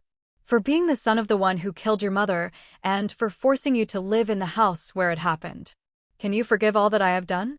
Of course. I've always felt grateful to you. I'm so sorry for always being difficult with you before. So please don't ask for my forgiveness anymore. I love you, Kien. With that, the two shared a sweet kiss. Over here, Kazo sat on the bed hugging his teddy bear. Bear, I told you I'm going to see Mom. Why won't you let me go? Earlier, Serial had instructed him. Even if you think Mom is sick, no matter how worried you are, you must not come see me. He said doubtfully, something is strange. Or is Mom upset because Dad is back? That can't be it, right? I don't like that thought. A knock on the door sounded. Kazo immediately thought it was his mother. He quickly ran down the stairs, repeatedly calling for his mother. But the person was Daisy. Good evening, young master. What a beautiful evening, isn't it? Oh, it's you, Daisy. What are you doing here? I didn't call for you. Oh, don't be like that, young master. I'm here to make sure you go to bed on time. Is something wrong? You seem very upset, young master. It's nothing. You can go. There's no need to supervise me. Let's see. You're angry because I came here instead of your mother, right? Kazo shouted. That's not it. You're completely wrong. You're so cute when you lie, young master. Hey, young master, do you want to know a secret? He asked curiously. A secret? I'm only telling you this, young master. The lady is busy preparing a wonderful gift for you. That's why she told you not to visit. He asked in surprise, what gift, but his mind immediately went to a gift box full of walnut cakes. The lady told me not to tell anyone. But come on, I'm really curious. Tell me. Well, you see, young master, you're about to have a baby sibling. A sibling? Are you happy to become a big brother? Am I really getting a sibling? Yes, but I promise, Dad. If you don't sleep with your parents, you can have a little brother. But why won't Mom let me visit? Oh, young master, it's because a special bird will bring the baby to us. Kazo imagined a colorful bird. A bird. When a couple lives in harmony, a special bird will visit them, but it doesn't give them a baby easily. So, they need the bird to come often, but that bird is too sensitive. It only comes at night and stays until morning. This is making my conscience bite me. Please forgive me. I had no choice but to lie, young master. If the bird flies away, the lady won't be able to have a child. That's why the lady told you not to come in. Kazo asked doubtfully, is that so? I understand. I was the one who told my father I wanted a little brother. It turns out it wasn't because Mom hated me that she did that. Then I can bear it a little longer. That's right. You can still see the lady later. So please be patient for now. Tonight is not possible. I was so worried you would be angry. No, it's okay. I'm a big brother now, after all. All right, I think you should go to sleep. I'm sorry, my lady, but tonight I've promised myself to take good care of the young master. The next morning, my body aches so much. That's enough for today. Suddenly, Lopram walked in and called, cereal. You scared me, Kien. Next time you come near me like that, please make a sound. I'm pretty sure I did make a sound. I just stopped by because I was worried you weren't feeling well. After a few days of rest, I'll be fine. What about you, Kien? Are you busy? To me, nothing is more important than you, cereal. Actually, there was something I wanted to ask you that day. Ask away. I'll answer any question. What are you curious about? That day, what did the Count say to you? He said if I didn't give him the money he wanted, he would tell you about my background, that I'm just a commoner.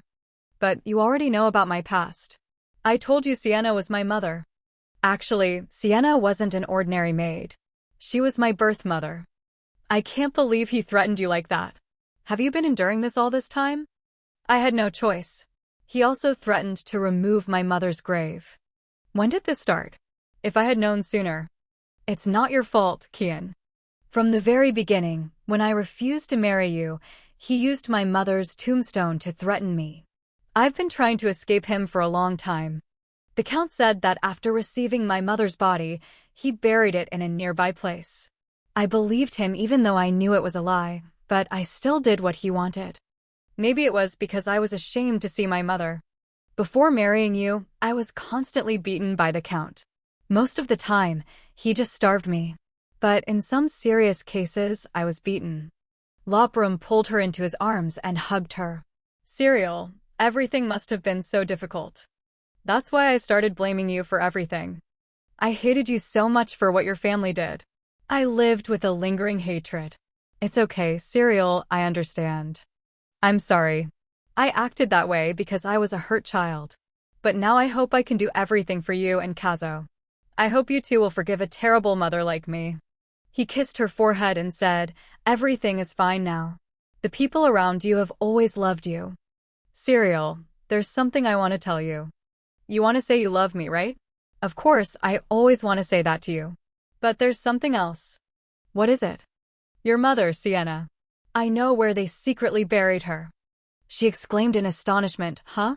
What did you just say? How do you know about my mother's grave, Kien? Because I've always regretted it. I knew Sienna was your mother, but I couldn't protect her. Kien, you were just a child back then. Because she was just a maid, I didn't think my mother would have a proper funeral. Now I see I was right not to believe what my father said about her grave. But anyway, I still can't believe my mother is actually in a very good place.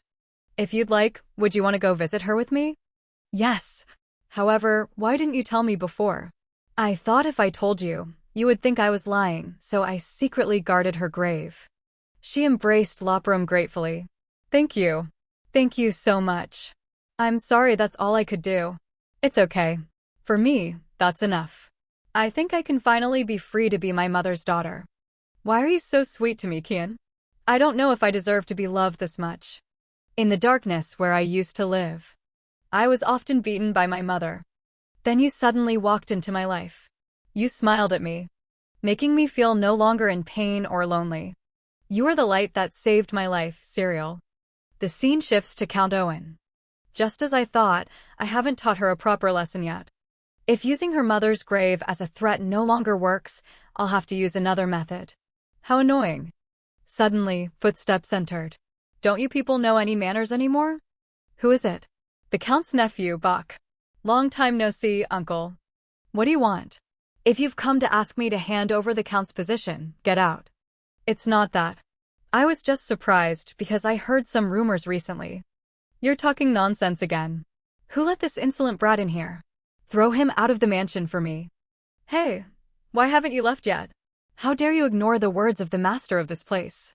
You really don't know anything. I told you, I didn't come here to ask you to give up your position. Seize him. Carry out the plan. What are you people doing? How dare you do this to me? Do you know who you're messing with?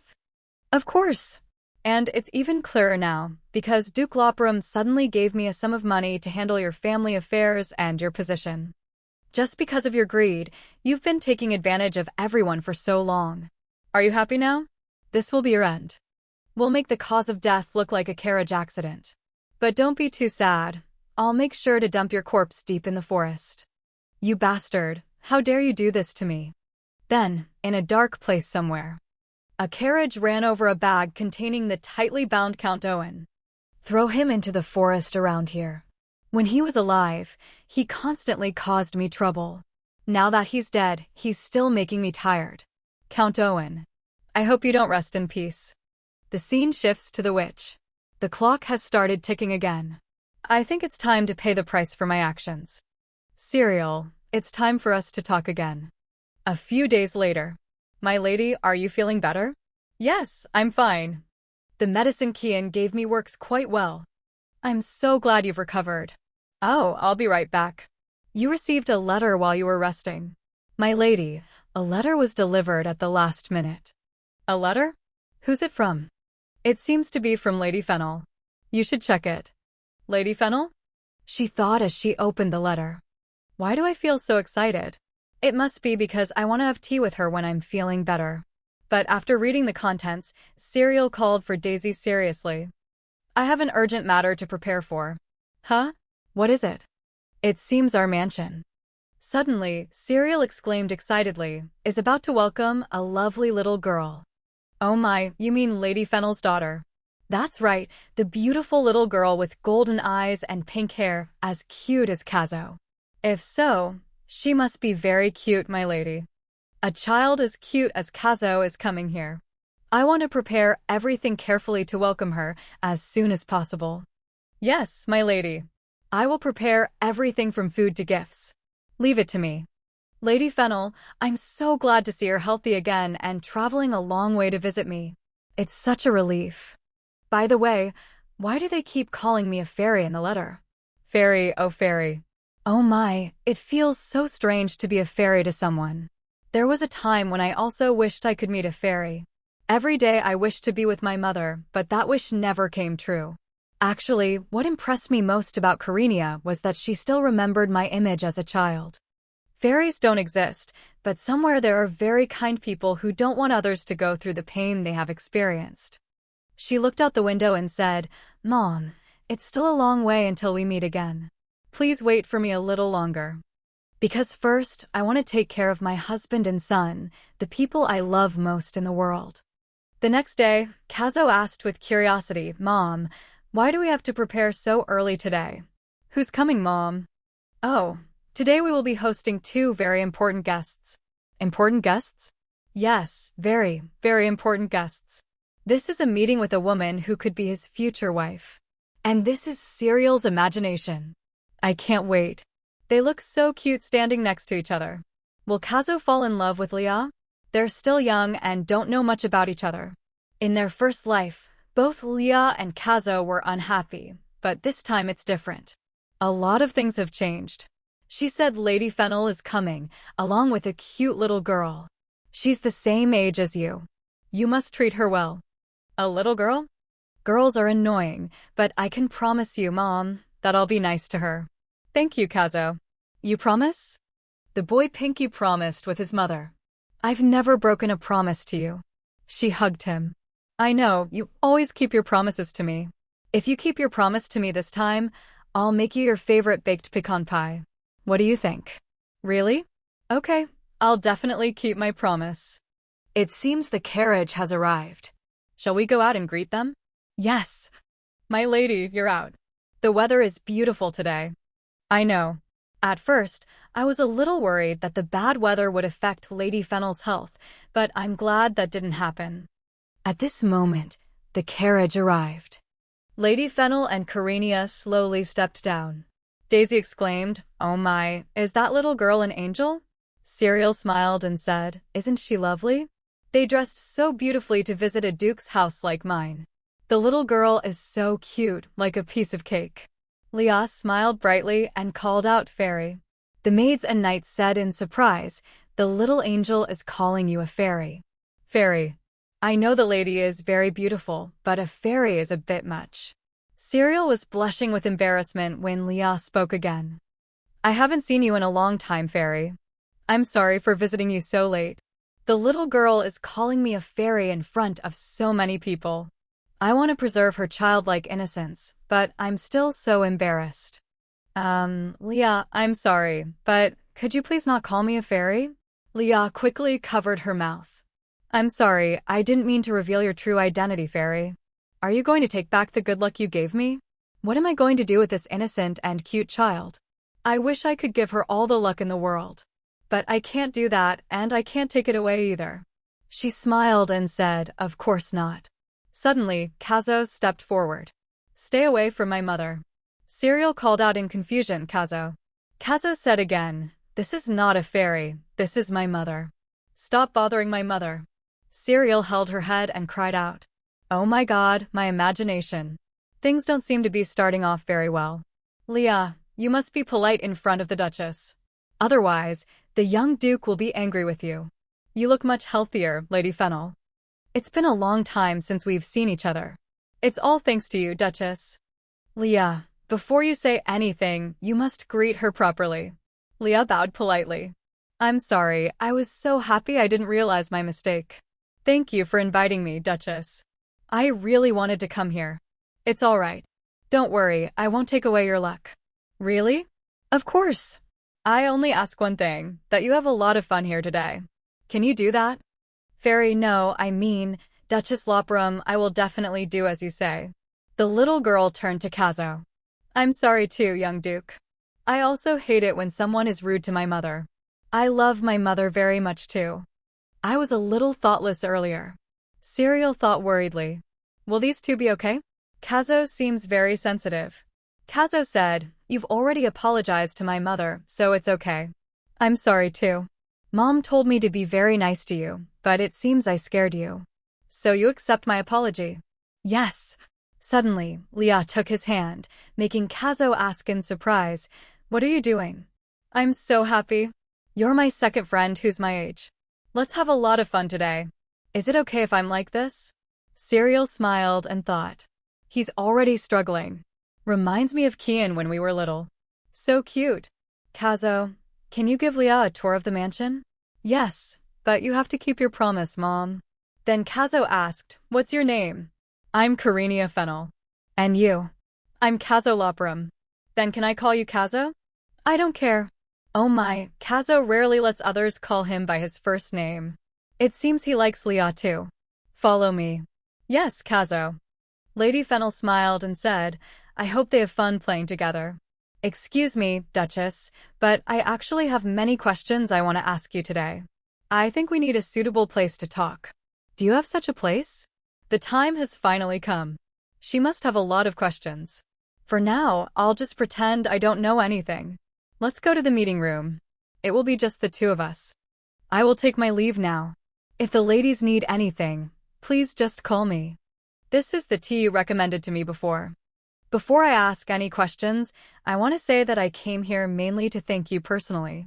Is there any special reason you want to thank me, Lady Fennel? Of course, because you are not Duchess Lopram. You are the Fairy of Hudson.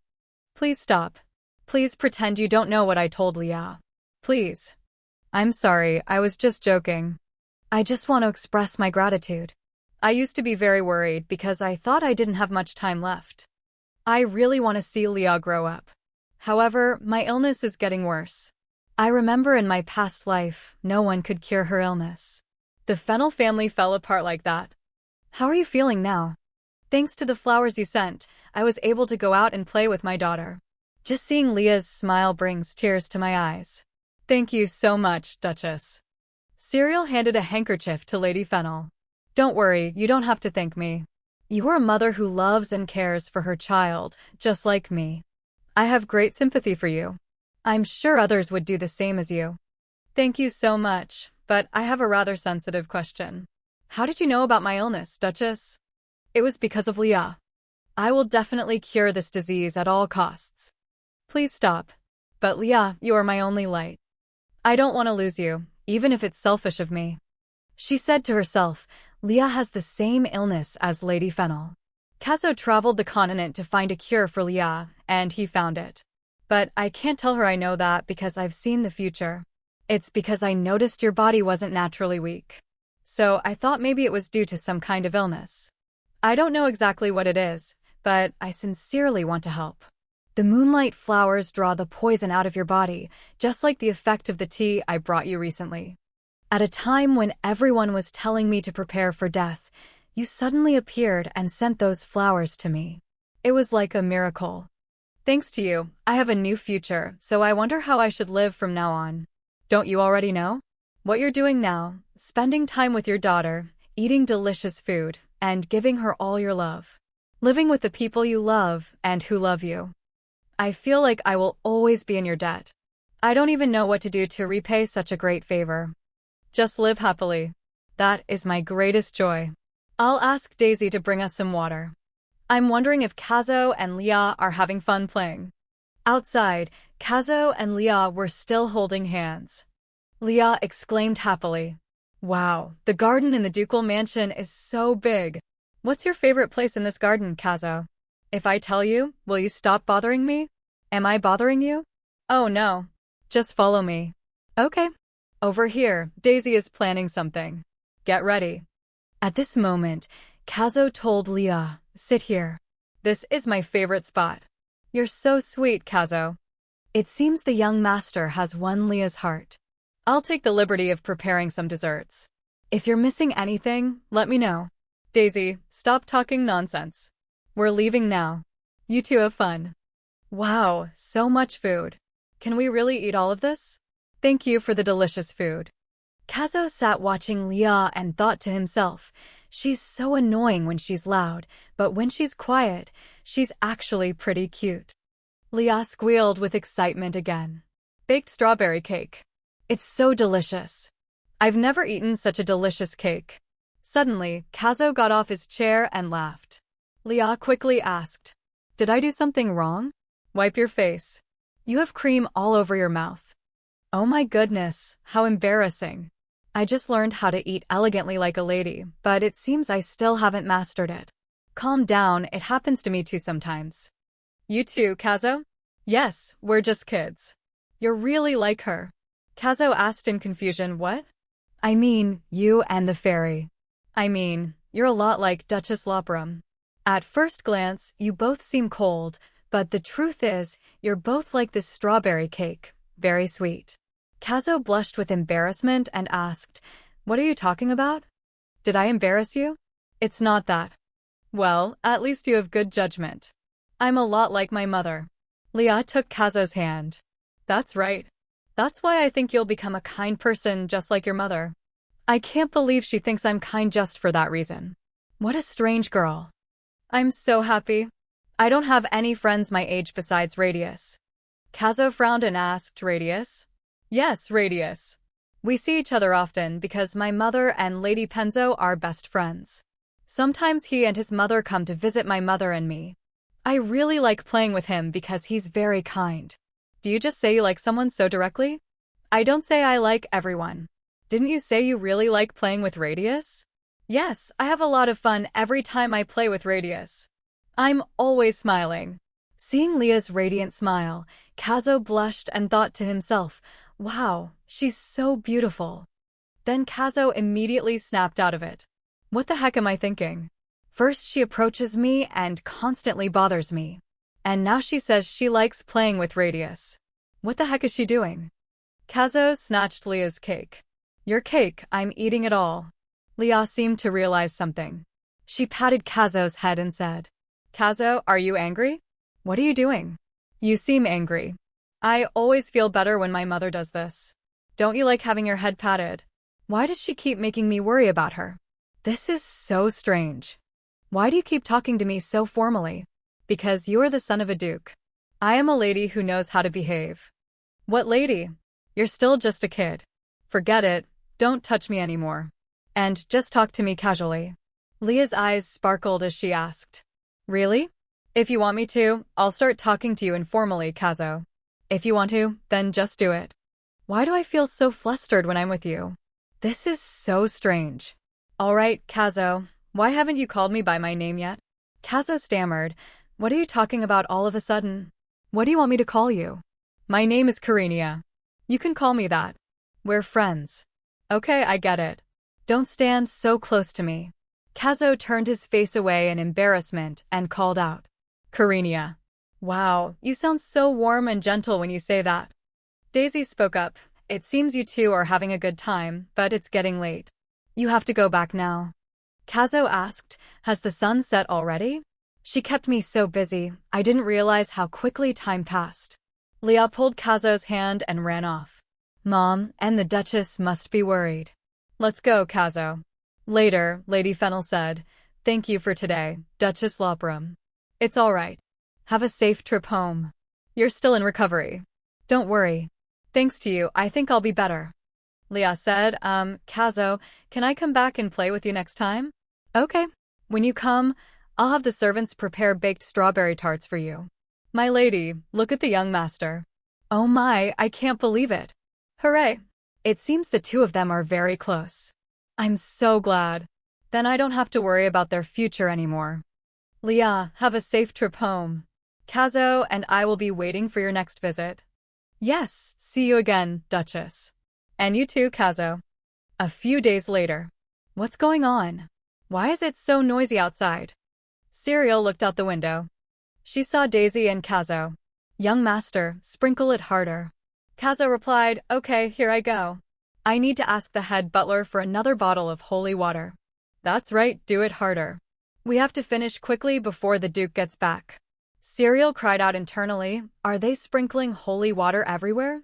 My goodness, I thought they just bought a small bottle of holy water and sprinkled it around. I had no idea they bought so many bottles and were sprinkling it everywhere. I know the Duke is very rich, but I should probably say something to them." Sir Amor. "Hello, my lady. What are you doing out here? It's very cold." "I was lying in bed when I was woken up by the noise outside my window. Of course, I had to come see what was going on. After the incident with your father last time, all the servants are preparing to spray holy water around the mansion today. Each of us has a bottle here. But that bottle looks like, don't tell me you've used up all the holy water." "Of course, the Duke himself requested it. We can't let anything bad happen to you. The Duke told us not to spare any expense on this task. Actually, I don't know if doing this costs money or not. However, I should still join everyone. The people in the mansion are so good to me, especially the man who owns this place. I completely agree with you. Sir Amor, do you have any extra holy water? There's still a little left, but are you planning to join in too, my lady? No, it's not for me. I don't want these precious drops of holy water to be wasted on the floor. In that case, I will bring all the remaining bottles of holy water to the ladies' room. You'll do that? Thank you. They seem to be getting along lately. It's so cute. I have to get out of here. They look like they're having so much fun. They'll definitely ask me to join them if they see me. By the way, I feel like something is missing from my neck. After regaining my memory, I suddenly remembered the precious pendant with my mother's picture. Where's that pendant? Yes, this is my mother's last memento. I will give you everything precious I have and my fortune. Please, let me see my mother one more time. I'm sorry, but that's not possible. I can't bring someone back from the dead. My memories are so hazy. For some reason, I always feel like I'm not allowed to live happily like this. Or maybe my memory hasn't fully returned yet. Maybe I'm still missing something. Suddenly, Kien approached and asked, "Serial, what are you doing out in the cold?" "Kien, you scared me. What are you doing here?" "This is my mansion. Is it strange for me to be here?" "I was about to go out because I have some things to do." Liben, who was behind him, smiled and said, "Good morning, my lady." Kien said, "More importantly, is there a problem? You don't look well." "No, it's nothing. You're thinking to yourself again. I'm your husband. You can tell me anything, my cute wife." Serial blushed upon hearing that. Liben, not wanting to be a third wheel, immediately ran off. "I have some urgent matters to prepare. I'll get in the carriage first. You can take your time talking to your wife. I'll wait in the carriage." Liben does so many unnecessary things. Aren't you in a big hurry, Kien? Nothing is more important to me than you. Or are you angry with me about something? No, not at all. I can't tell him I'm worried about my memories. I need to find an excuse. The truth is, I don't like the way you call me. Kien exclaimed in surprise. Huh. She recalled what Lady Fennel had said. I'm sure my dear husband would like that too. I recently met a noble lady. She and her husband don't call each other by their names. I see. I've never thought about that. He pretended to think. So, what name would you like, darling? Why is he looking at me like that? Well, for example, my dear wife, or sweetheart, or my love. You can choose whichever you like, Kien. I want us to call each other by a special name. Like Lady Fennel, she calls her husband's name so naturally. You can call me whatever you want. Even if you just call me Kien, that's fine. I see, that name. I forgot it's short for Okien and also his nickname. In that case, how about we call each other darling? Why did you choose that name, my dear? Just hearing it gives me chills. How can you use that word so immediately? It seems Kien isn't embarrassed at all, but I'm so ashamed. Serial, look at me. You're so mean. It's normal for me to be embarrassed. And yet you, Kien. Because you're so handsome, you think you're perfect. I'm sorry. If you make Liben wait any longer, you'll be in trouble with him. It's okay if he waits a little. Oh my, Kien. By the way, I know you're very busy, but could you spare some time for me in the next few days? I want to visit my mother. The anniversary of her death is coming up soon. Of course, don't worry. I'll make time to take you there. She threw her arms around him. Thank you, Kien. Thank you so much. A few days later, Kazo asked, Where are we going, Mom? We're on our way to meet someone very important to me. I've told you about her before. But why do you look so sad? Does that person make you uncomfortable like Grandpa did? No, the person we're about to meet is very precious to me, the one who gave me the chance to be born into this world. Are you okay? Yes, I feel relieved to finally be able to see my mother. Don't push yourself too hard. Thank you for worrying about me. Hello, Duke. I've been waiting for you. Good, please lead the way. Yes, this way please. So this is where Mom is. This place seems very well managed. I can't believe Kien made sure this place was so well maintained. And I knew nothing about it. We're here. Kien said, Thank you, Father. Seeing Serial leave, Kazo called out Mom. Kien looked at the boy. Let's go outside for a bit. Kazo, I know you have a lot of questions, but for now, you must be calm. I understand. With that, he led Kazo away. But, Dad, Mom said we're about to meet someone very important to her. Why haven't we met that person yet? It might be a little difficult to explain to you because you're still so young, but some people prefer to see things differently. Why do you treat me like a child again, Dad? I am the heir of the Lopram family. As long as you explain, I'll understand. Your reaction like that is very childish. But Dad, when are we going back with Mom? Wait a little longer. Let's give Mom some time. I understand. But Dad, there's something I'm curious about. Last time, Grandpa treated Mom very badly. I wonder if Grandpa will ever come back to our mansion? It seems you're very worried about Mom. To be honest, I was very upset when he treated Serial like that. So don't worry. I won't let him come to our mansion anymore. He thought to himself, I know I shouldn't let a child know everything. But actually, Lord Owen has passed away. Serial doesn't know about this, so keep it a secret. I know, I won't tell. If Mom suddenly starts to hate Dad because of that, it would be a huge pain. Daisy said that for the special bird to bring my future sibling, the husband and wife have to love each other very much. Kien asked in confusion, a special bird? If you two fight again, that bird won't bring a little brother for me. Daisy? She has too much free time, doesn't she? Telling him such nonsense. I'm trying not to spend too much time with Mom so I can keep my promise, so you have to do your part too. All right. My page. Suddenly, it started to rain. Over here, Serial placed her hand on her mother's grave. Mom, it's been a long time since I've seen you. How have you been? You know what? I have a child now. You are a very important person in my life, and now I have people who love and care for me. So now I will live a life that I will not regret.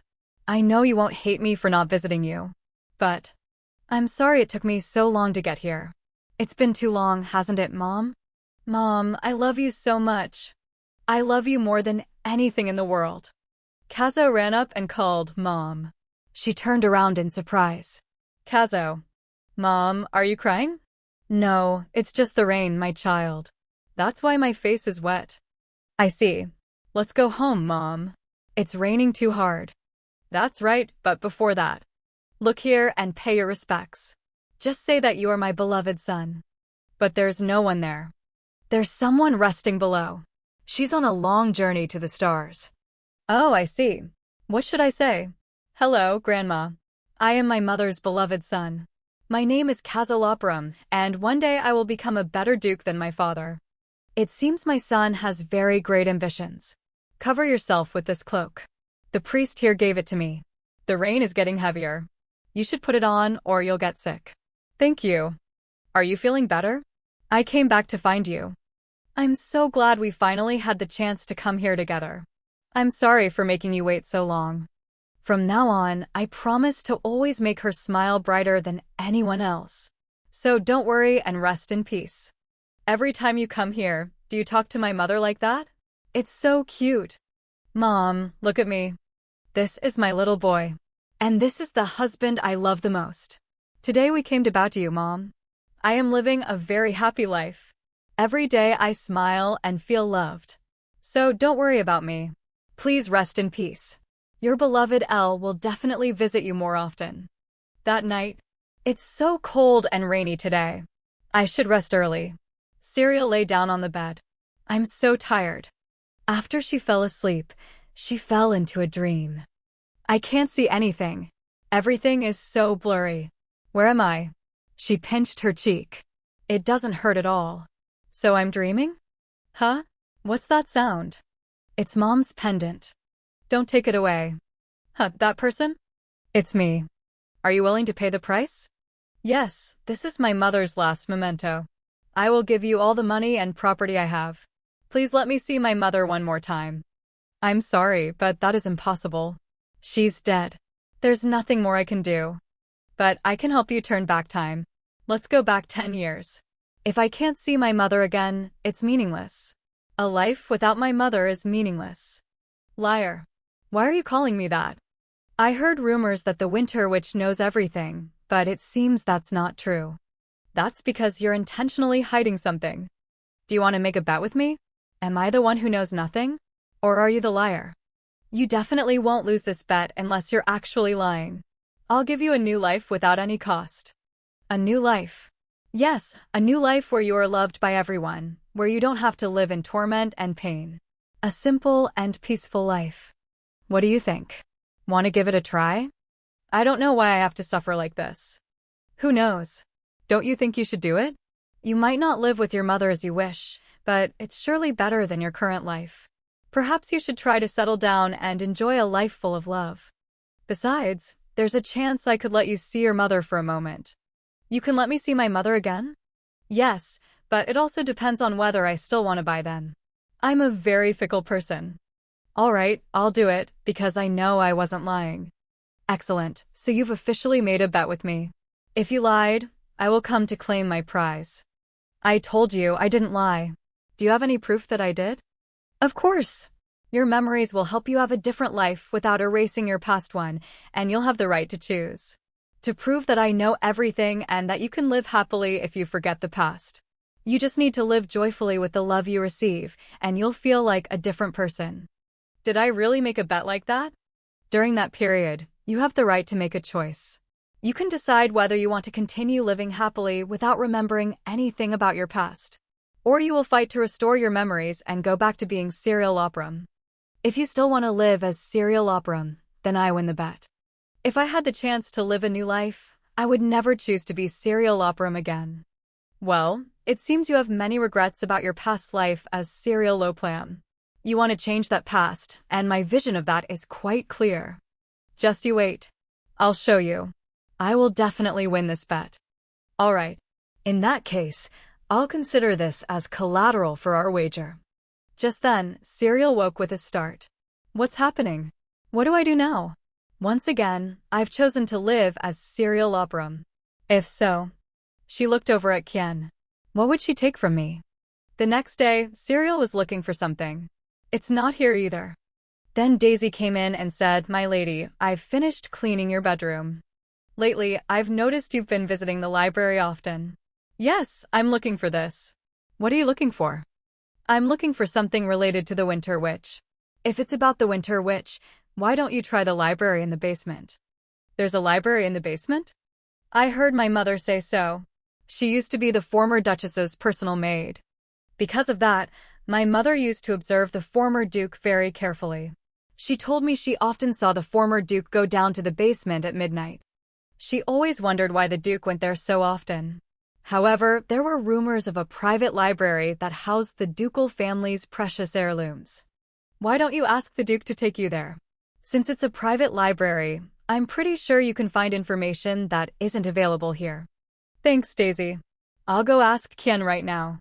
This place probably only has children's books." "Don't worry. But why are you suddenly so curious about the Winter Witch?"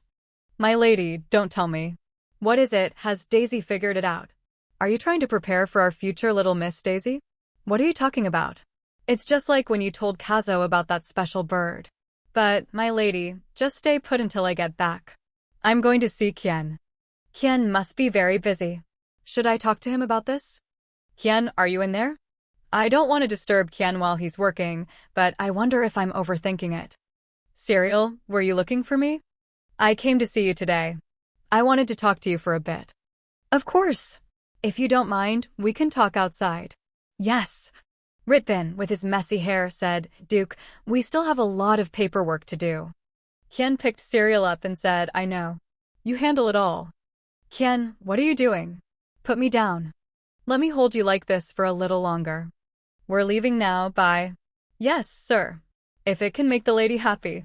Have a nice time, you too." "Kien, I want to walk. Please put me down. I don't mind carrying you a bit longer. You're as light as a feather." "Don't say that, you're embarrassing me. It's just like when we first met, going out alone like this. We used to come here to play a lot when we were little, but it's been a long time." "Where are we going now?" "I want to get some fresh air." "Serial, have you ever ridden a horse?" "Horseback riding? No, my father never allowed it." "Wait here for a moment, I'll be right back." I wonder what he's planning to do. A moment later, Serial's face turned red as she called out Kien. Kien sat on the horse's back and asked, "Did I keep you waiting too long? We're going for a ride with this fellow. What do you think?" This is my first time riding a horse. I'm a little scared, but I think it'll be fine with you here. If that's the case, then come here. Despite being a little scared, she was also very excited and exclaimed, "Wow! Are you uncomfortable?" "It's fine, I'm really excited." "Alright, let's go then." It's been a while since I've felt this refreshed. Didn't you just say you were scared? You're right behind me. There's nothing to be afraid of. I'll teach you how to ride a horse later. Really? I'd love that. Alright, I'll make time to teach you. I want to give you everything I have. We've arrived. Looking at the clear blue water, she asked in surprise, "Kien, this is?" Memories suddenly flooded her mind. Let's go back quickly or we'll be late. I'm sorry. I didn't expect chasing that bird would lead me so far. It's alright, I had fun. Hey, am I making you uncomfortable? You don't seem like your usual self. It's fine, I'm okay. Wait, what's wrong? You're bleeding. It's probably just some old wounds. Don't worry. Who would dare to hurt the Duke's son? We have to tell the Duchess. It's no use. These wounds were caused by the Duchess. No way. I don't believe it. This is a secret, don't tell anyone. Because you revealed a secret to me. I have something I want to share with you too. The truth is, Sienna isn't my nanny, she's my birth mother. Kien was astonished. What? It seems we both have painful secrets. Do you think that brings us closer? Young Duke, I hope that one day, your pain will also end, and we can be happy together. I haven't forgotten what you said that day. That's why I wanted us to come here together at least one more time. Because we were never happy after that, so I deeply regretted it. We couldn't go back to how things were because our relationship was so terrible. He dismounted the horse. Then he helped her down. I've regretted that time so much. What's wrong? Back then, if I had told you everything from the start, perhaps our relationship wouldn't have changed like this. No, back then I just needed someone to vent my anger on. Kien, I've lived a life full of regrets. I hurt you so much. But it was hard to keep living without anyone to blame. You were the only one who accepted me. Even with our lovely son, no matter how many times I apologize, I feel it's never enough. That's all in the past now. It's not in the past. Kien, I've been so happy lately. I really don't want that happiness to be taken away. It hasn't been taken away yet, so isn't that enough? Why are you so worried? Because I've already ruined one life. Kien, what do you know about the Winter Witch? Why are you asking me that? I don't want to keep secrets from Kien, but even now he's still paying attention to my expression. I made a bet with the Winter Witch. You made a bet?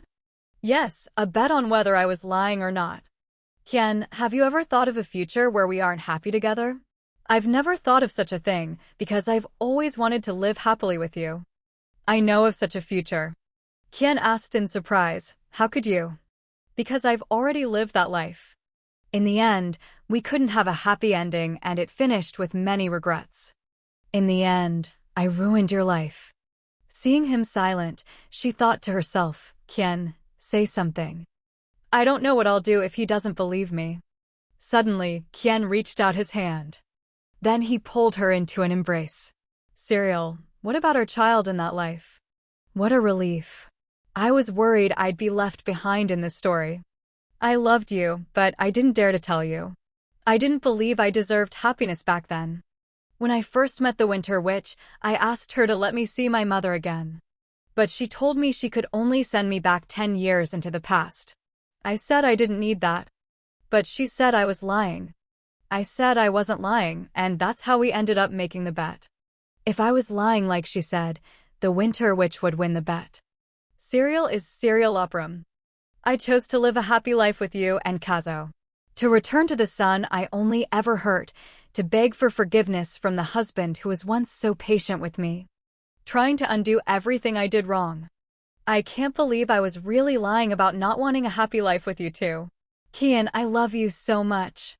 And our son is incredibly precious to me, and I wish I could take care of him forever, but since I lost the bet, the witch will soon come and take me away. He held her tighter. She won't do that. Kien, I understand how you feel, but your opponent is the Winter Witch. Or is there another way? Do you know why I became the heir to the duchy? What does he mean? He was born with the same ability as the previous duke. This position is only passed down to those with that constitution. Don't you think it's strange? I was born to a woman who is just a servant, but after giving birth to me, she was suddenly granted the title of Duchess. I remember that the previous Duchess, Kien's mother, passed away from a sudden illness. Don't tell me. My mother, the previous Duchess of Loprum, also made a bet with the Winter Witch to become the Duchess. How is that possible? Was the price of that bet her life? No, my mother just couldn't overcome her illness. The day my mother died, the Winter Witch came to find me. She said she came to collect compensation. The Winter Witch said I would be unhappy as compensation for my mother's contract with her. Like a curse. How could a mother do that to her child? You've had to live so miserably all this time? Why didn't you say anything? Why? I've already been through so much. Why does the Winter Witch want to take away my happiness again? She reached up and gently touched his face. Kien. He took her hand. Then he placed her hand on his chest and said with determination, I will never let that happen. After returning, Kazo ignored her. Kazo, why won't you look at me? Why did you go out without taking me? Where did you and father go? We just went for a walk to get some fresh air. If it was an outing, we definitely wouldn't have left you behind. Really? Of course.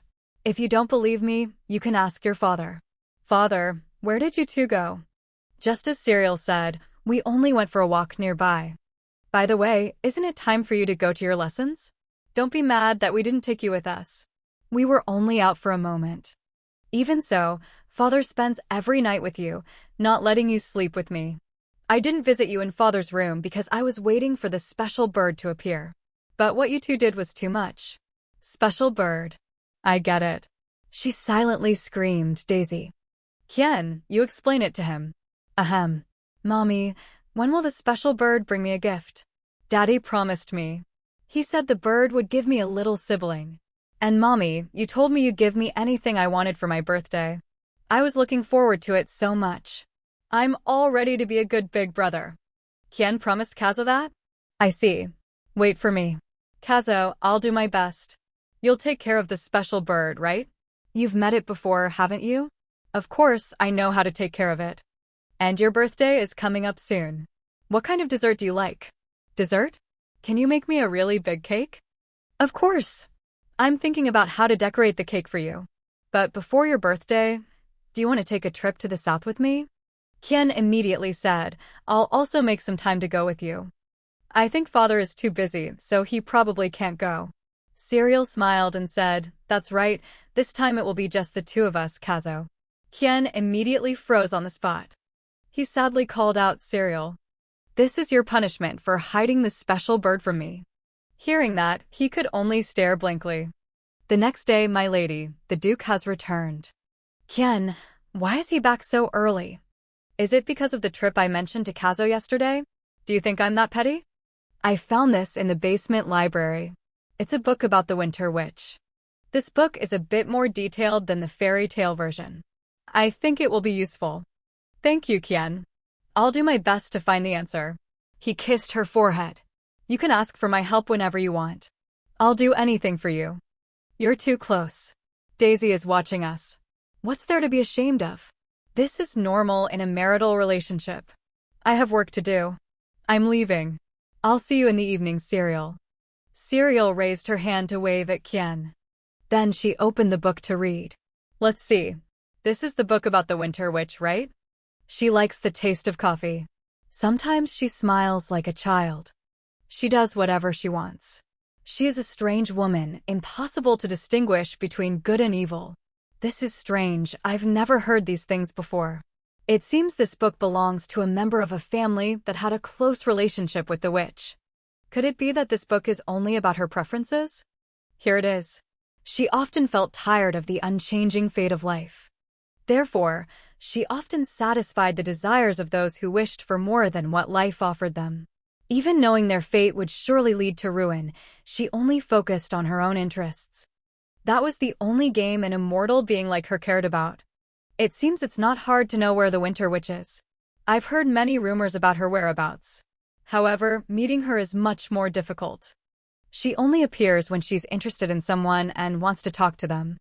Perhaps the reason she grants wishes is because she wants to see one's fate completely change. I can't do anything about her. The more I worry, the more useless it is. There are many things I need to prepare for Kazo's upcoming birthday party. I also have to travel to the south with him. I don't know what to do anymore. My mind is conflicted with anxiety and happiness intertwined. What does the Winter Witch want from me? Huh? This is another dream. Suddenly, her eyes widened in astonishment. Serial, long time no see. You're the Winter Witch. Yes, you remember me. She picked up the pendant. If so, then you know why I came to find you, right? Yes, you've come to ask me to pay the price, haven't you? Oh my, why the long face? Anyone who didn't know would think you're talking to a demon. I made a bet with you on completely fair terms. Now I will return this to you. It's just a token, after all. What do you want from me? Are you scared? Scared that I will take away the happiness I gave you? When I meet you in person, I'll let you know. I can't make you pay the price just yet. Then when is it? I will come to see you before winter ends. But don't worry too much. For now, I'm very pleased with the change in your fate. In fact, I'll help you in exchange for an interesting performance. The one you should be wary of isn't me.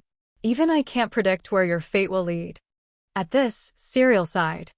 I wonder what she meant when she mentioned my fate. In my previous life, no major events or dangers occurred. The Empire had maintained peace for a long time. The most problematic area was in the north, but even so, the north was still under Kien's supervision. Invasions and power struggles were always quelled by him. He was so strong he was called by titles like the Protector of the North. I don't know, I wish I had a clue. My lady, you startled me. What is it? Why are you shouting like that? Oh my, I called several times, but you didn't answer. I just wanted to say that the carriage is ready. You're having tea with Lady Penza today, aren't you? Oh, that's right. I forgot. By the way, where's Kazo? It's strange that he's not by my side as usual. The young master is already waiting in the carriage. Oh my, is that so? She went out and cheerfully called for Kazo. The boy replied, Mother. I'm sorry. Are you angry because I forgot about today? I'm not angry. Then why did you come here alone? You usually come find me first. It's because I want us to leave quickly. Leave quickly. Thinking about it, Zadius and Leah will be there too. Oh, could it be? Kazo, you really want to see Leah, don't you? Being found out, the boy blushed in embarrassment, then shook his head vigorously. Of course not. Let's go, Mother, we're going to be late. All right, let's go. Oh my, I was right. Kazo is so cute when he acts like this. Are you nervous about seeing Leah again? It's not that, I'm just a little worried. I promised her I'd prepare a baked strawberry tart for her when we meet again. However, this time I'm not meeting her at my mansion. Then let's arrange a meeting at our mansion next time. That way, you can give her the baked strawberry tart you promised. Yes, that would be wonderful. But Mother, I've never seen this necklace before. What is it? This is a precious keepsake from your grandmother. Do you want me to show you something interesting? Yes. What is it, Mother? Wow, the necklace is opening. Mother, who is that? Kazo, that's your grandmother. I really want to tell him the truth. But he probably thinks the deceased Countess Owen is his grandmother. I'll tell you when you're older. But if she had the chance to meet you, she would love you more than anything in the world. Yes, but remember to tell me. Of course, you know I always keep my promises. After they arrived, Lady Penzo gave them a warm welcome. Oh my, Serial, hello, we were waiting for you. Serial replied, long time no see, Venetia. How have you been? Meanwhile, Kazo kept looking around for someone. Kazo, are you looking for Leah? No, I'm not wondering where Karinia is. Oh my, then you'll have to wait a bit. The carriage bringing Tila and her daughter hasn't arrived yet. My lady, it's not what my mother said. Where's Radius? Greetings, Duchess. You too, Kazo, long time no see. Speak of the devil and he appears. Were you talking about me? Yes. I thought you weren't interested in greeting me, so I was about to go look for you. Since Leah is also coming today, I took a little longer to get ready. I also wanted to have a rematch with you to see who has better skills. But let's postpone it for today. just to make sure Leah doesn't get hurt. That's right. I always feel very happy when I'm with Zadius. Remembering Leah's words, Kazo frowned, not happy at all. By the way, I noticed you're calling Karina Leah. You've met her? Yes. She was so busy running around that day it wore me out. But I'm sure even if she sat still, she would still mess things up. I always have to keep an eye on her. I promised my mother we wouldn't cause any trouble. I made the same promise to my mother. Let's get along and have fun today. Deal. Watching the two children, Serial said, "Why do I get the feeling Leah has two older brothers?" I think so too. I wonder if it's my imagination or if Kazo really likes Leah. Oh my, it seems Tila's carriage has arrived. Lady Fennel spoke up, "I'm sorry, am I too late?" Leah took so long choosing a dress. Leah ran over and called out, "Fairy godmother, I mean, Duchess Lopram. All the dresses you gave me are so beautiful. I didn't know which one to choose. What do you think of this dress?" "Oh my, Leah, you're so cute. I need to make Kazo happy. I must choose her as my daughter-in-law. You are so beautiful and lovely, like a flower blooming in spring." "Wow, really? I look more beautiful in a dress than anyone else. Actually, I think you look beautiful in anything you wear." "Thank you for the compliment, but you are the most beautiful person in the world, Duchess Lopram." "Oh my, thank you for thinking so highly of me. But Leah, I think you should head over there now. There are two boys waiting for you." "Really? In that case, I'll go now." "Thank you so much, Duchess Lopram." "Be careful, Leah." The little girl ran over, happily waving and calling out, "Radius, Kazo." Radius reminded her, "Leah, you're going to fall." Kazo also said, "Karina, if you keep running like that." Before he could finish, Leah tripped and stumbled forward. "Phew, it's okay, I didn't fall. You have to be careful." "Phew, I thought you were going to get hurt, but you didn't. It'll be so much fun for the three of us to play together today, right?" With that, Leah took both their hands and ran off. It already looks like those two are having trouble because of Leah. How cute. Afterwards, Serial and the two ladies sat down to chat. "Serial, I heard you're learning to ride horses these days." "That's right. I got interested after trying to ride with my husband. The Duke is so sweet. He seems like the kind of man who would do anything for you." "Yes, he's really very kind." "Oh my, look at Serial's blushing face. She looks like a strawberry. You must be very shy, aren't you?" "By the way, Serial, I heard all the details from Tila." "What details?" "About her illness." "Thank you for helping her feel better." "It's nothing, anyone would have done the same. I want to help a little too. Is there anything I can do for you?" "Serial, if I can help in any way, I'd like to help you too. Is there anything I need help with?" "Kazo's birthday is coming up. Could you help me prepare his birthday party?" Over here, the children were also chatting together. Leah asked Radius, "Is that true? Are you listening to me?" "Yeah, I'm listening."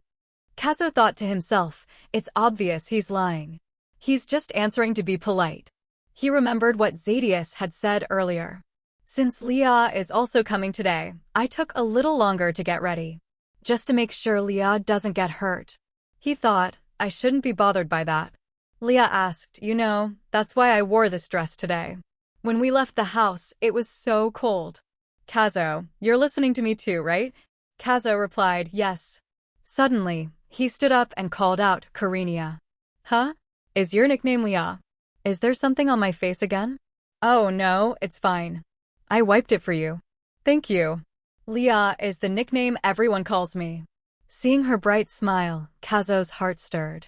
So beautiful. I wish I were the only one who could see her smile. Suddenly, Kazo remembered the cage and had thought, it would be nice if it just stood still for me to look at. If I let it do other things, it might break everything. But then Serial had said, if you love something, you must cherish it. Don't force it to belong to you. Let it fly freely with its wings. Will it leave if I let it use its wings? Not necessarily. If you love something and let it fly free, when it comes back to you, it means it truly loves you. If you love something and let it come back to you, it means it truly loves you. Why are you being so mean? By the way, Radius doesn't seem interested in our conversation. But he's so annoying, so it's for the best.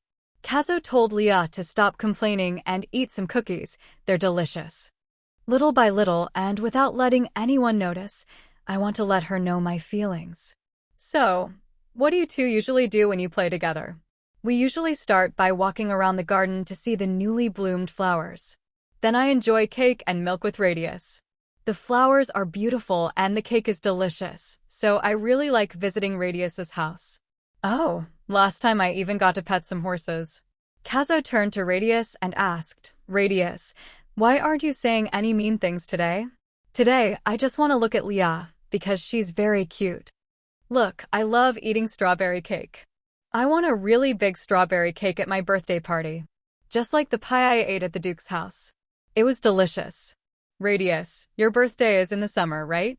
That's right. When is your birthday, Kazo? In the winter, it's coming soon. Really? Then let's go to his birthday party. Then I can eat a big strawberry tart just like last time, right? You have to invite me, okay? Okay, I'll send you an invitation. With that, Kazo rested his chin in his hand, thinking. A birthday party. Back with the parents group. Serial, I don't know what you're thinking, but regarding the birthday party, you should definitely invite many people to make your son feel special. That's right, when we organized Leah's birthday party, we invited a lot of people for her. She was smiling so brightly that day. Should I invite all the noble wives I know? I'm sure everyone would be happy to attend. I'll help too, Venetia. Thank you for the offer. But I'm not sure if it's okay because Kazo doesn't usually feel comfortable around too many people. If that's the case, can Tila and I at least join? I think that's a great idea since our children are also very close. What do you think, Serial? It's fine. I think Kazo would normally prefer a small, cozy party. But I'm sure he'd be very happy to have his friends there. Great. I'll definitely prepare some things for the kids to play with at the party. I'll do my best too. Just leave it to us. Thank you, both of you. I feel so relieved. By the way, I'm glad there's been so much positive and peaceful news lately. Usually, things are chaotic around this time. What do you mean? Oh, you know, our territory is very susceptible to invasions and disputes. If it weren't for the Duke, our territory would be in big trouble. Exactly, thanks to the Duke, we can live in peace. So we are always grateful to him. Thanks to him, we have time to enjoy tea like this. Since the territory is on the northern border, he must have been involved in resolving many disputes. Now that I think about it, Kien really does have to go on expeditions every day. She remembered his words, in the past, I had to face a lot of pain. Why did she have to appear and take away my happiness again? I've suffered too much. I thought it was normal for him to go on expeditions frequently. In my past life, I never even saw him off once. However, he still did his best to protect me, even though I treated him that way.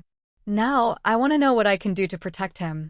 Lady Penzo said, even though information about the border situation isn't widely publicized, I'm still very worried for him. Thank you very much, Venetia, you're so thoughtful. Lady Fenno also said, I'm also very worried about the current situation. The battlefield is a dangerous place. A small mistake can cost a life. I don't even want to imagine what if my husband got hurt. I think so too. I really don't want to see Kien in danger. And so, all three of them were worried about their husbands. Come on, everyone, be optimistic. We shouldn't worry about things that haven't happened yet. After all, Duke Lopram is the Empire's strongest warrior and our protector. Serial thought to herself, I really want to believe that too. But if the price the Winter Witch wants is related to Kien, I can't just sit and wait every time he goes on an expedition. If you're that worried, why don't you try embroidering a handkerchief to give to him? I'm pretty sure the Duke would like that. Oh, that's a great idea. Thank you, Lady Fenno. What should I embroider? Anything would be fine. As long as you put your love into it, anything will be perfect. Don't you think so, Duchess Lopram? I think a symbol of your love would be best. I have plenty of time before I start embroidering. I'll think about it more. Embroidery? After that, the gathering ended. Serial and Kazo sat in the carriage on their way back. Suddenly, Kazo spoke up, Mother, how did you and Father get married? Serial couldn't help but let out a small laugh. Huh, didn't he just go play with his friends? Why is he asking this all of a sudden? Why are you asking that now? While I was playing, I remembered something you once told me. You said that if you really love something, you shouldn't keep it for yourself, but let it fly away. If it loves you, it will come back. I wonder if father was like that. Your father was the one who always welcomed me with open arms, but it was I who wanted to fly away. But as time passed, I realized that your father's embrace was warmer than I thought. I used to think I was trapped in a cage, but in reality, it was a safe place that always took care of and protected me. Like a nest? That's right. But before, I thought your father wanted to lock me up. So I was very cold to him and to you. I'm truly sorry, Kazo. So, can I be a safe place for someone one day? Of course. There's no way someone like you couldn't be. Yes, thank you, Mother. Kazo, be careful getting down. Why is everyone outside? What's with those expressions? My lady, we have something important to tell you. Hearing that, Serial's face showed clear concern. You have something important to tell me. Yes, the carriage carrying Count Owen was on its way here, but they got into an accident. It will be a while before they arrive. It seems they were returning from the northern border. If it was an accident, were they injured? Daisy stammered, no, the thing is. Kazo also looked at Daisy attentively, full of curiosity. Serial suddenly remembered a carriage accident? Just like what happened in the previous life, the accident that Count Owen was in. They're dead. I shouldn't say such sad things in front of Kazo. Perhaps Daisy's hesitation comes from her thinking the same thing. She smiled and said, it's cold. Let's go inside first. You should go take a bath too. I understand the situation. I'll talk to Kien. Everyone, go inside. Yes, my lady. That evening, Serial sat sadly in her room. Kien entered and asked in surprise, Serial, why aren't you asleep yet? I don't know why, but I can't sleep. Is it because of what happened to Count Owen? Kien, you know, when I heard about my father's accident, I didn't feel sad at all. Isn't that strange? Instead, I just pushed you to solve the problem. I can't stop thinking that until the very end, I was still using his problems to bother you. However, I still pretend to be a good mother for our son to see. I don't even dare to tell him about his grandfather's death. I think he'd be very surprised to see someone who shows no sadness after the death of their own father or mother. Kazo is an understanding child. He knows your father was a bad man who caused you a lot of pain. You don't need to feel sad about the death of someone who hurt you. There's nothing strange about that. Kien, I'm very grateful that you tried to hide the fact that everything you did was for my revenge. But it's not necessary. I'm not that kind. You knew? I could guess, because Countess Owen was also killed in a carriage accident. Because of that, I could guess what happened after hearing about the accident. I see. I really didn't want you to find out. Serial, do you despise what I did if you think my hands are stained with blood? Kien, why would I despise you? I just don't like you getting your hands dirty like that. It's true I hated Count Owen and his wife. I hated having to act like nothing happened after my mother died. I used to wonder so many times why I was so pitiful and miserable. Every day I wished they would die, but at the same time, I was also very scared. For that reason, I didn't dare to resist. I let them take everything from me, without daring to do anything. Kien, how much blood have you shed for me? And how much more blood are you planning to shed to protect me? Don't worry, I can do anything just to see the smile on your face. That's exactly what I'm trying to say, the way you think about me. I don't want you to get hurt protecting me. Serial, I'm strong. But now, even if your hands aren't blistered, I still don't want you to get hurt. Normally, around this time, you often go to the battlefield for campaigns and always return as if nothing happened. But I'm sure you've faced no small amount of danger. You're about to leave again, aren't you? I have no other choice if I want to protect you and Kazo. Kien, I love you so much that sometimes I wish you weren't the sword that protects this empire. The empire is not what I swear to protect. I will only be the sword that protects you. As a man and a husband, I will only protect you. Because I am a man who can only see you. With that, he placed a sweet kiss on her lips. I will return safely, so don't worry. Will you be there to greet me? Nothing I say can stop you. You'd better return safely. If you get hurt, I won't forgive you. All right, I promise. The next day, he received his just punishment. I'm so happy, my lady. I'm sure you were very angry with him too. Daisy, how can you say that about someone who has passed away? Besides, I was only worried at first. I was the same at first. Besides the news of Countess Owen's accident, I was also very worried about how you would take the news. You are so kind, worrying about a nuisance like him. People like you should live for 100 years. You're right, he was quite a nuisance. But anyway, I don't think a daughter should laugh out loud upon hearing of her father's death. That's why I didn't show any emotion, but I couldn't cry either. My lady, why should you cry for a man like him? He's not here anymore. That's right, let's just forget about this. He wasn't that important to me anyway. I already have people who are important to me. A week later. Are you sure? I'm sure the Duke will like it. Your embroidery is beautiful, my lady. That's right, Mom, don't worry. Your embroidery is so beautiful I want to keep it for myself. Besides, it contains your pure feelings for the Duke. I'm sure the Duke will cherish it. Thank you, Daisy and Kazo. I really appreciate your words. Suddenly, she heard the sound of a horse's hooves. She happily called out Kien. You came out to see me off? Kazo quickly replied, yes. Kien, please be careful. I'll be back as soon as possible. Don't you worry. This is. Kien took it and asked curiously, what's this? When he realized, he was moved and called out, cereal. This is an embroidery I made with the image of a lone but majestic wolf in the snow. Just like you. Because to me, you are more precious than anything else. I wanted to give this to you as a reminder to come back safely. Don't get hurt. Kien lowered his head in silence. Cereal asked, you don't like it? I had to think every day about what to embroider that would suit you. You thought of me every day? Yes, with the situation as it is, I don't know what else to do. He kissed her forehead. I'll keep it as a family heirloom. I'll pass it down from generation to generation. Why would you keep this as a family heirloom? Because I love it when my wife loves and cares for me this much. It's something worth preserving for a long time. Oh, Kien, please be careful. Don't make me worry too much. Suddenly the boy ran up, causing them both to stop and call out in unison, Kazo. Father, don't worry about mother. Focus on keeping yourself safe. You're right. I'll definitely return safely. After all, my family is waiting for me. A few days later. How many more times do I have to tell you, Mom? I'm not celebrating my birthday this year. Kazo, don't be like that. Please reconsider. No, I won't. Why did you suddenly change your mind?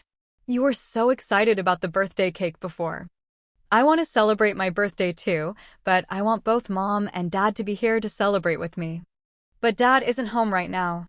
She stroked Kazo's head, thinking to herself.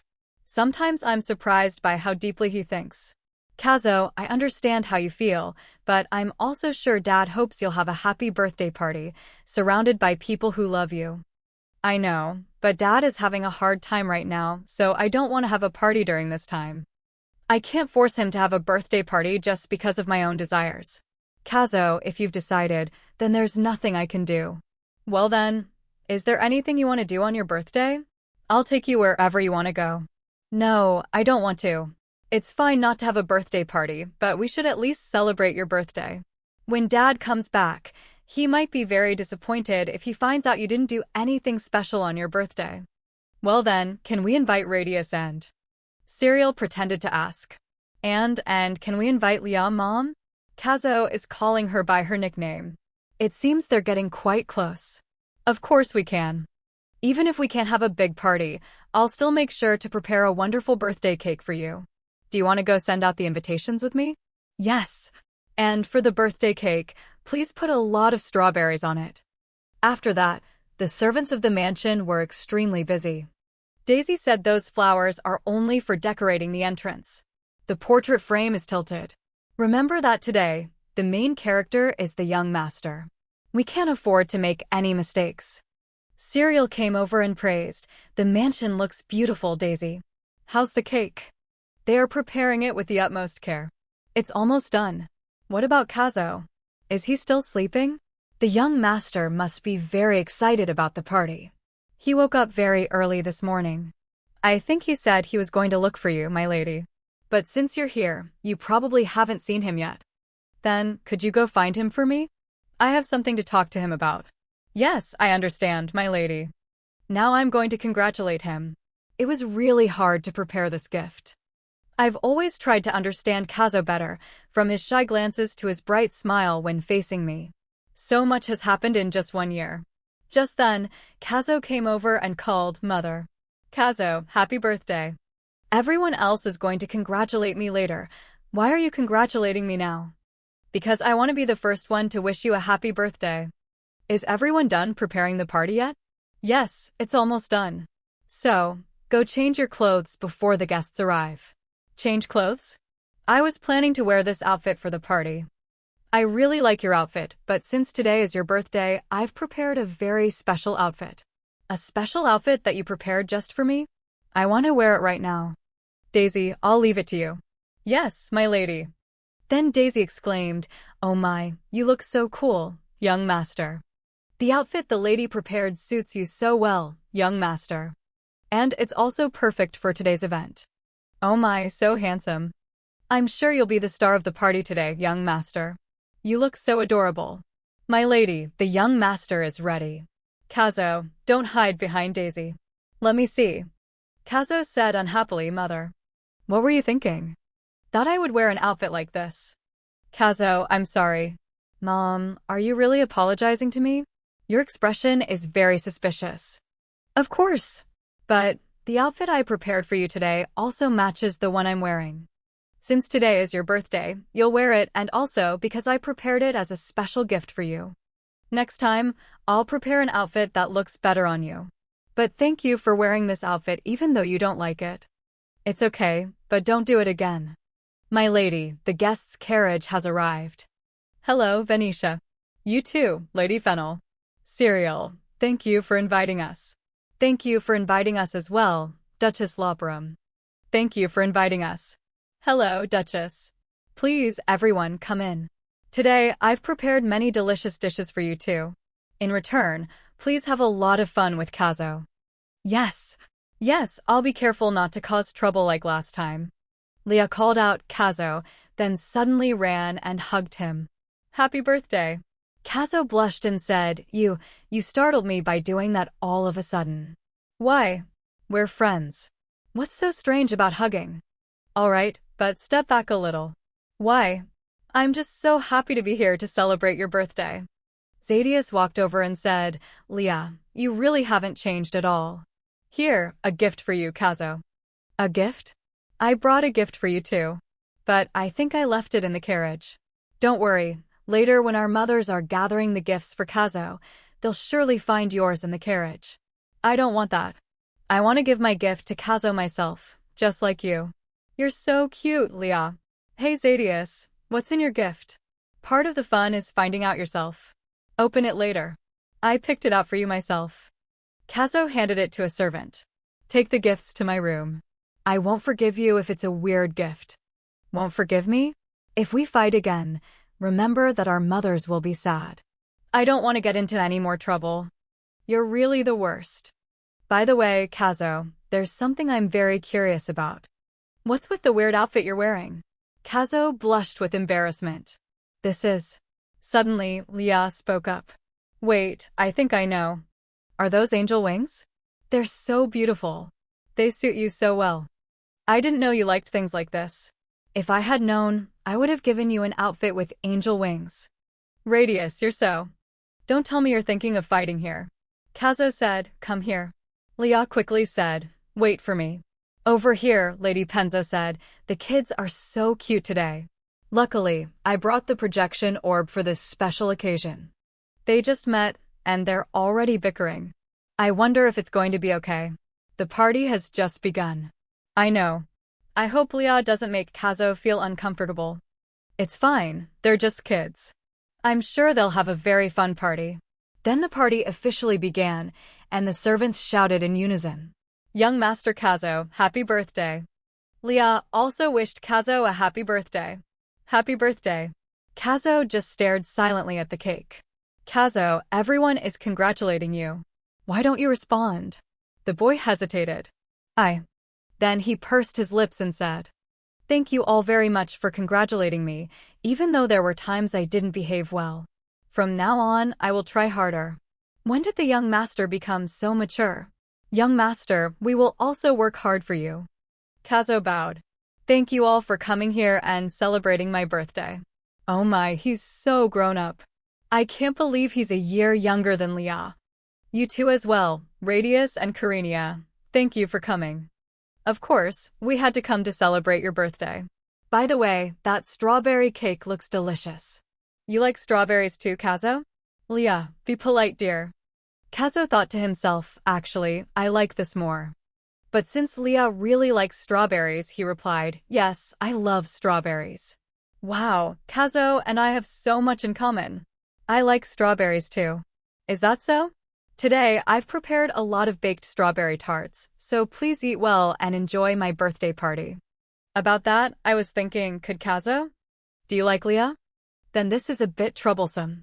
I never expected one of Kazo's preferences to match mine. Leah looks very excited and happy. All right, do you want to make a wish on the candles? No, I'll do it later. Later? Yes, so I'd like to ask you for a favor, Mother. I'm ready to listen to any request you have, my little Kazo. What do you want to ask of me? It's nothing important. Can you blow out the candles with me tonight? Serial thought in surprise. He wants to spend more time with me. Is it because this is the first time he's had a birthday party like this? My dear son, I won't let you go through anything like the past again. Of course, I'll definitely blow out the candles with you. Yes, you promise.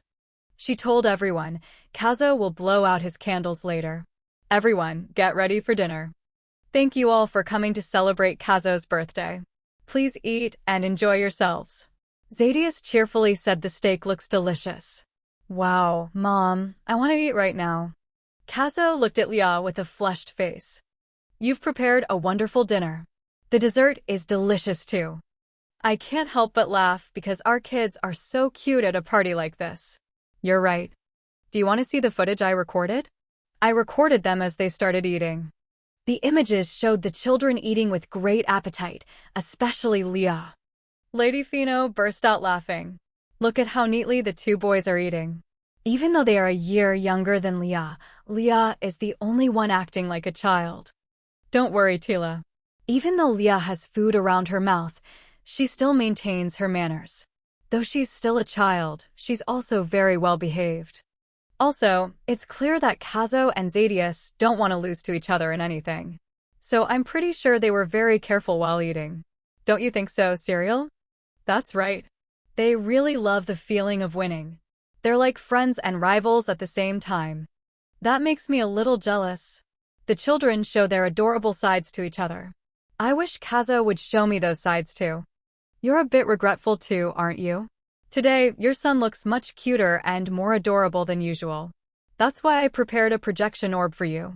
Because of my great debt to you, Duchess, I want to repay you, even if it's just a little. So please accept this small gift from me. Really? Oh my Lady Penzo, thank you so much. I can't believe I can now watch my son's cute moments over and over again. Today is Kazo's birthday, but I'm the one who received such a wonderful gift. I'm so glad you like it. Duchess, happy birthday to Kazo again. What a shame, I still have so much to say, but the sun has already set. It's truly a pity. I haven't even told half of the cute things the children did. It seems the days are getting shorter as winter approaches. It's sad, but it seems we should be going. Let's have a tea party next time. Thank you for inviting us. I'll be looking forward to the next tea party. That night, Mommy, hurry, let's make a wish. It's okay, dear. You can take your time. The moon is still up there. But I don't want us to miss our wish by accidentally letting time slip by. All right, in that case, let's make a wish together. Kazo put the cake down and clasped his hands in sincere prayer. Please let Father return safely so we can all go to the warm south together. After making his wish, the boy blew out the candles. Serial was moved and called out to Kazo. Mom, say happy birthday. You're right, I almost forgot.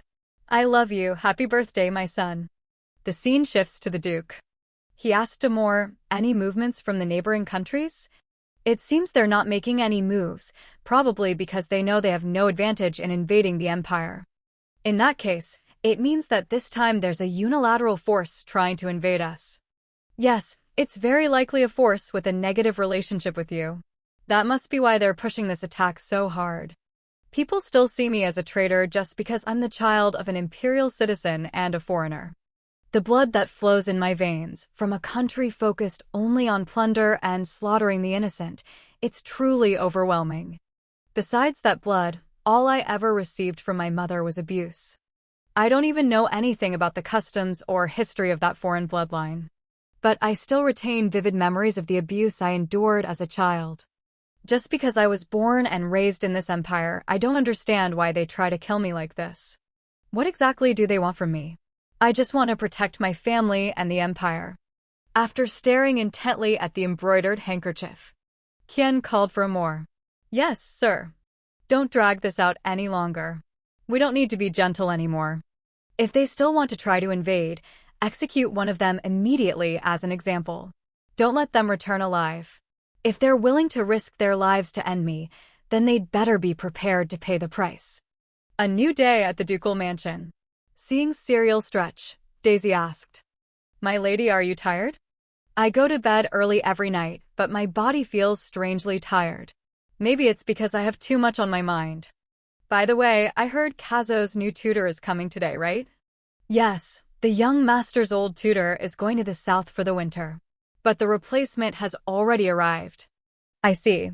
The winters here are quite cold, so some people can't stand it. What do you think of the new tutor? Daisy put on a thoughtful expression. Cereal called out to Daisy.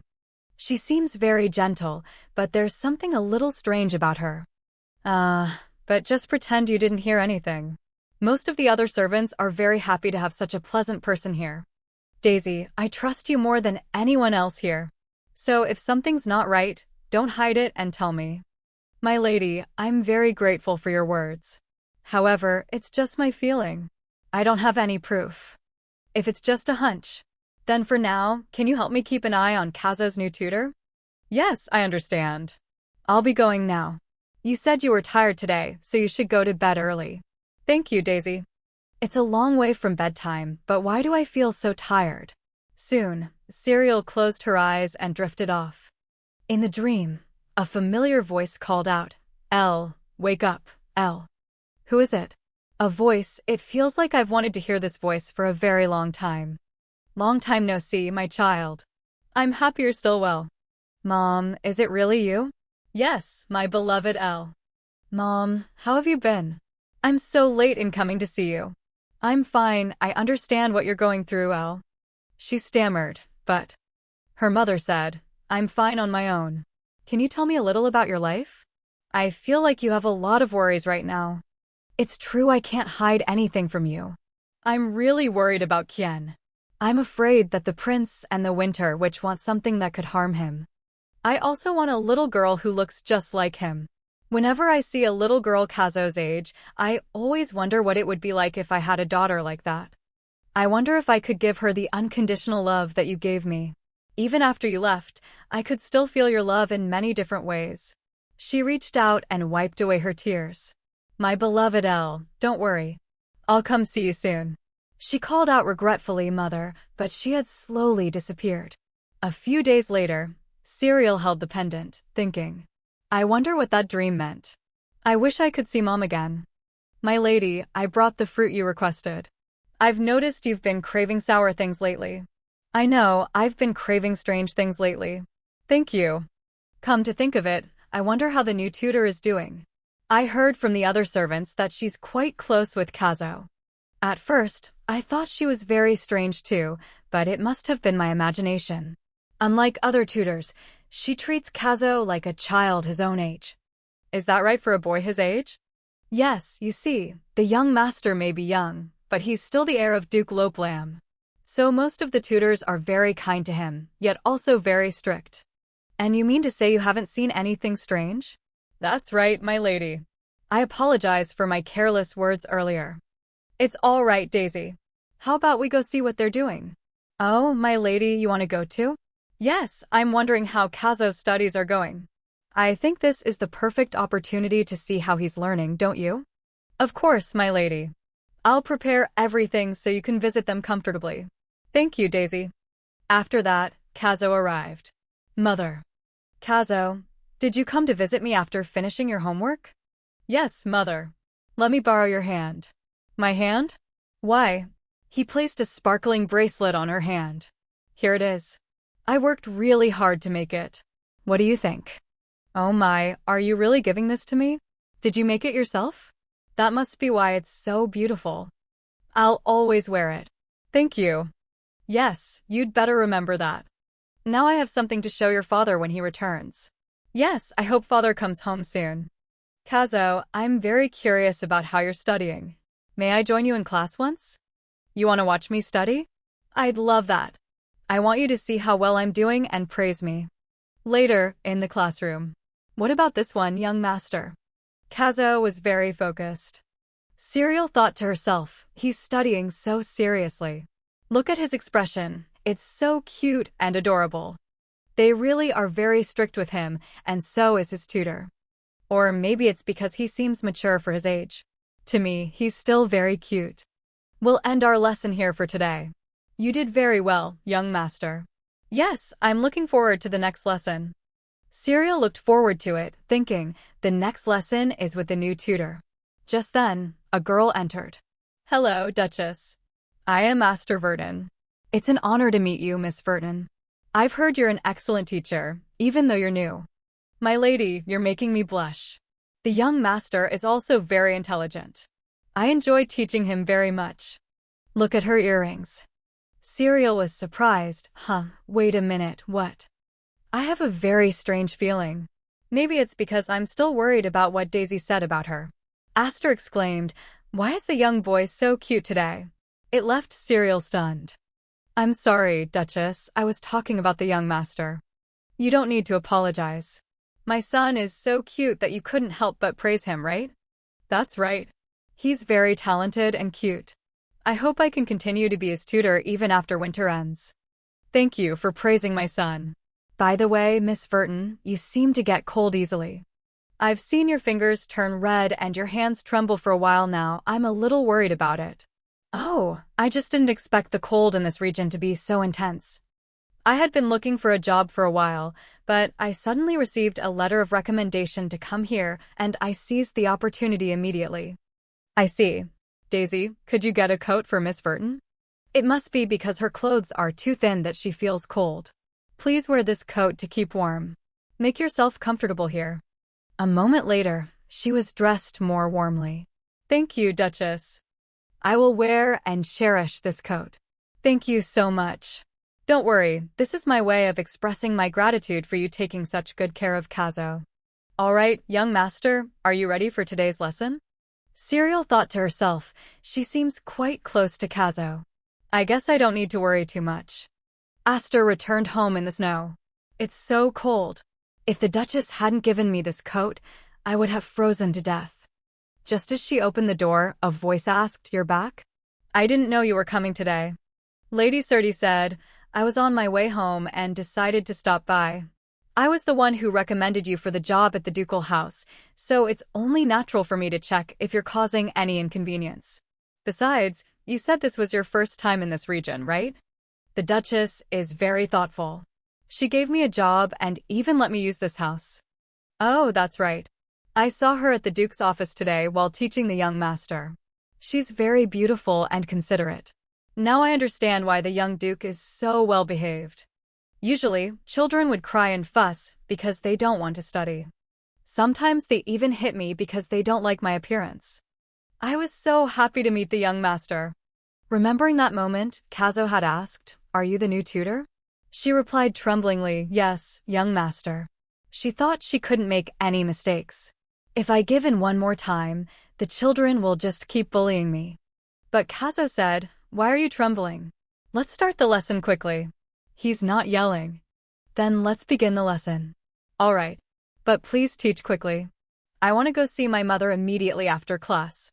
Today is my first day of teaching, so I want to show you something interesting. What do you think? Wow, it's so beautiful.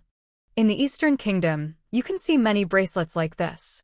We have a custom of giving these bracelets to people we consider precious. The reason we have this custom is because... I understand. Thank you for teaching me. It's because you have outstanding talent, young master. All right, I'll see you again tomorrow. Kazo told her to wait. She answered dazedly yes. That bracelet, could you teach me how to make one? Of course, I have a needle and thread with me. Would you like to watch me make one? Yes. Young master, may I ask who you're making this bracelet for? My mother. She is a very precious person to me. At this point, Aster said, I was very impressed to see the Duchess wearing the bracelet the young master gave her. Thank you so much, my lady, for recommending this place to me. Hearing this, Lady Surti gave a faint smile. Then she laughed darkly like a madwoman. Aster asked fearfully, my lady, are you all right? I'm fine. Just give me a moment. I suddenly remembered a rather unpleasant memory. Should I give you a slap to bring you to your senses, Lady Surti? I don't have enough patience, Lady Surti. How long do you plan to test my patience? My son must have heard some rumors about your son carrying the blood of barbarians and insulted him without knowing. I apologize if my son hurt your son with such words. I don't know where he heard those things. Don't touch me. I will never forgive people like you. Let's go home, Kazo. Yes. Sorry, I must have startled you. You're trembling all over. I think it's just the cold. It's also hard to adapt to the cold here. By the way, Miss Aster, you must really like those earrings, don't you? Yes. After all, it's a precious gift you gave me, my lady. You were also the one who told me that if I wanted to work for the ducal family, I had to dress appropriately. But I don't own any expensive items. Thank you for giving me such a valuable gift. If you get kicked out of that family before winter ends, my reputation for recommending you will be ruined. I know. I will always keep that in mind so as not to cause you any trouble. Good. I'm glad you're so obedient. However, there's one more thing I want to ask you. About Duke Lopram's expedition. Do you know when he will return? I'm not sure. A new tutor like you probably wouldn't know about that. You did well, Miss Aster. Thank you, my lady. Well, I'll be going now. The next time we meet, I hope you'll have an answer to my question ready, Miss Aster. The next day, Serial sat lost in thought at her desk. Ripon came in and said, my lady, I've brought the documents you requested. And also, is something worrying you? Thank you, Ripon. To be honest, I was wondering if Kazo and I could go out, just the two of us. We've never been out alone except to visit other noble houses. I understand. Yes, considering the current situation and the ongoing invasion, it would be best for you to stay here. But if you really want to go out, I can show you a few safe places. You'd really do that for me? Tell me as many places as you can. I want to visit a few with Kazo. Yes, my lady, I understand. I'll choose a few places and let you know as soon as possible. A few days later, Daisy said excitedly, my lady, you must visit this place. Kazo said, I'll go anywhere as long as I'm with you, mother. Aster also offered her opinion. Oh my, I thought this region was just cold and dark, but it seems there are many beautiful places to visit. You've already done so much for me, Duchess. I feel a bit guilty coming here to help you choose a destination for your trip. I don't think I can be of much help. Miss Verton, you don't need to feel indebted to me. I do these things from the bottom of my heart, without expecting anything in return. You just need to continue being a good teacher to my little Kazo. Yes, thank you, Duchess. By the way, Kazo, your opinion is the most important. Let me know if any place catches your eye. But I'll go anywhere as long as I'm with you, mother. In that case, you two should definitely go to Johannes Square. Is there any specific reason you recommend that place? It's a really beautiful place with a natural charm, but that's just from an adult's perspective. Children love to go there because there are so many interesting things to see. So you must definitely go there. As Serial was pondering, Kazo called out. Mother, do you think we'll have a lot of happy memories there? Oh my, young master, of course you will. There are many merchants gathered there. I'm sure you two will love that place. Mother, I think I want to go to the place Daisy suggested. Is that so? If that's what you want, then we'll go there. Yes, but I want to go there another time with father. Can the three of us go together on another occasion? Of course we can. Father will be back safely soon. We can go there with him next year. Oh, that's great. This time, I'll go with you to scout the place out first. You're really worried about your father, aren't you? Excuse me, Duchess. I'm sorry for interrupting your sweet moment with the young master, but I wanted to show you something to properly repay your kindness.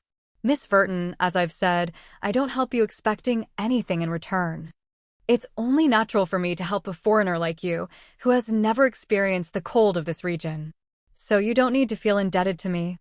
That would mean I don't appreciate the kindness you've shown me, Duchess. My father taught me that if I receive help from someone, I should repay them even more to return their kindness. That's why I've brought something as beautiful as your eyes, a hairpin with a purple gem in the middle. I know this is nothing and may not meet your high standards, but I would be very happy if you'd accept it. It's not beneath my standards, Miss Verton. I think value is relative anyway. As long as you genuinely want to give it to me, it becomes a very precious thing. May I accept something so precious? Of course. I would be honored to give it to you. Please accept it. Then thank you. I will accept it.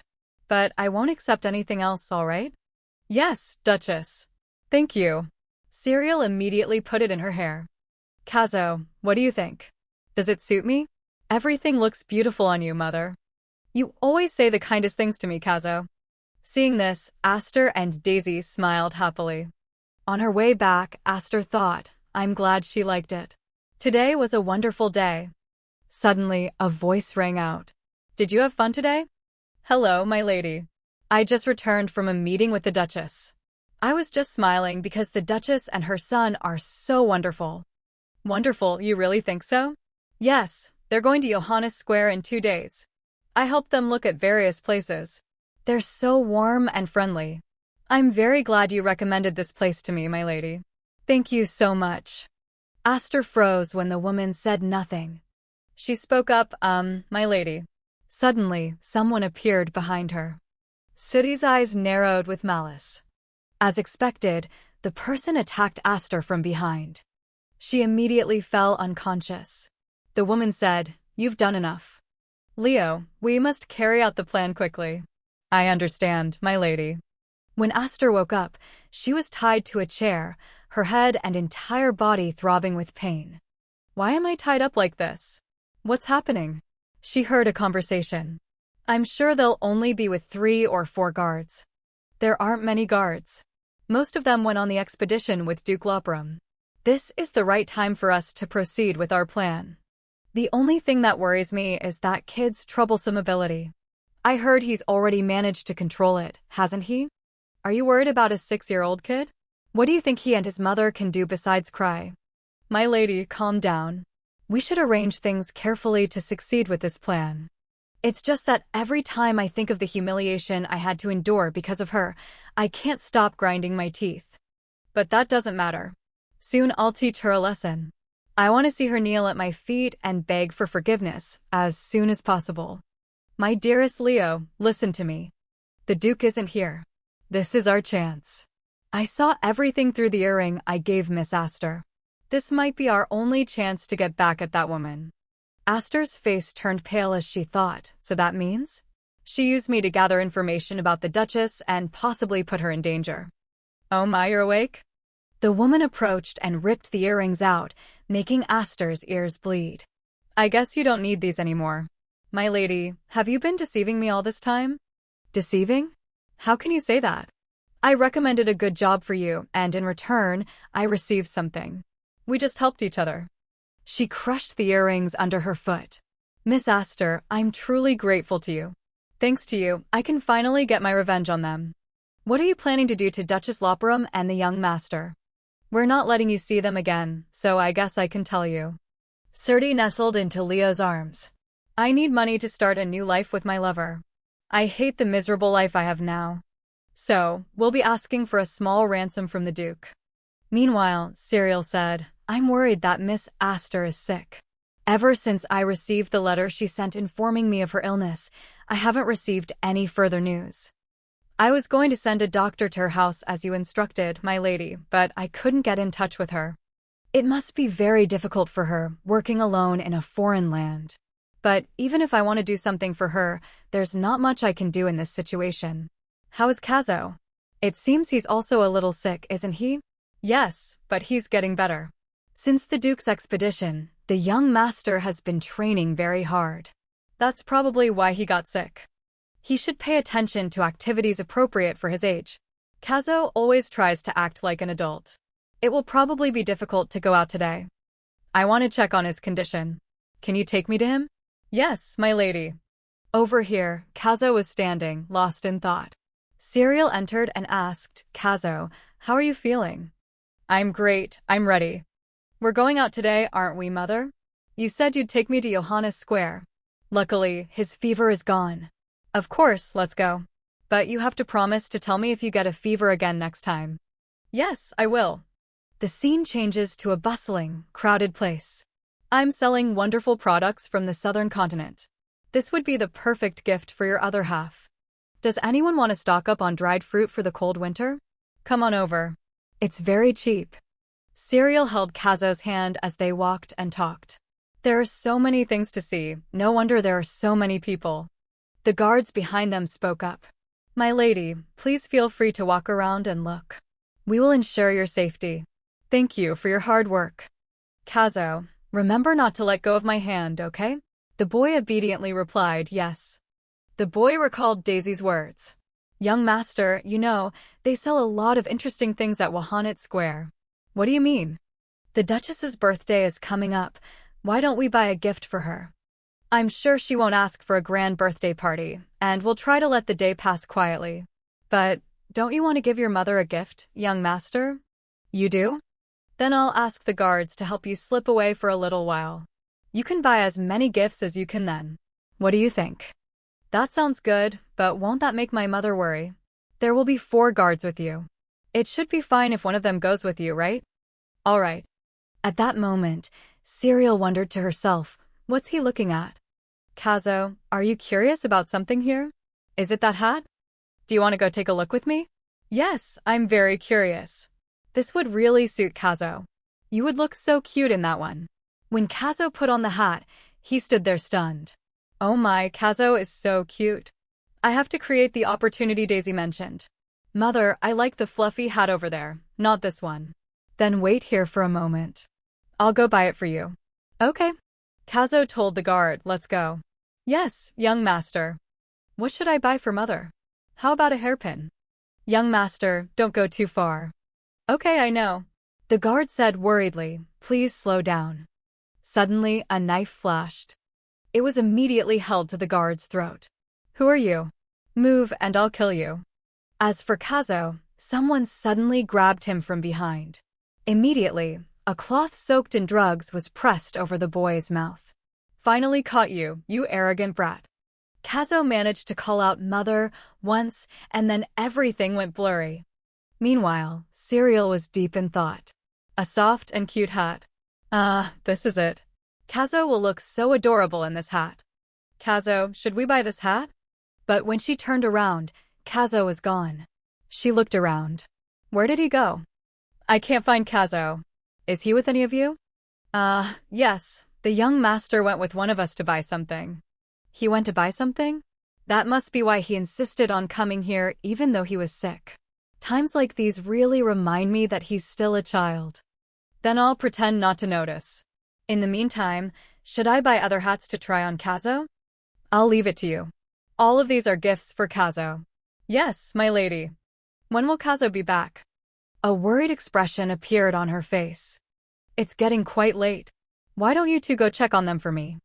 Suddenly, a guard ran up in a hurry and said, we're in trouble. I told you to be careful not to be noticed. What's wrong?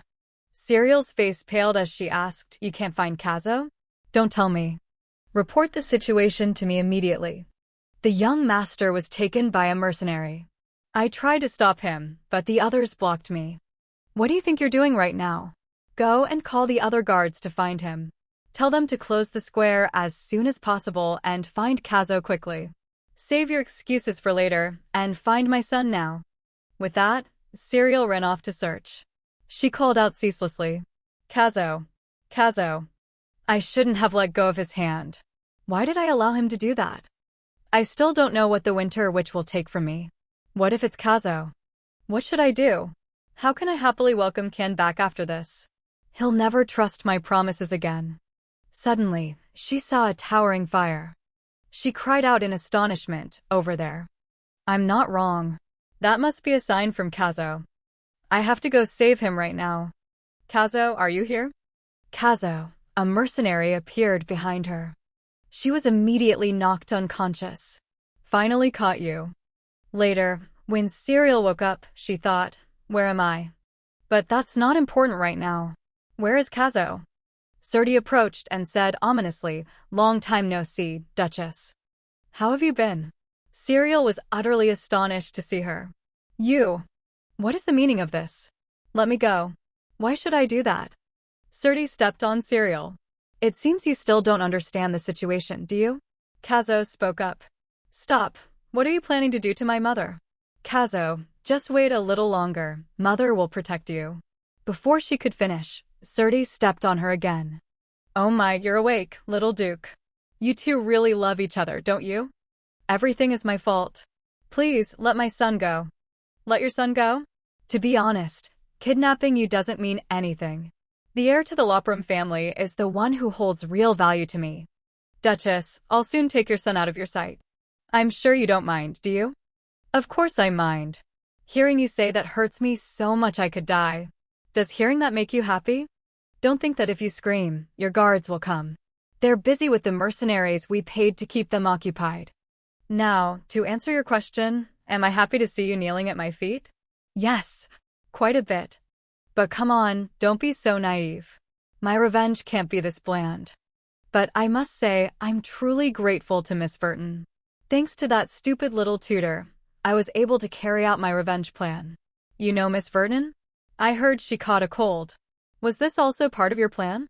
Oh my, if you put it that way, it makes us sound like the bad guys. Serdi screamed, you're the one responsible for all of this.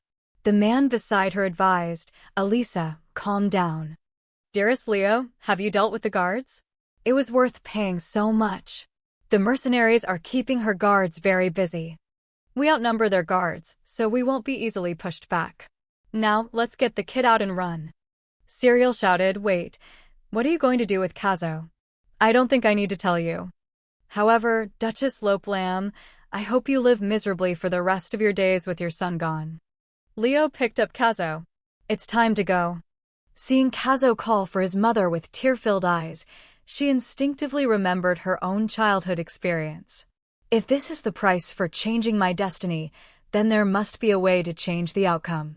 I don't want to lose the bet with the Winter Witch, but at least let me save my son.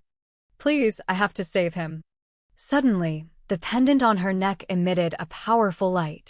She screamed emotionally, give me back my son. Instantly, the ropes binding her snapped. Faced with Serial's fury, a powerful blast of light pushed them back. What is this? She knows how to use magic.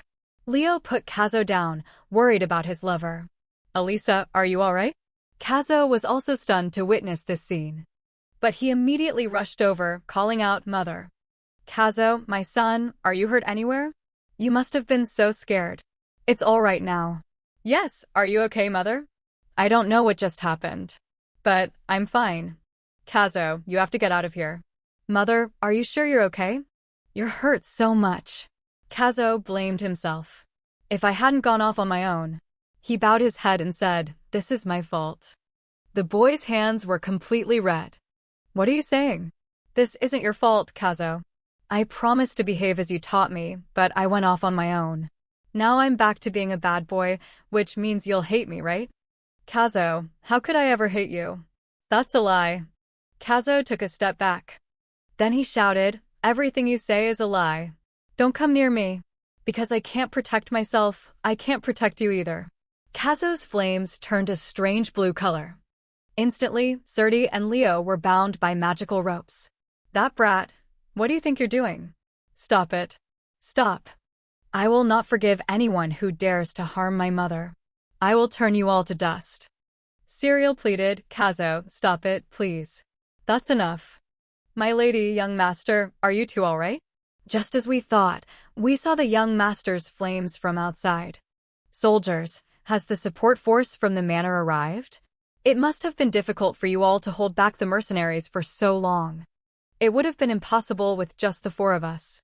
Fortunately, the Duke had ordered us to station more guards around as a precaution, without letting you know, my lady.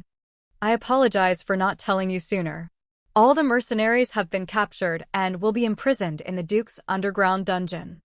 And as you ordered, my lady, we have closed the square to protect the citizens from any potential fallout. That's how we were able to come and find you too. My lady, it's dangerous here. We'll find a way to deal with the young master. Please, go to a safe place. No, I'll stay here with Kazo. I promised I wouldn't let him use his powers for harmful things, but it's hard to believe a child could have such an ability. You all focus on evacuating the civilians in the square. Make sure no one is left in this area. But what about the young master, Kazo? I'll handle this. She thought that even though she was always cold to Kazo, he never stopped trying to get closer to her. Now it was her turn to approach him. She reached her hand towards Kazo. The flames are parting for me. She called out, Kazo. Mother, don't come any closer. I got you hurt.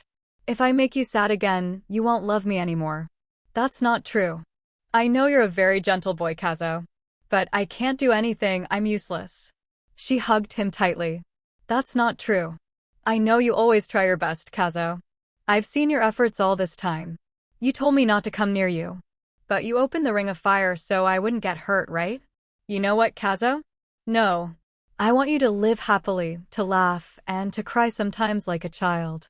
But I hate myself. I hate myself for hurting you. I can't stand it. But I don't hate you at all. Because I love you so much, my dear Kazo.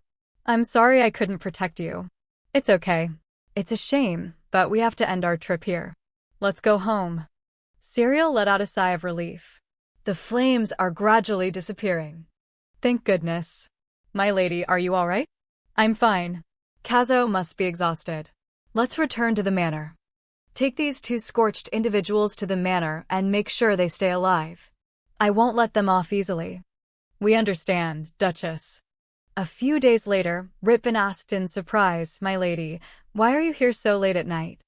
Ritbin, I want to send this letter to the Emperor. Can you deliver it to him secretly?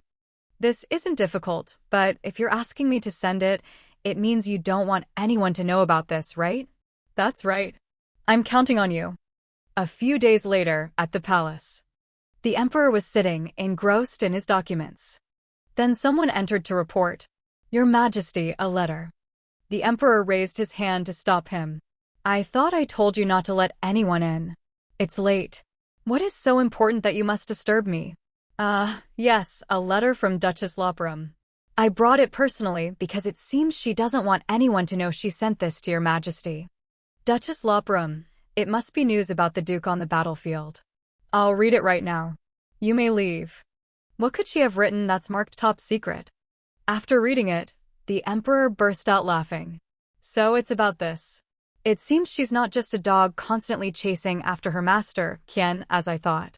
The letter's content was, Your Majesty, an unfortunate incident recently occurred involving me and my son.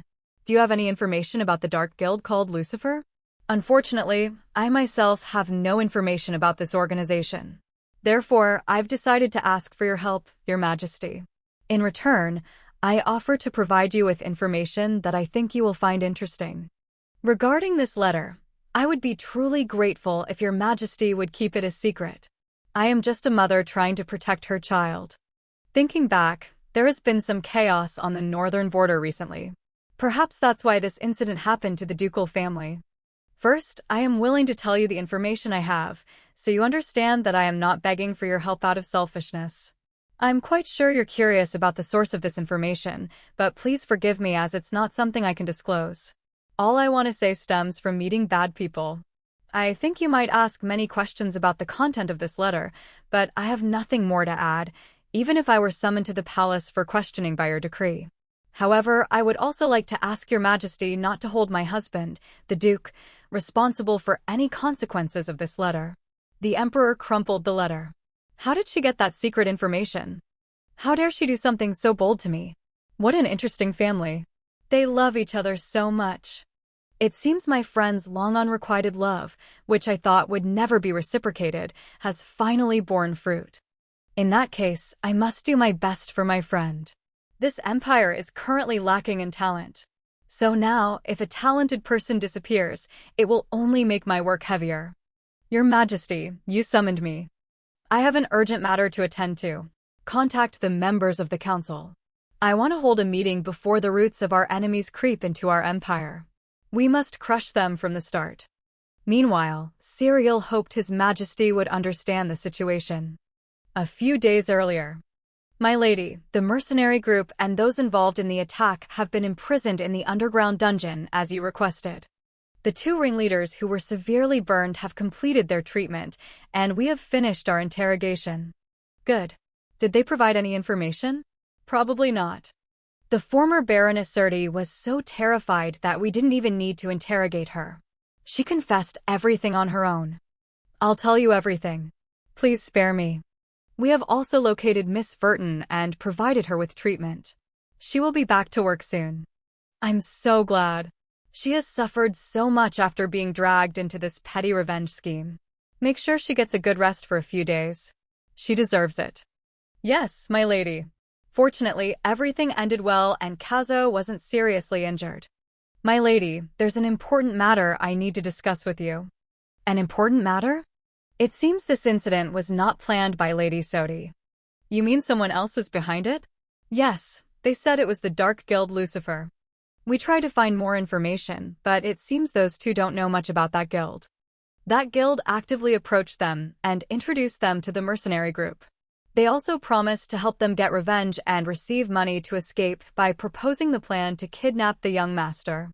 The Dark Guild Lucifer. I'll talk to Kien when he gets back. Thank you for your help.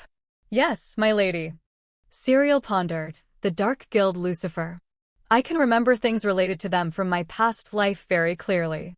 But I remember they didn't cause trouble for the ducal family like this before. Is it because this life of mine is developing differently from the last one? If that's the case, this is not the time to sit still. I need to find someone who can help me right now. And the only person I can think of in this situation is His Majesty the Emperor. I think this is enough. She called out for Daisy. Yes, my lady, you called for me? Bring Ritbin to me at once. Yes, my lady, I'll call him right away. I have no intention of changing the situation with information from my past life. But if they dare to touch my child, I won't let it slide. Ritbin arrived very quickly. My lady, why did you call for me so late at night? Ritbin, I have a letter I want to send to the Emperor. Can you deliver it to him secretly? At this moment, she was pacing back and forth with great anxiety. Ritbin is so late. Could something have gone wrong? A voice rang out. My lady, are you there? I've come to deliver the Emperor's reply. She said cheerfully, thank you so much, Ritbin. She nervously opened the letter. It said, I accept your request. Next time, I hope you won't be in such a hurry when you need something. I will act for the sake of my relationship with my dear friend, so this time I will not ask for anything more. Now let's stop talking about serious matters. The Duke mentioned he would be going on an expedition, correct? I heard the Emperor and Kien are quite close, so I was just relying on that. But it seems things are going quite well. I thought I'd be summoned to the palace for the information I sent. But the letter also said, I hope you will come to the palace with the Duke when he returns. I would be very happy to meet you. But of course, to be clear, I have no intention of flirting or anything, so don't misunderstand me. I'm afraid the Duke would get jealous. Serial thought to herself, why is this guy suddenly talking about Kien being jealous? But I feel more relieved now. Now, the only thing left is to think about what I should do with Lady Surti. She thought for a moment, then spoke loudly. Daisy, call for the guards. I want to go to a certain place. My lady, please watch your step. By the way, why are you visiting the underground prison? My lady, you could have just let us handle the interrogation. It's not that I don't trust you, but there's something I really want to say to them. What? Are you saying this is all my fault now? That's right. If you hadn't tricked me into wanting a child with you, I would still have a happy marriage with the Count and be raising my son. How is it my fault? You were the one who was blinded by your ambition to get revenge on the Duchess. Hearing this, Serial gave a faint smile. Still blaming each other at a time like this? According to the report I received, the Baron was left at an orphanage. They're exactly that kind of people, abandoning even their own child the first chance they get.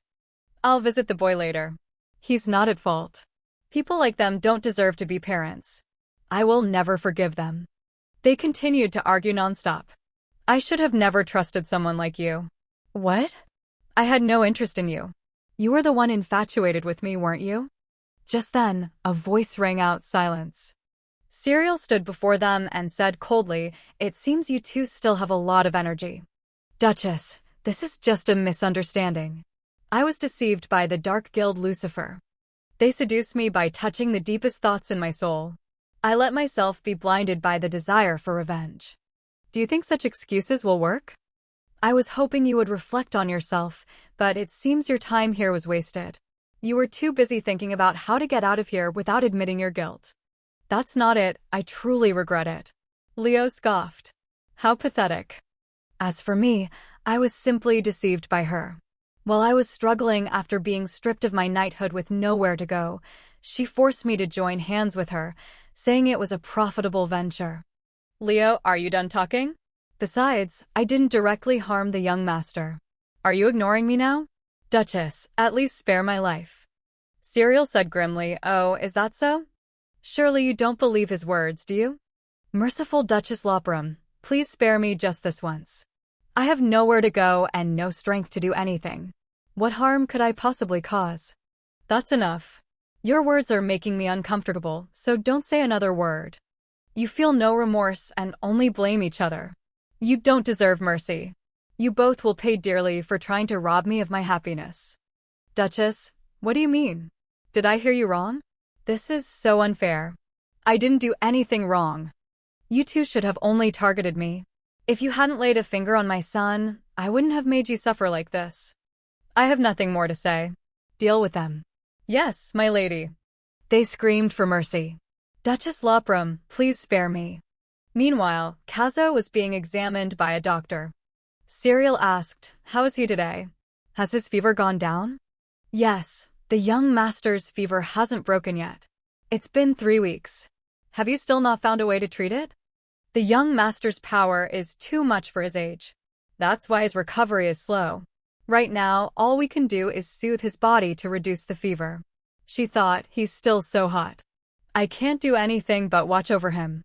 If only I could take this pain for him. All right, you go outside and see what's happening. Yes, my lady. The ones who threatened my son have been dealt with.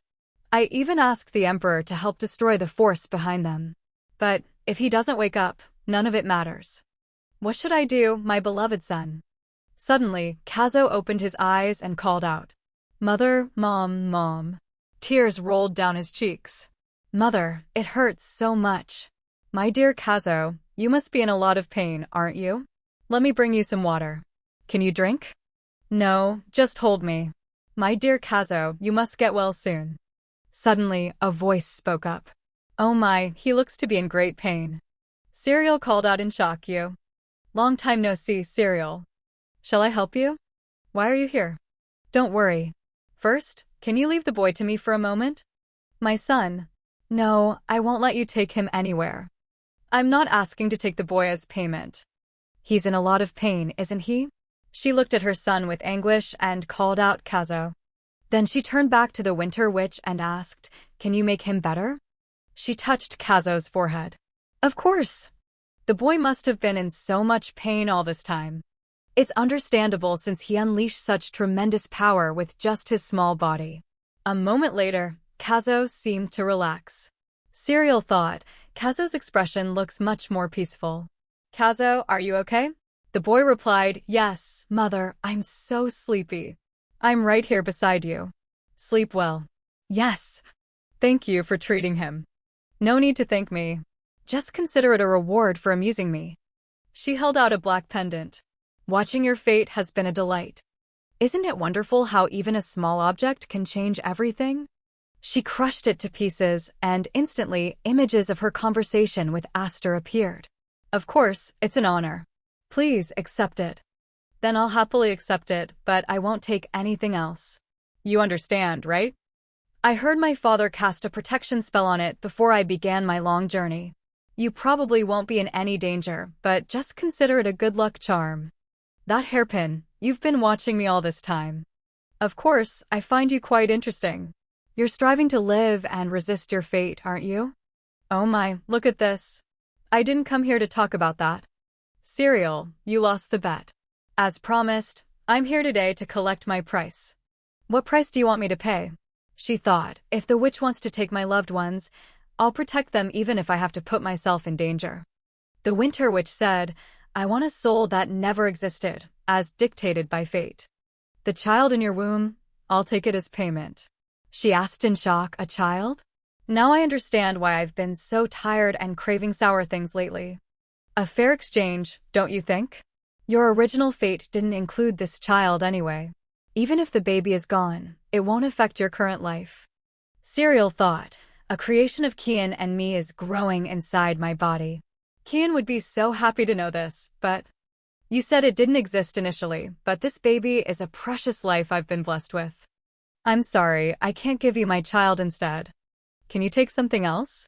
I'm sure you can find something more valuable that will satisfy you. I want this child's bright future. But since you're so upset, why don't I make things easier? Let's make another bet, a bet where you can clear your debt to me. What do you say? This bet can clear the debt. If I don't accept, she'll take the child in my womb. And since she said the baby wasn't supposed to be born in the first place, it means I'll likely have trouble having another child. I have to protect this child at all costs. However, the Winter Witch would never bet on something she'd lose. I need to increase my chances of winning. Oh my, I love your expression. Are you ready to make a bet? Only because I don't want to lose the child in my womb. Then let me tell you what we'll bet on. Guess whether Duke Kien will die or return alive this time. What are you talking about? Let me tell you, I preferred our previous bet. Knowing that, do you still want to bet? Later, Daisy pleaded with a tear-streaked face. My lady, please, think this through carefully. Daisy, I know how you feel. But can you let me go without saying anything? How can I do that? The Duke and Kazo will worry themselves to death. I don't want anything bad to happen to you, my lady. Why are you going to the battlefield alone like this? Daisy, I'm sorry, I don't have much time. I'll tell you everything when I return. Until then, please take care of Kazo for me. Please return safely. And so, Serial rode off to the battlefield amidst the snowy winter. Luckily, I learned how to ride a horse from Kien. She rubbed her belly. Baby, mommy is taking you to see daddy. It might be a little uncomfortable, but please bear with it for a little while. With that, she spurred her horse on. That night, the Winter Witch had said, guess whether Duke Kien will die or return alive this time. What are you talking about? Let me tell you, I preferred our previous bet. Knowing that, do you still want to bet? Are you telling me I have to choose between my husband and my child? I'm just suggesting it. The decision is still up to you after all. I can't bear to give up either of them. I have to protect this happy life as much as I can because it was so hard to obtain. Winter Witch, you know the fate of all things, don't you? So you'll surely always have the advantage. However, I want a fair bet. So, tell me what the odds of me winning this bet are. How amusing. You really know how to make me laugh, Serial. In your past life, you wouldn't have hesitated to accept my offer. You've changed so much. Serial, everyone changes eventually. Is that so? All the souls I've seen so far have been ugly and greedy. They wouldn't be satisfied even after benefiting from me.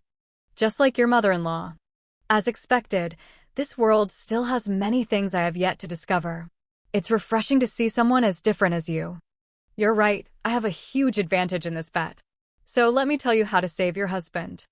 There's a traitor in your husband's army, and he's leaking information to the enemy. Because of him, Duke Lopram will be attacked. He will be wounded by a poison from another country. This poison causes its victims to die after several days of excruciating pain. Even if the other knights use all kinds of antidotes and healing magic, his fate will not change. This poison requires a special antidote.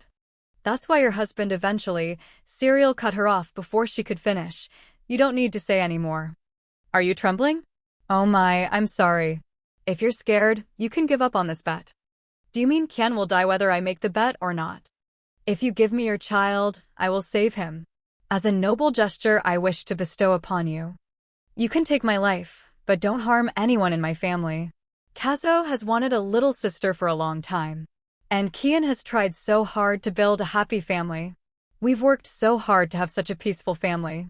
You can't just destroy everything. Please tell me who the traitor is. I don't want to. That would be too beneficial for you. In that case, allow me to change the question. Can Kien survive if the poison is neutralized? Yes, he will live if you give him the antidote in time. But there are only 5 days left. Impossible, so there are only a few days left. You see now, right? So why not just give me the baby? No, I will fight for my destiny until the very end. Please, tell me the name of the antidote. I'll go there myself. Back in the present. I think I negotiated well with her, but I must still be careful. Just then, a voice called out. Who's there? You don't look like a wanderer lost in the woods. I am Serial Loperum, wife of Duke Loperum. I've come to see Baroness Hrtc. I see, Duchess Loperum. It must have been difficult for you to come here, Duchess Loperum. I am Baroness Hrtc. Do you have some business with me? Baroness, I apologize for arriving so late. I hope you can understand that my situation is very urgent. I can't go into detail, but there's something I must ask of you. I see. Very well, I'm happy to listen. Hearing this, Serial looked very happy and surprised. The Duchess is a benefactor to our family. I've heard from my daughter, Tula. You suggested a treatment for the plague, also known as the curse of the Lopetus tree, didn't you? If there's anything you want, please tell me. I never expected my actions for Karinia's happiness would lead to this. She silently thanked Lady Fenno. If that's the case, could you show me the greenhouse? There's a flower I want to pick. Of course. This way. Scene change. Kien asked, Amor, what's the situation outside? As you commanded, everything is proceeding smoothly. At this rate, it looks like we'll return safely before winter ends. I see. All right. Please rest assured, my lord. I want to return to the manor as soon as possible. I'm always wondering what Serial and Kazo are doing. Everything is fine, so why do I still feel uneasy? In all the countless expeditions I've been on, this has never happened. I wonder if something is wrong at home. It seems I'm just too tired. I've been having rather grim thoughts lately. I should go to bed early tonight. With that thought, Kien lay down to sleep. While he was sound asleep, the curtains were slowly drawn back. The assassin, holding a sharp sword, approached Kien. Just as the blade came down, Kien sensed it. He immediately dodged, causing the assassin to stab the bed instead.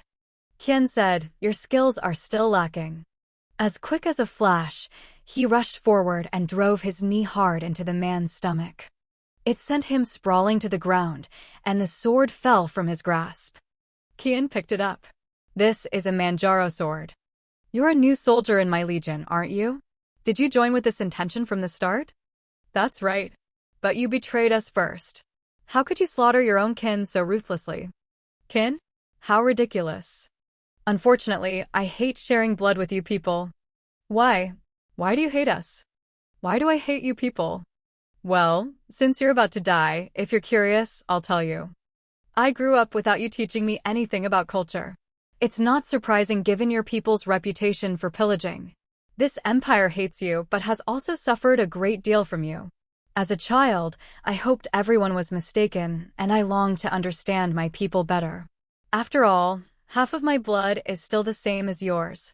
So, I wanted to visit my mother and hear many stories from her. But my mother's only interests were power and money. She had no respect for the people who worked for her, viewing them as less than human. The duchy was her playground. When I brought up the treatment of the servants, the only thing I received was punishment. She was truly a cruel person.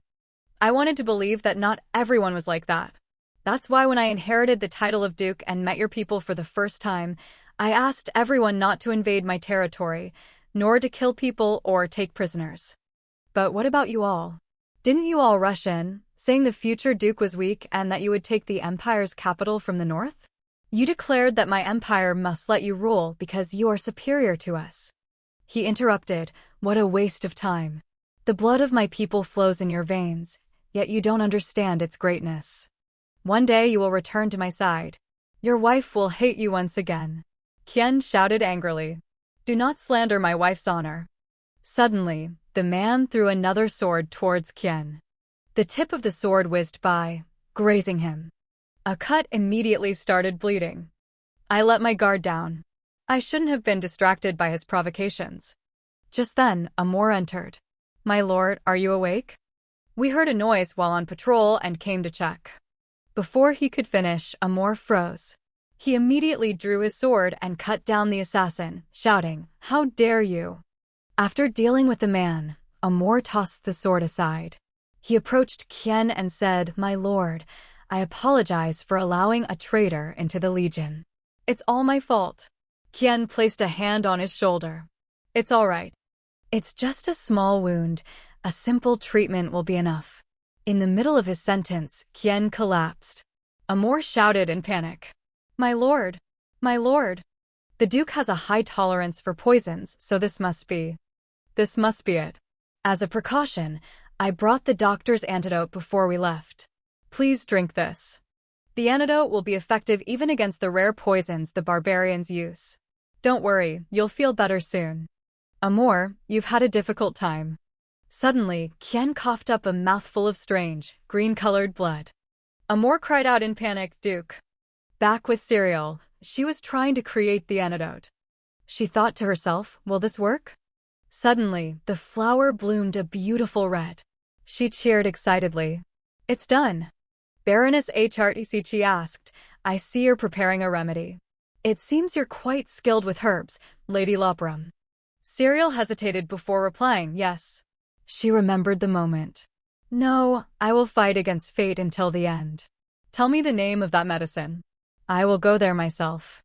What an interesting child, daring to change fate and risk her life like this. Fine, I'll tell you. Find a flower that looks like this in Countess Hrtc's greenhouse. Boil that flower in water until it turns a deep red, then give it to your husband to drink. A flower with 7 petals as large as the palm of a hand. I will definitely find it. Thank you for telling me. Once you've made the medicine, time will be very tight. I will send a bird to guide you. You just need to follow it. Winter Witch, thank you. But why are you helping me this much? Are you expecting something in return? Well, how should I put it? Your life is quite interesting. I just want to see how it turns out. This is just my wish. You're risking your life. I should at least do this to make the bet fair. So, try to fight and win this bet. At this moment, Cereal told herself, I can't say it's because of the Winter Witch. That would cause a lot of trouble. She said, this is knowledge I happen to learn after reading many different books. I understand.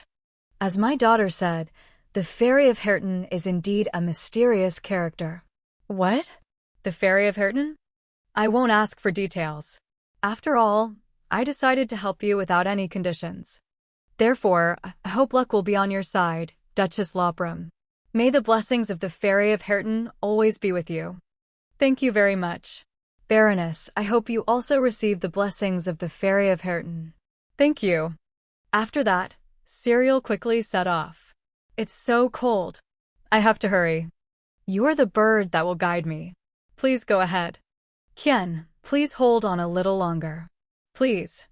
Back to the situation on the battlefield, Amor called out in a panic, Is anyone out there? Amor was silent.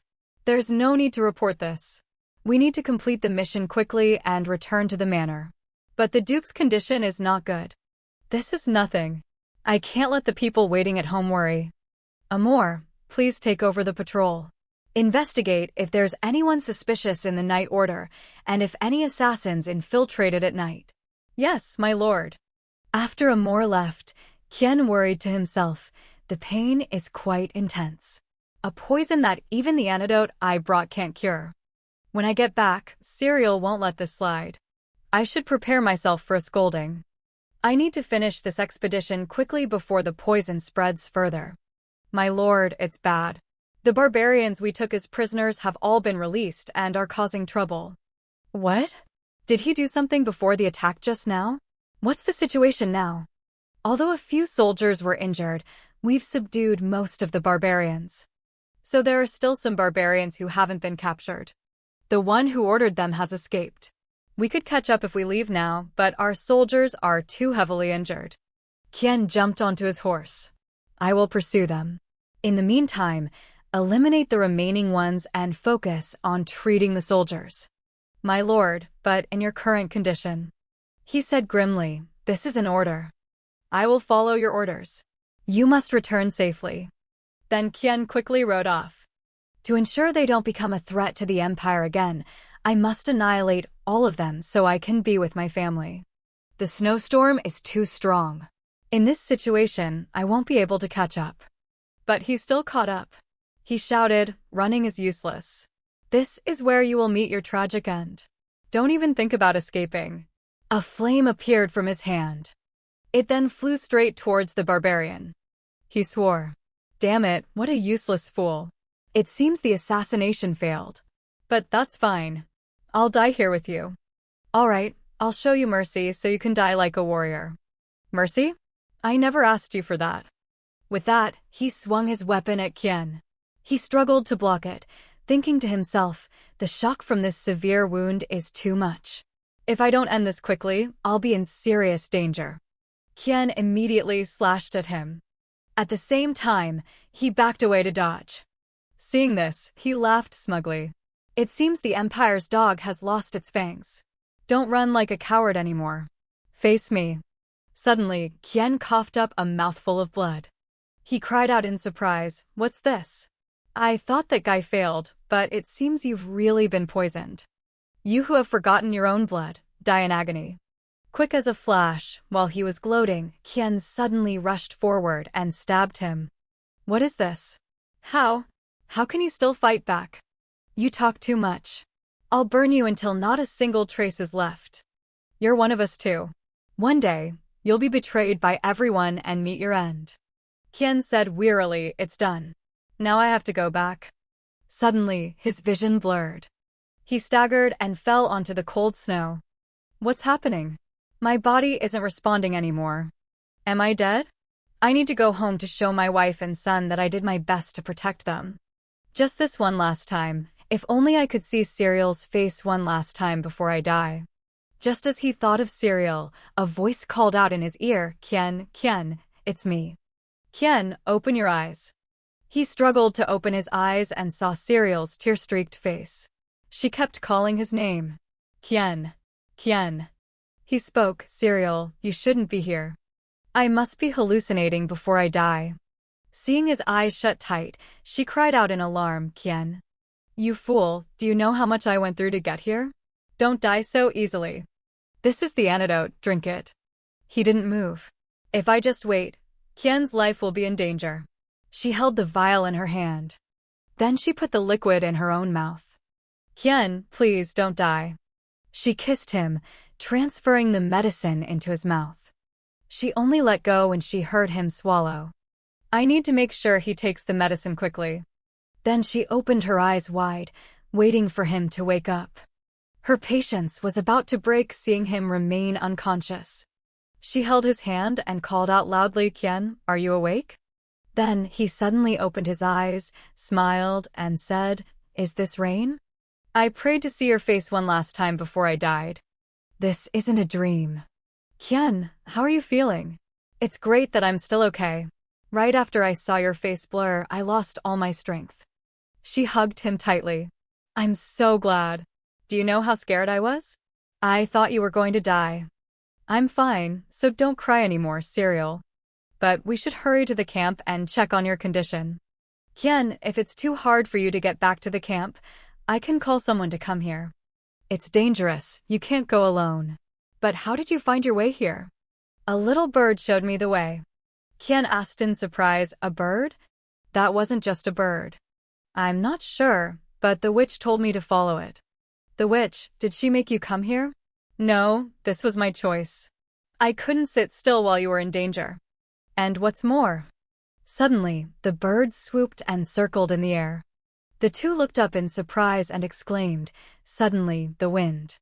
Just then, the winter witch appeared. "Hello, Cereal. Once again, the two of you cannot see me," he called out in surprise. "You. Hello, you Yen. It's been a while, hasn't it? Have you come to collect your prize?" Cereal reassured him, "Kien, it's okay." "But, Cereal." "Kien, trust me and look at me." "Hello, Winter Witch, since I won the bet, I don't have to pay the price anymore." "You won the bet?" The witch laughed loudly. "Yes, you won. I'm not so petty as to argue with you about it. So now, everything is over." "That's right, our bet is over. Go on, laugh, enjoy your life, and be happy." Hearing this, Cereal sank to the ground. She was so moved she began to cry. "It's really, really over. And as a tribute to the joy you've brought me, the child will be a girl with Kien's hair and your eyes. That's all, I'm off to find another soul. Watching your life has been quite interesting." The Winter Witch turned back to say goodbye. "Take care. Kien, it's all over, yes. But when I think about all the pain you had to endure."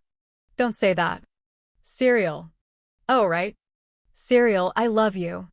Kien, I love you too. From now on, don't sacrifice yourself for the family anymore." He looked at her with a happy smile.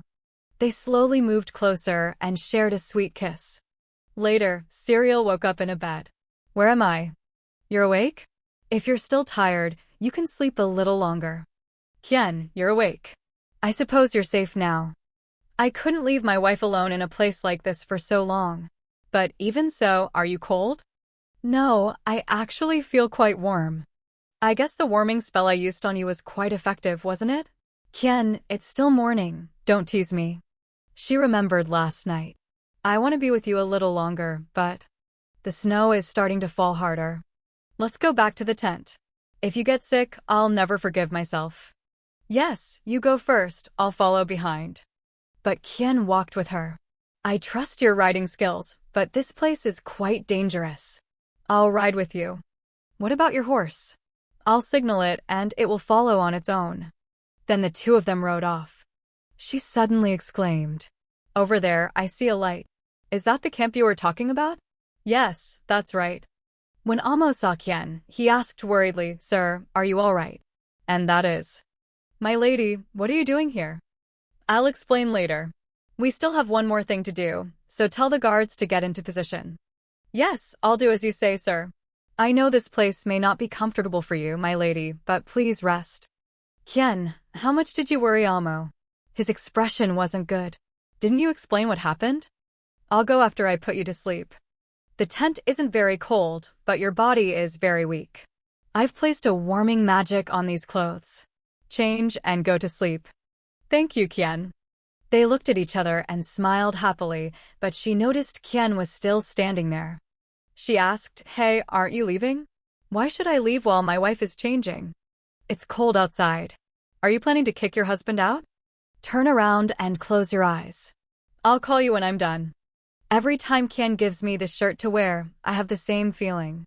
His shoulders are so broad. It's so warm, it feels like I'm in Kien's arms. As she was lost in thought, Kien called, "Cereal." "You startled me. I haven't finished changing.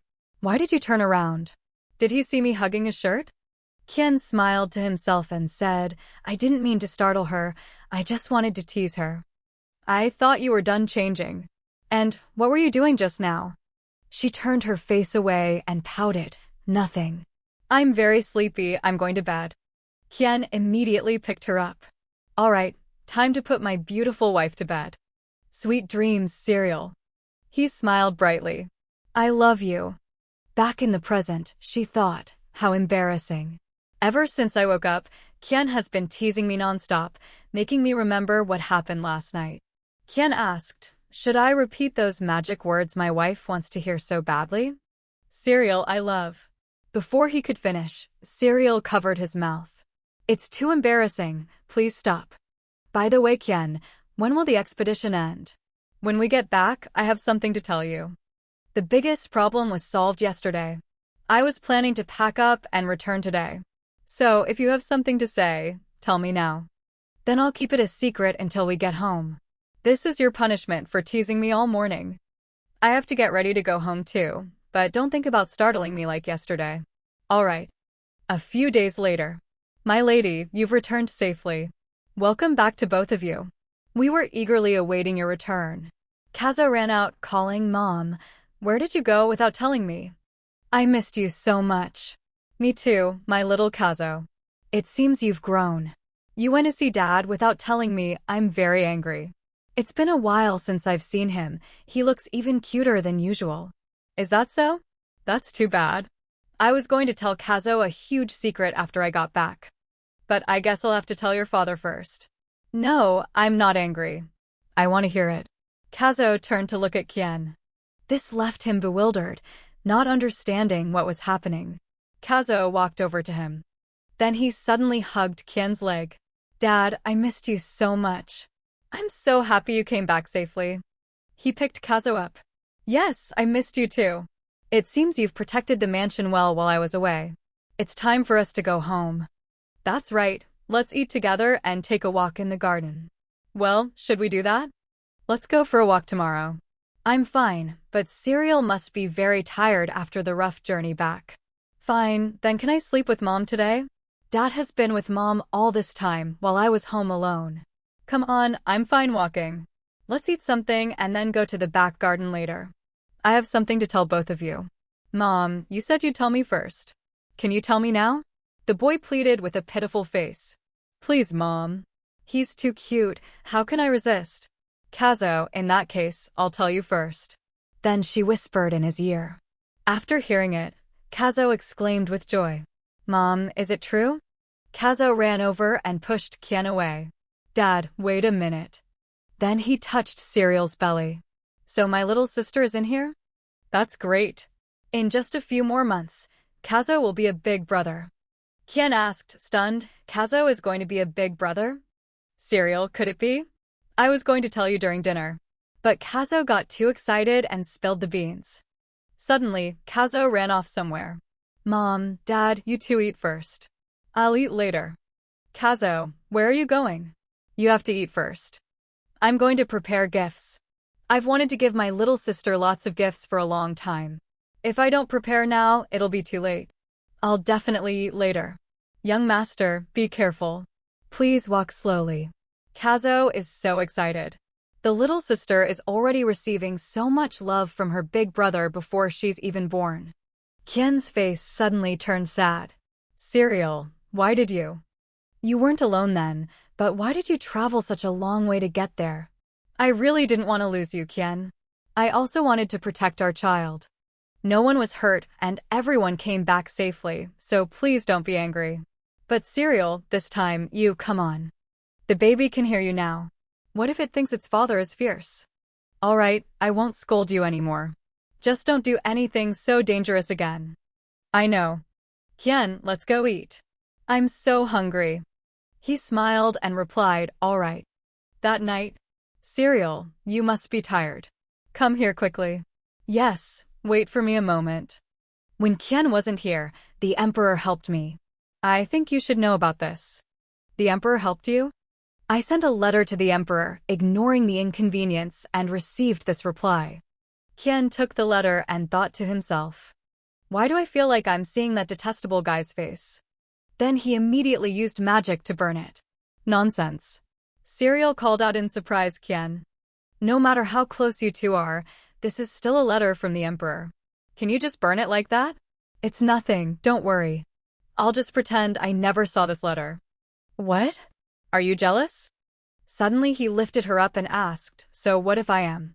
He's getting more daring every day. Who can stop you? Since I teased you about being jealous, I'll make it up to you. Then their lips met in a sweet kiss. Seeing this image, the Winter Witch smiled and said, this family is so fun. Seeing this child so happy reminds me of the past. Fate is truly cruel, but also very interesting. The witch recalled an earlier time. Oh my, should I go collect my reward? Suddenly, Serial's mother appeared. Please wait a moment. The Winter Witch looked at her and asked, you poor soul. You've lived a miserable life. Why do you appear before me? I want to see my daughter right now. So what? I have a request. In return, I will give you my soul. Please, show me the way so that my child can be happy. You want to make a bet with me? Souls are very expensive. And this is a great sacrifice. Because I love Elle. Normally, I wouldn't make a bet like this. But because you and your child have a very interesting fate, I will listen. So, tell me. Please give Elle a challenge, and let's bet on whether the child can overcome it. I thought you cared about your daughter, but it seems that's not the case. Elle is the most precious person to me in this world. Therefore, I want to propose a bet that I have a chance of winning. The witch will take the child's most precious thing in exchange for bringing life. I don't want Elle to suffer misfortune again. So, I bet my soul that Elle will overcome this challenge. How can you be so sure?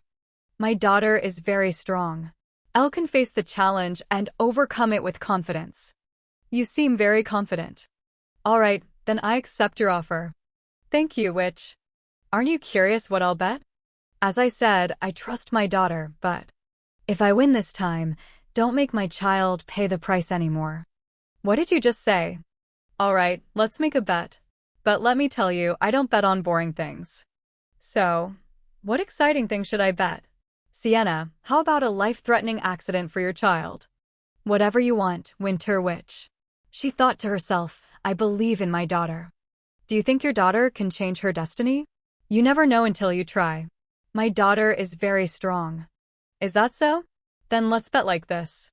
Among the rewards I've received from past bets, I hold the unfortunate fate of Kien Loplam. Let's use that to make things interesting. Let's add that young man to our bet. I will create a situation where he will face danger. Do you think your daughter will do everything to protect her husband? I know I'm the one who proposed the bet, but that's truly a terrible fate for a child to bear. If you don't like it, you don't have to bet. But Sienna said clearly, no, I'll bet. All right, then let me explain in more detail. Serial will be responsible for this bet. If she saves Kien Lopram, you win. However, if she fails, you lose. Yes, I agree. But if I win, I want to ask you for one more thing. One more thing? I thought you were a pure soul, but you're quite cunning. Even if you say so, I won't argue. As you know, I couldn't live with my daughter my whole life because that was my destiny. But Elle really wants a daughter. Don't tell me you already know what that soul is. You have a pure and shining soul just like her. You want to be reborn and have a new life as Serial's daughter. Yes, I know. They say those who have had a parent-child relationship shouldn't meet again in reversed roles. So I want to ask you for this. I want to continue showing my love for her. If I were born as her daughter, I could continue to love her. That would help me fulfill my wish to live with my daughter. Please let us meet again as mother and daughter. I didn't expect you to take this opportunity to choose how to reincarnate. All right, I'll do as you wish. We've already agreed to the bet anyway. I am very grateful. Thank you so much, Winter Witch. Back in the present, the witch said excitedly, I've never met a soul like this. Just thinking about it is wonderful. I could tell just by looking at the mother and daughter. You won, Sienna. It will probably be hard to meet people like them again. But it was quite fun, so I will grant them a life full of happiness forever. Over here, Serial stood looking out the window. It's snowing again today. I know it's winter, but this much snow is strange. But it looks quite warm today. Is it because spring is coming? It seems my little daughter's birthday will be on a warm spring day. I'm so happy and excited to meet you. Suddenly, the baby kicked in her womb. Oh my, are you answering because you heard what I said? You're so cute. By the way, the people in the mansion have been acting strange lately. 5 days ago. Miss Astor, has Kazo finished his studies? Yes, but he said he had something to do and left. Do you know where he went? I'm sorry, I don't know that much. 3 days ago. The lady is coming. Everyone scatter, hurry up. Understood. My lady, it's quite cold outside today. Why did you come here? You must be tired from the pregnancy. How about you go to your room and rest? I was planning to go for a walk. I'm tired of being in my room so much. Do you know how cold it is outside? I absolutely won't let you go out. Then how about I just walk around the mansion? That's not allowed either. Not allowed at all? The mansion is very busy today and there are many stairs. What if someone falls and hurts you? Come on, let me take you back to your room. 2 days ago. Someone, my lady. Ritbell, where's Kien? Is he inside? My lady, the Duke has many urgent matters to attend to. The Duke has instructed me not to let anyone into his office. Really? But just for a moment, can't I go in? I can't allow it. I'm sorry, my lady. Then I guess there's nothing I can do. Please tell him to come to our room tonight. Yes, I understand. Please be careful on your way back, my lady. Remembering this, she shed tears of frustration. It seems like everyone is intentionally avoiding me. Kien hasn't been sleeping in our room lately either. It's so frustrating, I can't hide my disappointment. Just then, Kazo poked his head in and called. Mommy, why are you crying? I'm sorry, Kazo. Why are you sorry? Well, if you want to know, follow me. Then he took her hand and led the way. The purple lights shimmered, incredibly magical. She asked with wonder, what is this? It's so beautiful. Mom, it's hot. Don't touch it. Dad made these. She asked in surprise, Kien? Yes, if Dad had been faster, you wouldn't have cried. What do you mean, Kazo? Once you see it, you'll understand. Mom, look ahead. Kien, dressed handsomely, stood before a colorful flower arch. Her eyes widened in astonishment. Kien, what is all this? He slowly approached her and knelt down. I never proposed to you properly. We can postpone the wedding ceremony for later. I want to sincerely confess my feelings to you, even if it's too late. So, they were busy preparing this. I had no idea. Serial, I love you more than life itself. Can you love me like that? Even if you didn't say it, I already love you very much. I also love you more than my own life. He placed a sparkling diamond ring on her finger. When spring comes and the child is born, we'll have a grand wedding ceremony. She smiled happily and replied, of course. Time flew by and spring arrived. Serial wore a luxurious wedding dress. This isn't my first time getting married, but I'm still nervous. It's okay. You can hold my hand tightly until the end. Kien, I love you. I was about to say the same thing, Serial. Then, they shared a sweet kiss. Kazo came over, holding the baby. Dad, Mom, you have to say you love me and Faya too. Kazo, Faya, you'll be a great big brother, Kazo. Kien picked up both children. I love you, Kazo, and we love you too, Faya. Their family finally experienced complete happiness. End of main story. Please continue to follow the side stories. 12 years have passed since the little lady of the Lopram family was born. The long, cold winter has passed, giving way to a warm spring. Hey Kazo, that Marquis from last time was a real weirdo. He was the one who asked me out first. But on the day of our date, he didn't even show up, making me wait for an hour. Unbelievable. Kazo said, this guy is terrible. Don't meet him again. Inside, Kazo laughed smugly. Of course he didn't show up. Because I sent him far, far away. Why do I always meet such terrible guys? Kazo, if it were you. Never mind, it's nothing. Forget it. Suddenly, Kazo called Leah. Kazo, hurry up, come here. Ever since I first met Leah at the age of 6, I've had these strange feelings. It took me 4 years to realize it was a crush. And then another 4 years passed. Leah was 15 and I was 14. We no longer celebrated birthdays together like before.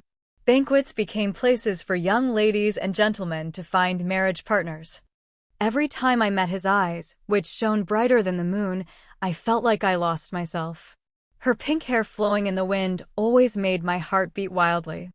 Leah, your hair is messy again. But this time it's not because I'm clumsy, it's the wind's fault. Kazo wondered to himself, you know, I've always wanted to tell you how beautiful you are. Leah, I like you. Suddenly, Zadius walked over. Didn't you say you were just going for a short walk? Why are you here now?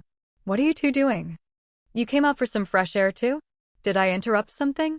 It's so late, and my friends are nowhere to be found.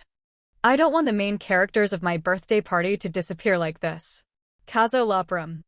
Radius Penzo, the party was already over. I'm not interested in dancing either. Why not? You just need to dance with Leah and... Before he could finish, Kazo covered Zadius's mouth. Shut up. We'll discuss this privately, right? It's a secret from Leah. I know.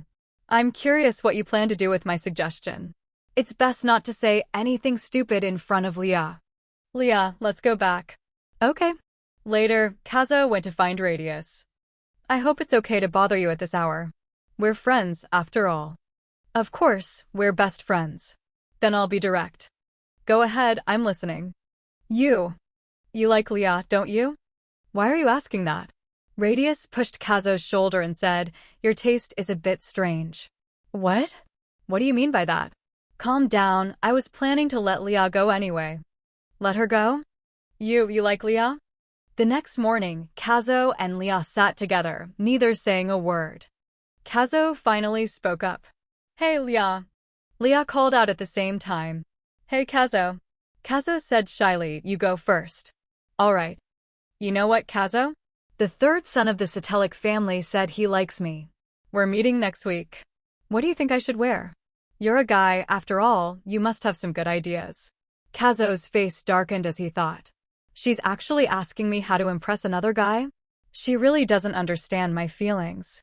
The third son of Satelic, huh? Should I make him a knight of the family or throw him to the border? No, I shouldn't do that. I don't want to make Leah sad. Kazo, are you listening? He jumped and replied, yeah, I'm listening.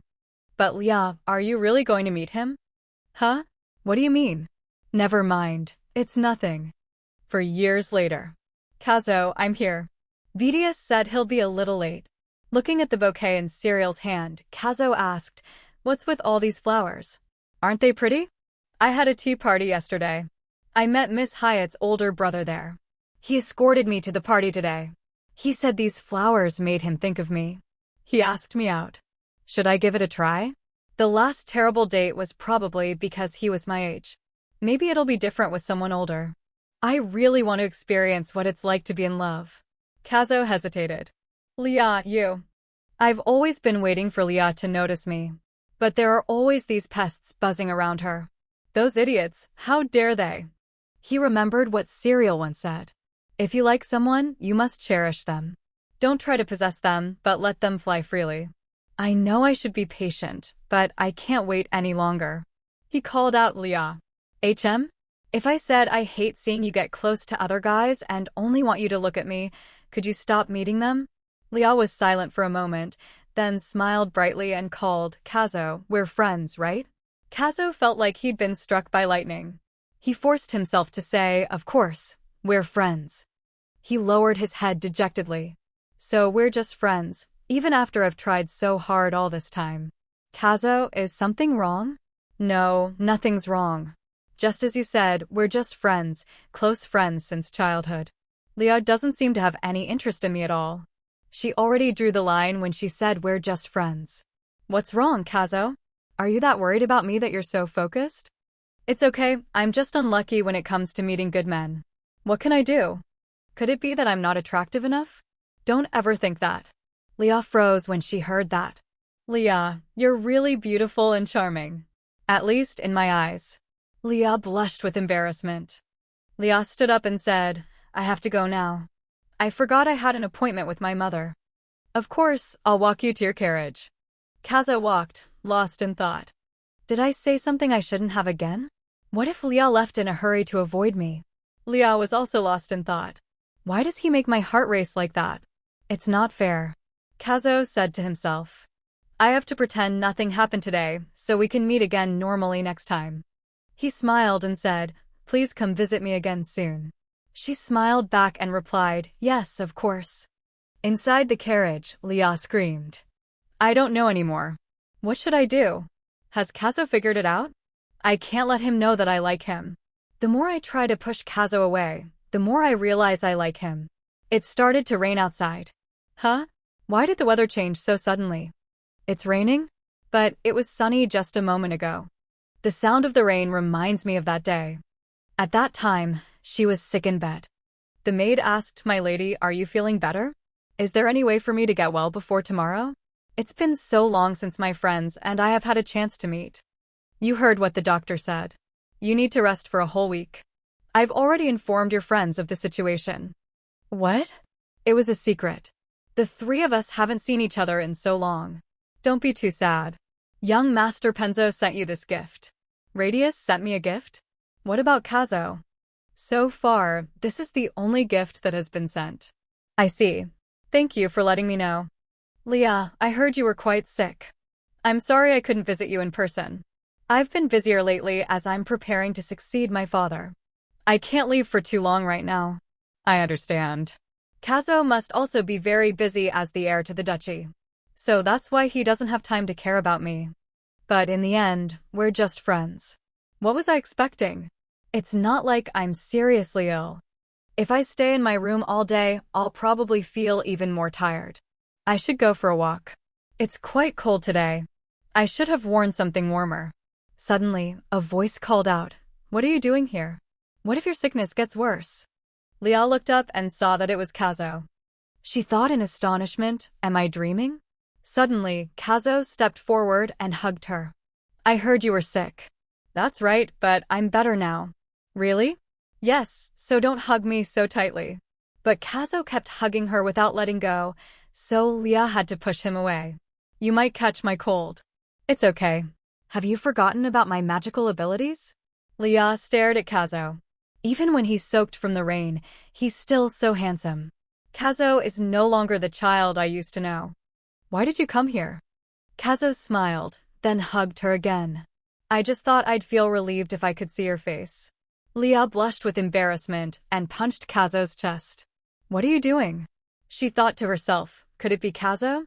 Every time he talks to me like this, I can't help but misunderstand. Kazo patted her head and said, "It's okay. Ever since I heard you were sick, I haven't stopped thinking about you all day." Back in the present, Leah said in confusion, "Do I really like him?"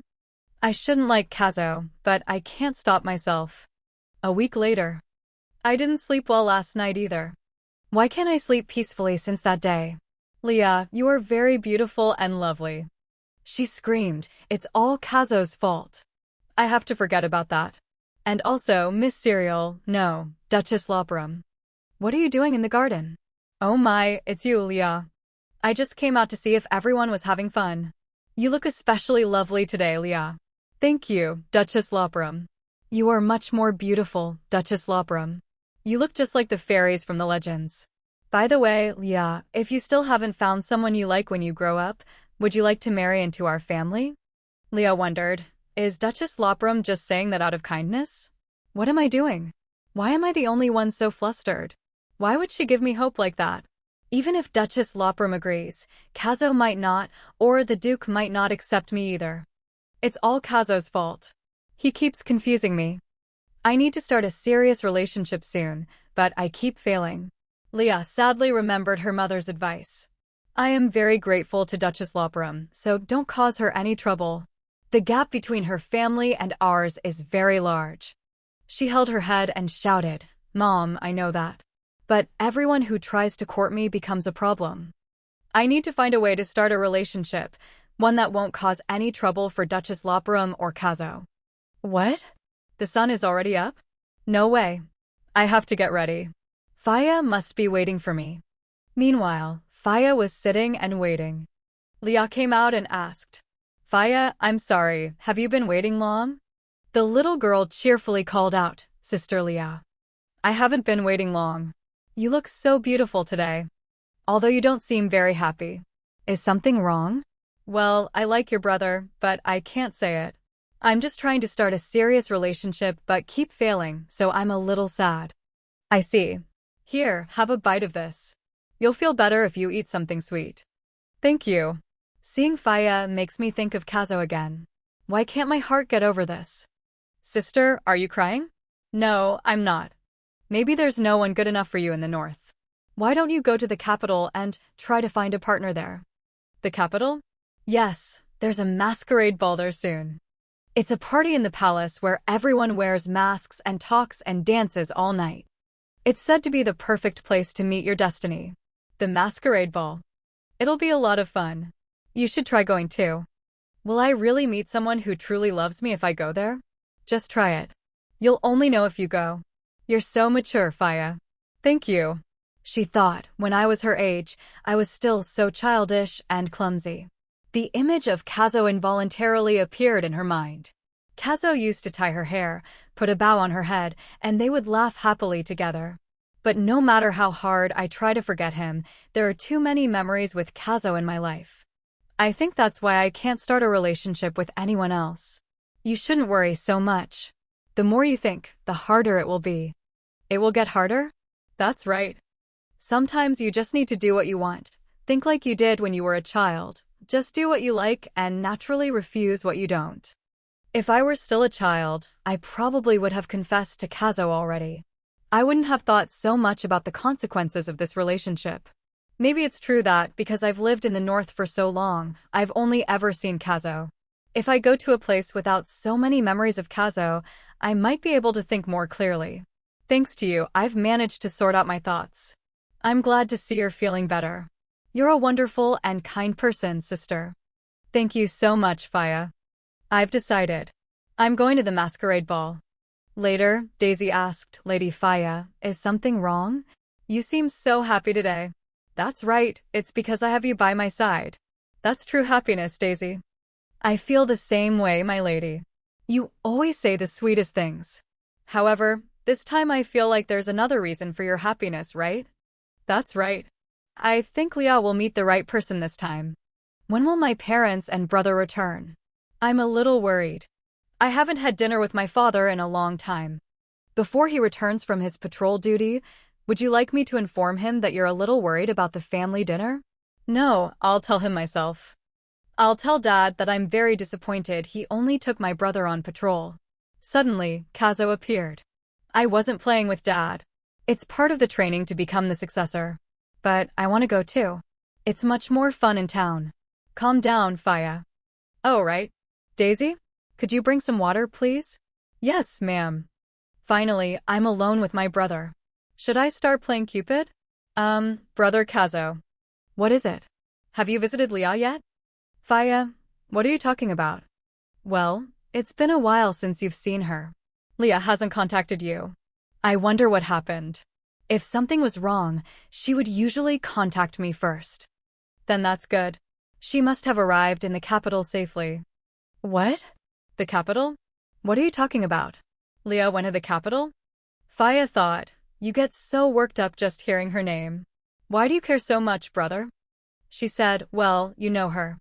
She heard somewhere that the men in the north aren't good enough for her, so I told her to go to the capital to meet better men. Why would you do that, Faya? She hasn't even dated all the young men from the northern families yet. She doesn't need to go to the capital. I told her there's a masquerade ball in the capital. It's the perfect place to fall in love with someone without caring about their appearance or status. Isn't that romantic? Faya, where did you hear that? From Mom. What? Why would Mom tell you that? You're still a child. So, you're saying Leah went to the capital for that? To attend that masquerade ball? That's right. All right, thanks for letting me know. Can I really be more than just friends with Leah? Faya said, of course. I just hope you and Leah will live happily ever after. Thank you, you're so sweet. A voice suddenly rang out. Oh my. It seems we're a little late, making our precious treasures wait for so long. It's okay. Faya was just telling me a few things. Yes, I was telling my brother about Leah. Cyril asked in surprise. Leah? Dad, Mom, I have a request. If it's not too urgent, we'll listen after dinner. But Kazo knelt down and said, please allow me to go to the capital right now. Kien asked in surprise. Right now? Cyril exclaimed. Oh my. I'll say it again. Please allow me to go to the capital right now. Kazo, I know you wouldn't ask for this without a good reason. But why do you suddenly want to go to the capital? If you go to the capital now, it will interrupt your succession training schedule. You understand that, right? I understand, but there's something I really need to go for. Then, what is it? If it's not urgent enough to justify such a sudden request, I will never allow it. It's quite difficult to explain in detail, but if I don't go now, I think I'll regret it for the rest of my life, so please allow me to go. You're saying it's so important that you don't mind interrupting the entire schedule and the effort your tutors have put in for you. It's not unprecedented for the schedule to be unexpectedly interrupted, so it's not that serious. Dad, are you objecting because you want to retire early to spend more time with Mom? I will still handle a lot of work even after passing the title to you. I'll be by your side to offer advice and help you manage everything properly as a duke. I won't leave the northern border for you to handle alone, so it won't change my burden much. The position you are about to assume is built on respecting promises to others, so you must not change your words so carelessly. I understand. If you understand, then I think we should end this conversation. Faya called out sadly, brother. Serial also spoke up, Kien, I haven't said anything yet. I think our Kazo is chasing the opportunity to finally bring that beautiful bird back into his arms, right? I'll let you go, but be careful on the way. Kazo, he smiled happily and called, Mom. Kien, surprised, called out loudly, Serial. Don't be too strict with the boy. He won't stay in the capital for too long, just let him go. Although I don't know his reason, whatever it is, I can't postpone the successor's training. I'll reveal the reason to you later. Our son is so outstanding. He wouldn't neglect an important duty without a good reason. It's love. He's just like you in that regard. But you were once like that too, so don't stop him. Kazo, hurry up and get ready. You don't want to be late, do you? Yes, Mom, I understand. Meanwhile, Leah sat dejectedly. Even though I'm in the capital, my mood hasn't changed at all. Leah, are you still awake? I saw your room light was on, so I dropped by. Sister Chloe, it's probably because I'm not used to the capital yet, so it's a bit hard to sleep since I've been in my room all day. This is your first time in the capital, why don't you try going out for a tour? If you don't know where to go, just ask me. I know all the bustling places in the capital. Then thank you very much. Oh my brilliant friends are scattered all over the capital. Don't worry, I'll take good care of you. Leah said gloomily. I thought coming to the capital would relieve some stress, but now that I'm here, I don't know what to do. Chloe said doubtfully, I see. Then she sat down next to Leah. Hey, Leah. Did something happen in the north? Leah blushed with embarrassment. She waved her hands frantically. No. I knew it. You told your parents you were coming to the capital because you missed and wanted to visit me. Of course, I know you like me a lot, Leah. But I also visit your house often. I don't think you miss me enough to travel this far to see me. Come on now, what happened? Tell me the truth. It's about a man, isn't it? Leah answered shyly. Yes. I hit the nail on the head. You don't need to worry. If that's the case, then you came to the right place. The north is quite small and the weather is harsh. You'll see how big and bustling the capital is. A series of handsome faces appeared. In Chloe's mind, here you'll have the opportunity to meet men from both inside and outside the empire. You'll definitely find someone you like. That's also how I met the true love of my life. True love? Leah remembered Kazo saying. Only when I see you in person can I feel at ease. Leah quickly scolded herself. What am I thinking? I came here to forget Kazo. Why do I keep remembering that moment? I wish my true love was Kazo. Leah, what are you thinking about? You startled me. I wasn't thinking about anything. Really? Yes, I don't know if I can find true love like you did. Even though I'm in the capital, I'm still not sure I can meet someone like that. Since you're here anyway, just enjoy it. You won't meet your fated man just by moping around here. Trust me. I'll be your guide and take you on a tour of the capital. Leah asked. Tomorrow? I'm not mentally prepared yet. Staying in your room won't solve anything. Maybe so. I'm so stupid. I have to remember that I came here to clear my head. I can't see Kazo as just a normal friend, so I have to stay away from him. This is for the best. But the more I try to push him away, the stronger my feelings for him become. What should I do? I've already told you. If you don't listen, I'll leave you behind. Leah, you have to go with me tomorrow. Understand? Sister, you'll help me calm down. Where are you planning to take me? Where else? The masquerade ball. The masquerade ball? That's right, there's a masquerade ball tomorrow. Let's go for a change of scenery. It'll be a lot of fun. You have to dress up and look beautiful. So you have to come to my place tomorrow morning. I understand. I'm starting to get excited for tomorrow. Thanks to you, it's been a long time since I've been to a masquerade ball. You're going too? Of course, if Lady Fenno finds out I let you go alone, she'll hold me responsible. But I don't think your husband would like that. You have a point. But if he doesn't allow it, I'll drag him along with me. If a shy person like him shows different sides of himself, isn't that adorable? Sister, that's a bit. I should probably go home. I must see his jealous expression as much as possible before tomorrow. See you later. Remember to sleep early so we can meet tomorrow. Yes, good night. After that, Leah sat and thought. Everything will be fine, right? I hope everything goes smoothly tomorrow. The next day. Get her a different outfit and the shoes too. Isn't there a prettier necklace? Bring one that matches the earrings. I want all the men in the capital to only have eyes for Leah today. We're sorry, miss. Leah called, sister. I think this is good enough. What are you talking about, Leah? You have to look stunning. It's still not enough. We need something to be the centerpiece. This one will do. Perfect. Absolutely perfect, Leah. Why don't you try looking in the mirror? Leah looked in the mirror and was momentarily stunned. Wow, so beautiful. I almost didn't recognize myself. Thank you. Well then, shall we go to the party, Lady Fenno? Yes, let's go. Later at the party, everyone wore a mask to attend. The food was displayed in a very eye-catching way. Sister Chloe, it's so crowded here. Shu, you have to remember to hide your identity here.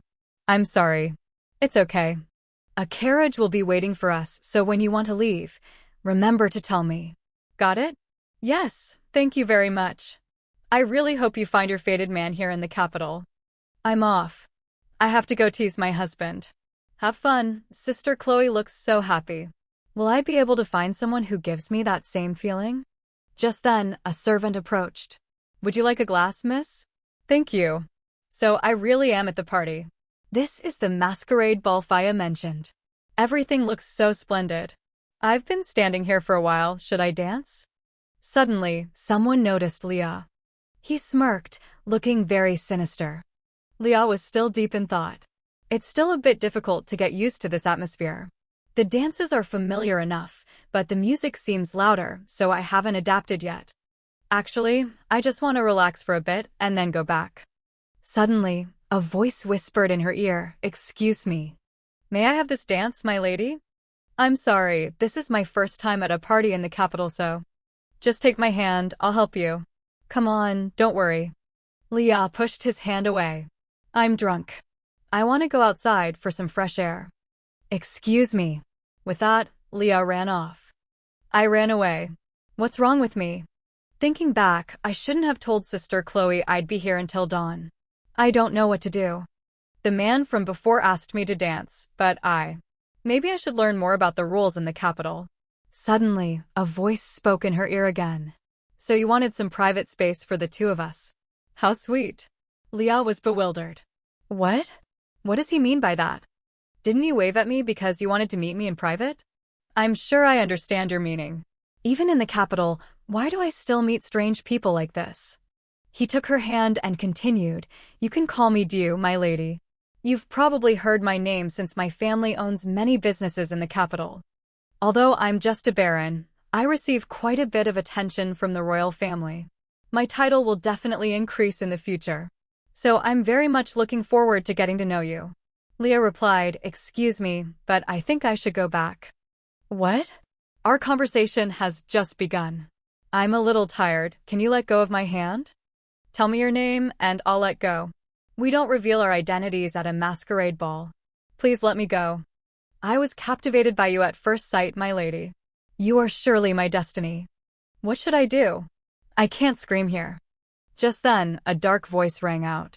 That filthy hand, why don't you let go of it? The lady before you seems uncomfortable with that action. Am I right? You just showed up, what do you know? The lady and I are of one mind. Leah screamed, Let go of my hand. My wrist hurts. He let her go and said, You'll regret this. Then he turned and left. Leah hesitated.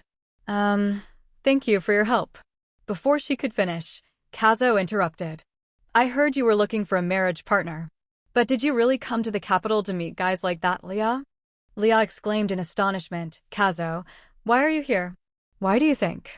You said you were busy with succeeding the title. Did you come to see the emperor about that? Kazo sighed and replied, No. Leah, you really don't know anything, do you? I don't know. So why did you come here? Kazo said seriously, to take you back with me. She asked, stunned, Take me back? I just came to the capital for a trip. Kazo, you don't need to take me back. You were discovered by a stranger. I heard everything from Faya. You were worried because things weren't going smoothly with the people you met in the north. Faya told you? She promised to keep it a secret for me. You said you came to the capital to find a fiancé. How could I just sit back and do nothing? A fiancé? That's not it. I just had some things to think about. And you thought you could solve them at this masquerade ball? Why did he have to follow me all the way here? He doesn't even realize he's the reason I feel so frustrated. I just want to scream and let it all out. It's because of you. Although I know I shouldn't like you, I think I have feelings for you. I came here to try and sort out these emotions. Leah, you're getting married soon. So if you meet someone here, you'll get engaged to him, right? Once that happens, you'll have to leave the north, won't you? She called softly, Kazo. She said to herself, all I can think about is you. Kazo, you fool, you don't know anything. Leah. He looked straight into her eyes. Am I just your friend? For even a moment, have you ever seen me as a man? She remembered Kien calling out to Leah before. If I hate it when other nobles confess to you, and if I want you to only pay attention to me, can you stop meeting them? Leah was shocked to realize, could it be that Kazo also? Just thinking about it won't give me an answer. I should ask Kazo directly. Before I answer your question, I have a question for you too. Why did you follow me to the capital? Leah, You asked me if I ever saw you as a man, right? I never just saw you as a friend. At some point, the kindness you showed me, your warm gestures made my heart race. I know I shouldn't feel this way, but I can't control it. I'm sorry, Kazo. I like you. Kazo reached out his hand and called. Leah. Then he gently touched her face. Look at me. That's what I wanted to hear. I like you too. Hearing this, Leah's face turned red. Then she closed her eyes tightly, preparing to receive a sweet kiss from Kazo. But Kazo just stared at her with wide eyes. What? Why are you looking at me like that? I mean, isn't this the moment when people usually kiss? Kazo smiled and replied, You're right, it is. With that, Kazo picked her up. Kazo, put me down. Leah, do you have anything else to do in the capital? She replied no. Then come back to the north with me. With that, Kazo lowered his face. And just like that, they shared a sweet kiss. A moment later, they stopped. Kazo, put me down. Your arms must be tired. No, I finally have you in my arms. If I let go, you might run away. Leah shouted in embarrassment, Kazo. Let's go home, Leah. Once we're back in the north, I'll show you the feelings I couldn't express until now. After that, they returned to the mansion. Why do you keep staring at me like that? It's so embarrassing. You don't like it? In the capital, you said you liked me. Well, that's true.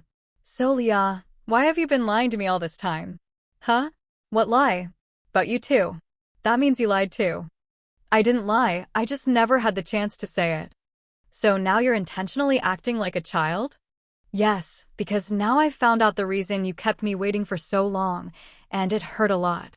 Leah frowned and muttered, then shouted loudly, Kazo, you're such a fool. You're right. I couldn't think of anyone else, I even postponed my succession just for you. Kazo, you really? Kazo held up a strawberry and asked. So, what do you say? She thought for a moment. Then she took a bite. I don't know. Later, Faya saw Leah sitting. She ran over and called, Sister, you're back. It seems you're back earlier than planned, right? Yes, something unexpected came up, so I came back. Oh, I see. Faya looked around. So where's my brother? Did he come with you? Leah remembered how Kazo was teasing her earlier. She said shyly, Don't stop it. Her hand accidentally hit a glass on the table. It immediately fell and spilled on Kazo. Leah replied, He went to change his clothes. He'll be right back. I see. Did something happen in the capital? Faya, your feet must be tired, right? Why don't you sit down? I'm fine. Didn't you say he'd be right back? I'm really curious about what happened in the capital. Tell me. Where should I begin? It seems Faya never knew I've liked Kazo all this time. Seeing Leah lost in thought, Faya called. Sister. Sister. I was just thinking where to start. You went to the masquerade ball, right? What was it like? Tell me. It was very crowded and splendid. Suddenly, Kazo came over and placed a hand on her shoulder. Leah, that's not all. You really are, Kazo, you startled me. Sorry, I didn't realize Faya was here too. I was just asking her about the masquerade ball. Why did you come back? I can't leave my fiancé alone, can I? Leah blushed and looked up, calling. Kazo. Faya, the masquerade ball in the capital was amazing. Faya pretended to ask, you went there too? But inside, she was already laughing with delight. Faya, actually, I met Kazo there. We confessed our feelings to each other and decided to get engaged. We'll get married right after the succession ceremony is complete. Really? So from now on, you'll be a member of my family, right? Faya has always hoped for this. My brother might be a bit foolish and rough, but he's always cared a lot about you. They both asked in surprise. Faya, you knew Kazo liked me? Faya, I definitely didn't tell you. He's always talking about you. After every time he meets you, he always pulls me aside and asks a ton of questions about you. Faya, don't say any more, this girl. Leah asked, is that true? Oh my, I have to go. Daisy is still waiting for me. Have a nice date, you too. Oh really? So Kazo has always been talking about me? Yes, I thought if I waited patiently, one day you would understand my feelings. I've finally waited for the day to say this to you. Kazo moved closer and confessed. I love you, Leah. Soon, Kazo and Leah's wedding day arrived. They shared a sweet and happy kiss. I will always be your strength and your shield. Leah smiled brightly and replied. I love you, Kazo. When did our Kazo grow up so much? The children really do grow up fast. Faya's attention was suddenly drawn to someone. Lady Fenno shed tears of emotion. I never thought I'd live to see the day Leah gets married. The Baroness also said, I fear a lifetime wouldn't be enough to repay the price of this happiness. Daisy exclaimed excitedly, my little young master has become a duke and gotten married. Congratulations, young master. Ritpin said seriously, congratulations, Duke. I also have a wedding gift for you. I think the Duke can now share the work with me. Daisy immediately elbowed Ritpin. Why do you always have to bring up work on a happy day like this? Lady Penzo exclaimed, oh, how lovely. You two make a beautiful couple. I hope you can also find a girl who cherishes you someday. Well, what's with that smile? Just then, Faya ran over and said cheerfully, hello, Lady Penzo. Hello, Brother Zadios. Faya linked arms with Zadius. They look so happy, don't they? Yes, they do. I hope they'll always be like this. Suddenly, the bouquet flew towards Faya. She caught it and asked in confusion, what is this? Faya, catch it. I'm really looking forward to your wedding day, Faya. Yes, I also wish you both happiness from the bottom of my heart. And finally, they created a beautiful and meaningful picture together. The story ends. Thank you for following the story to the end. While waiting for a new series, please watch other series on the Kyo Mui Review channel to pass the time. I wish you all happiness and energy. Goodbye and see you again.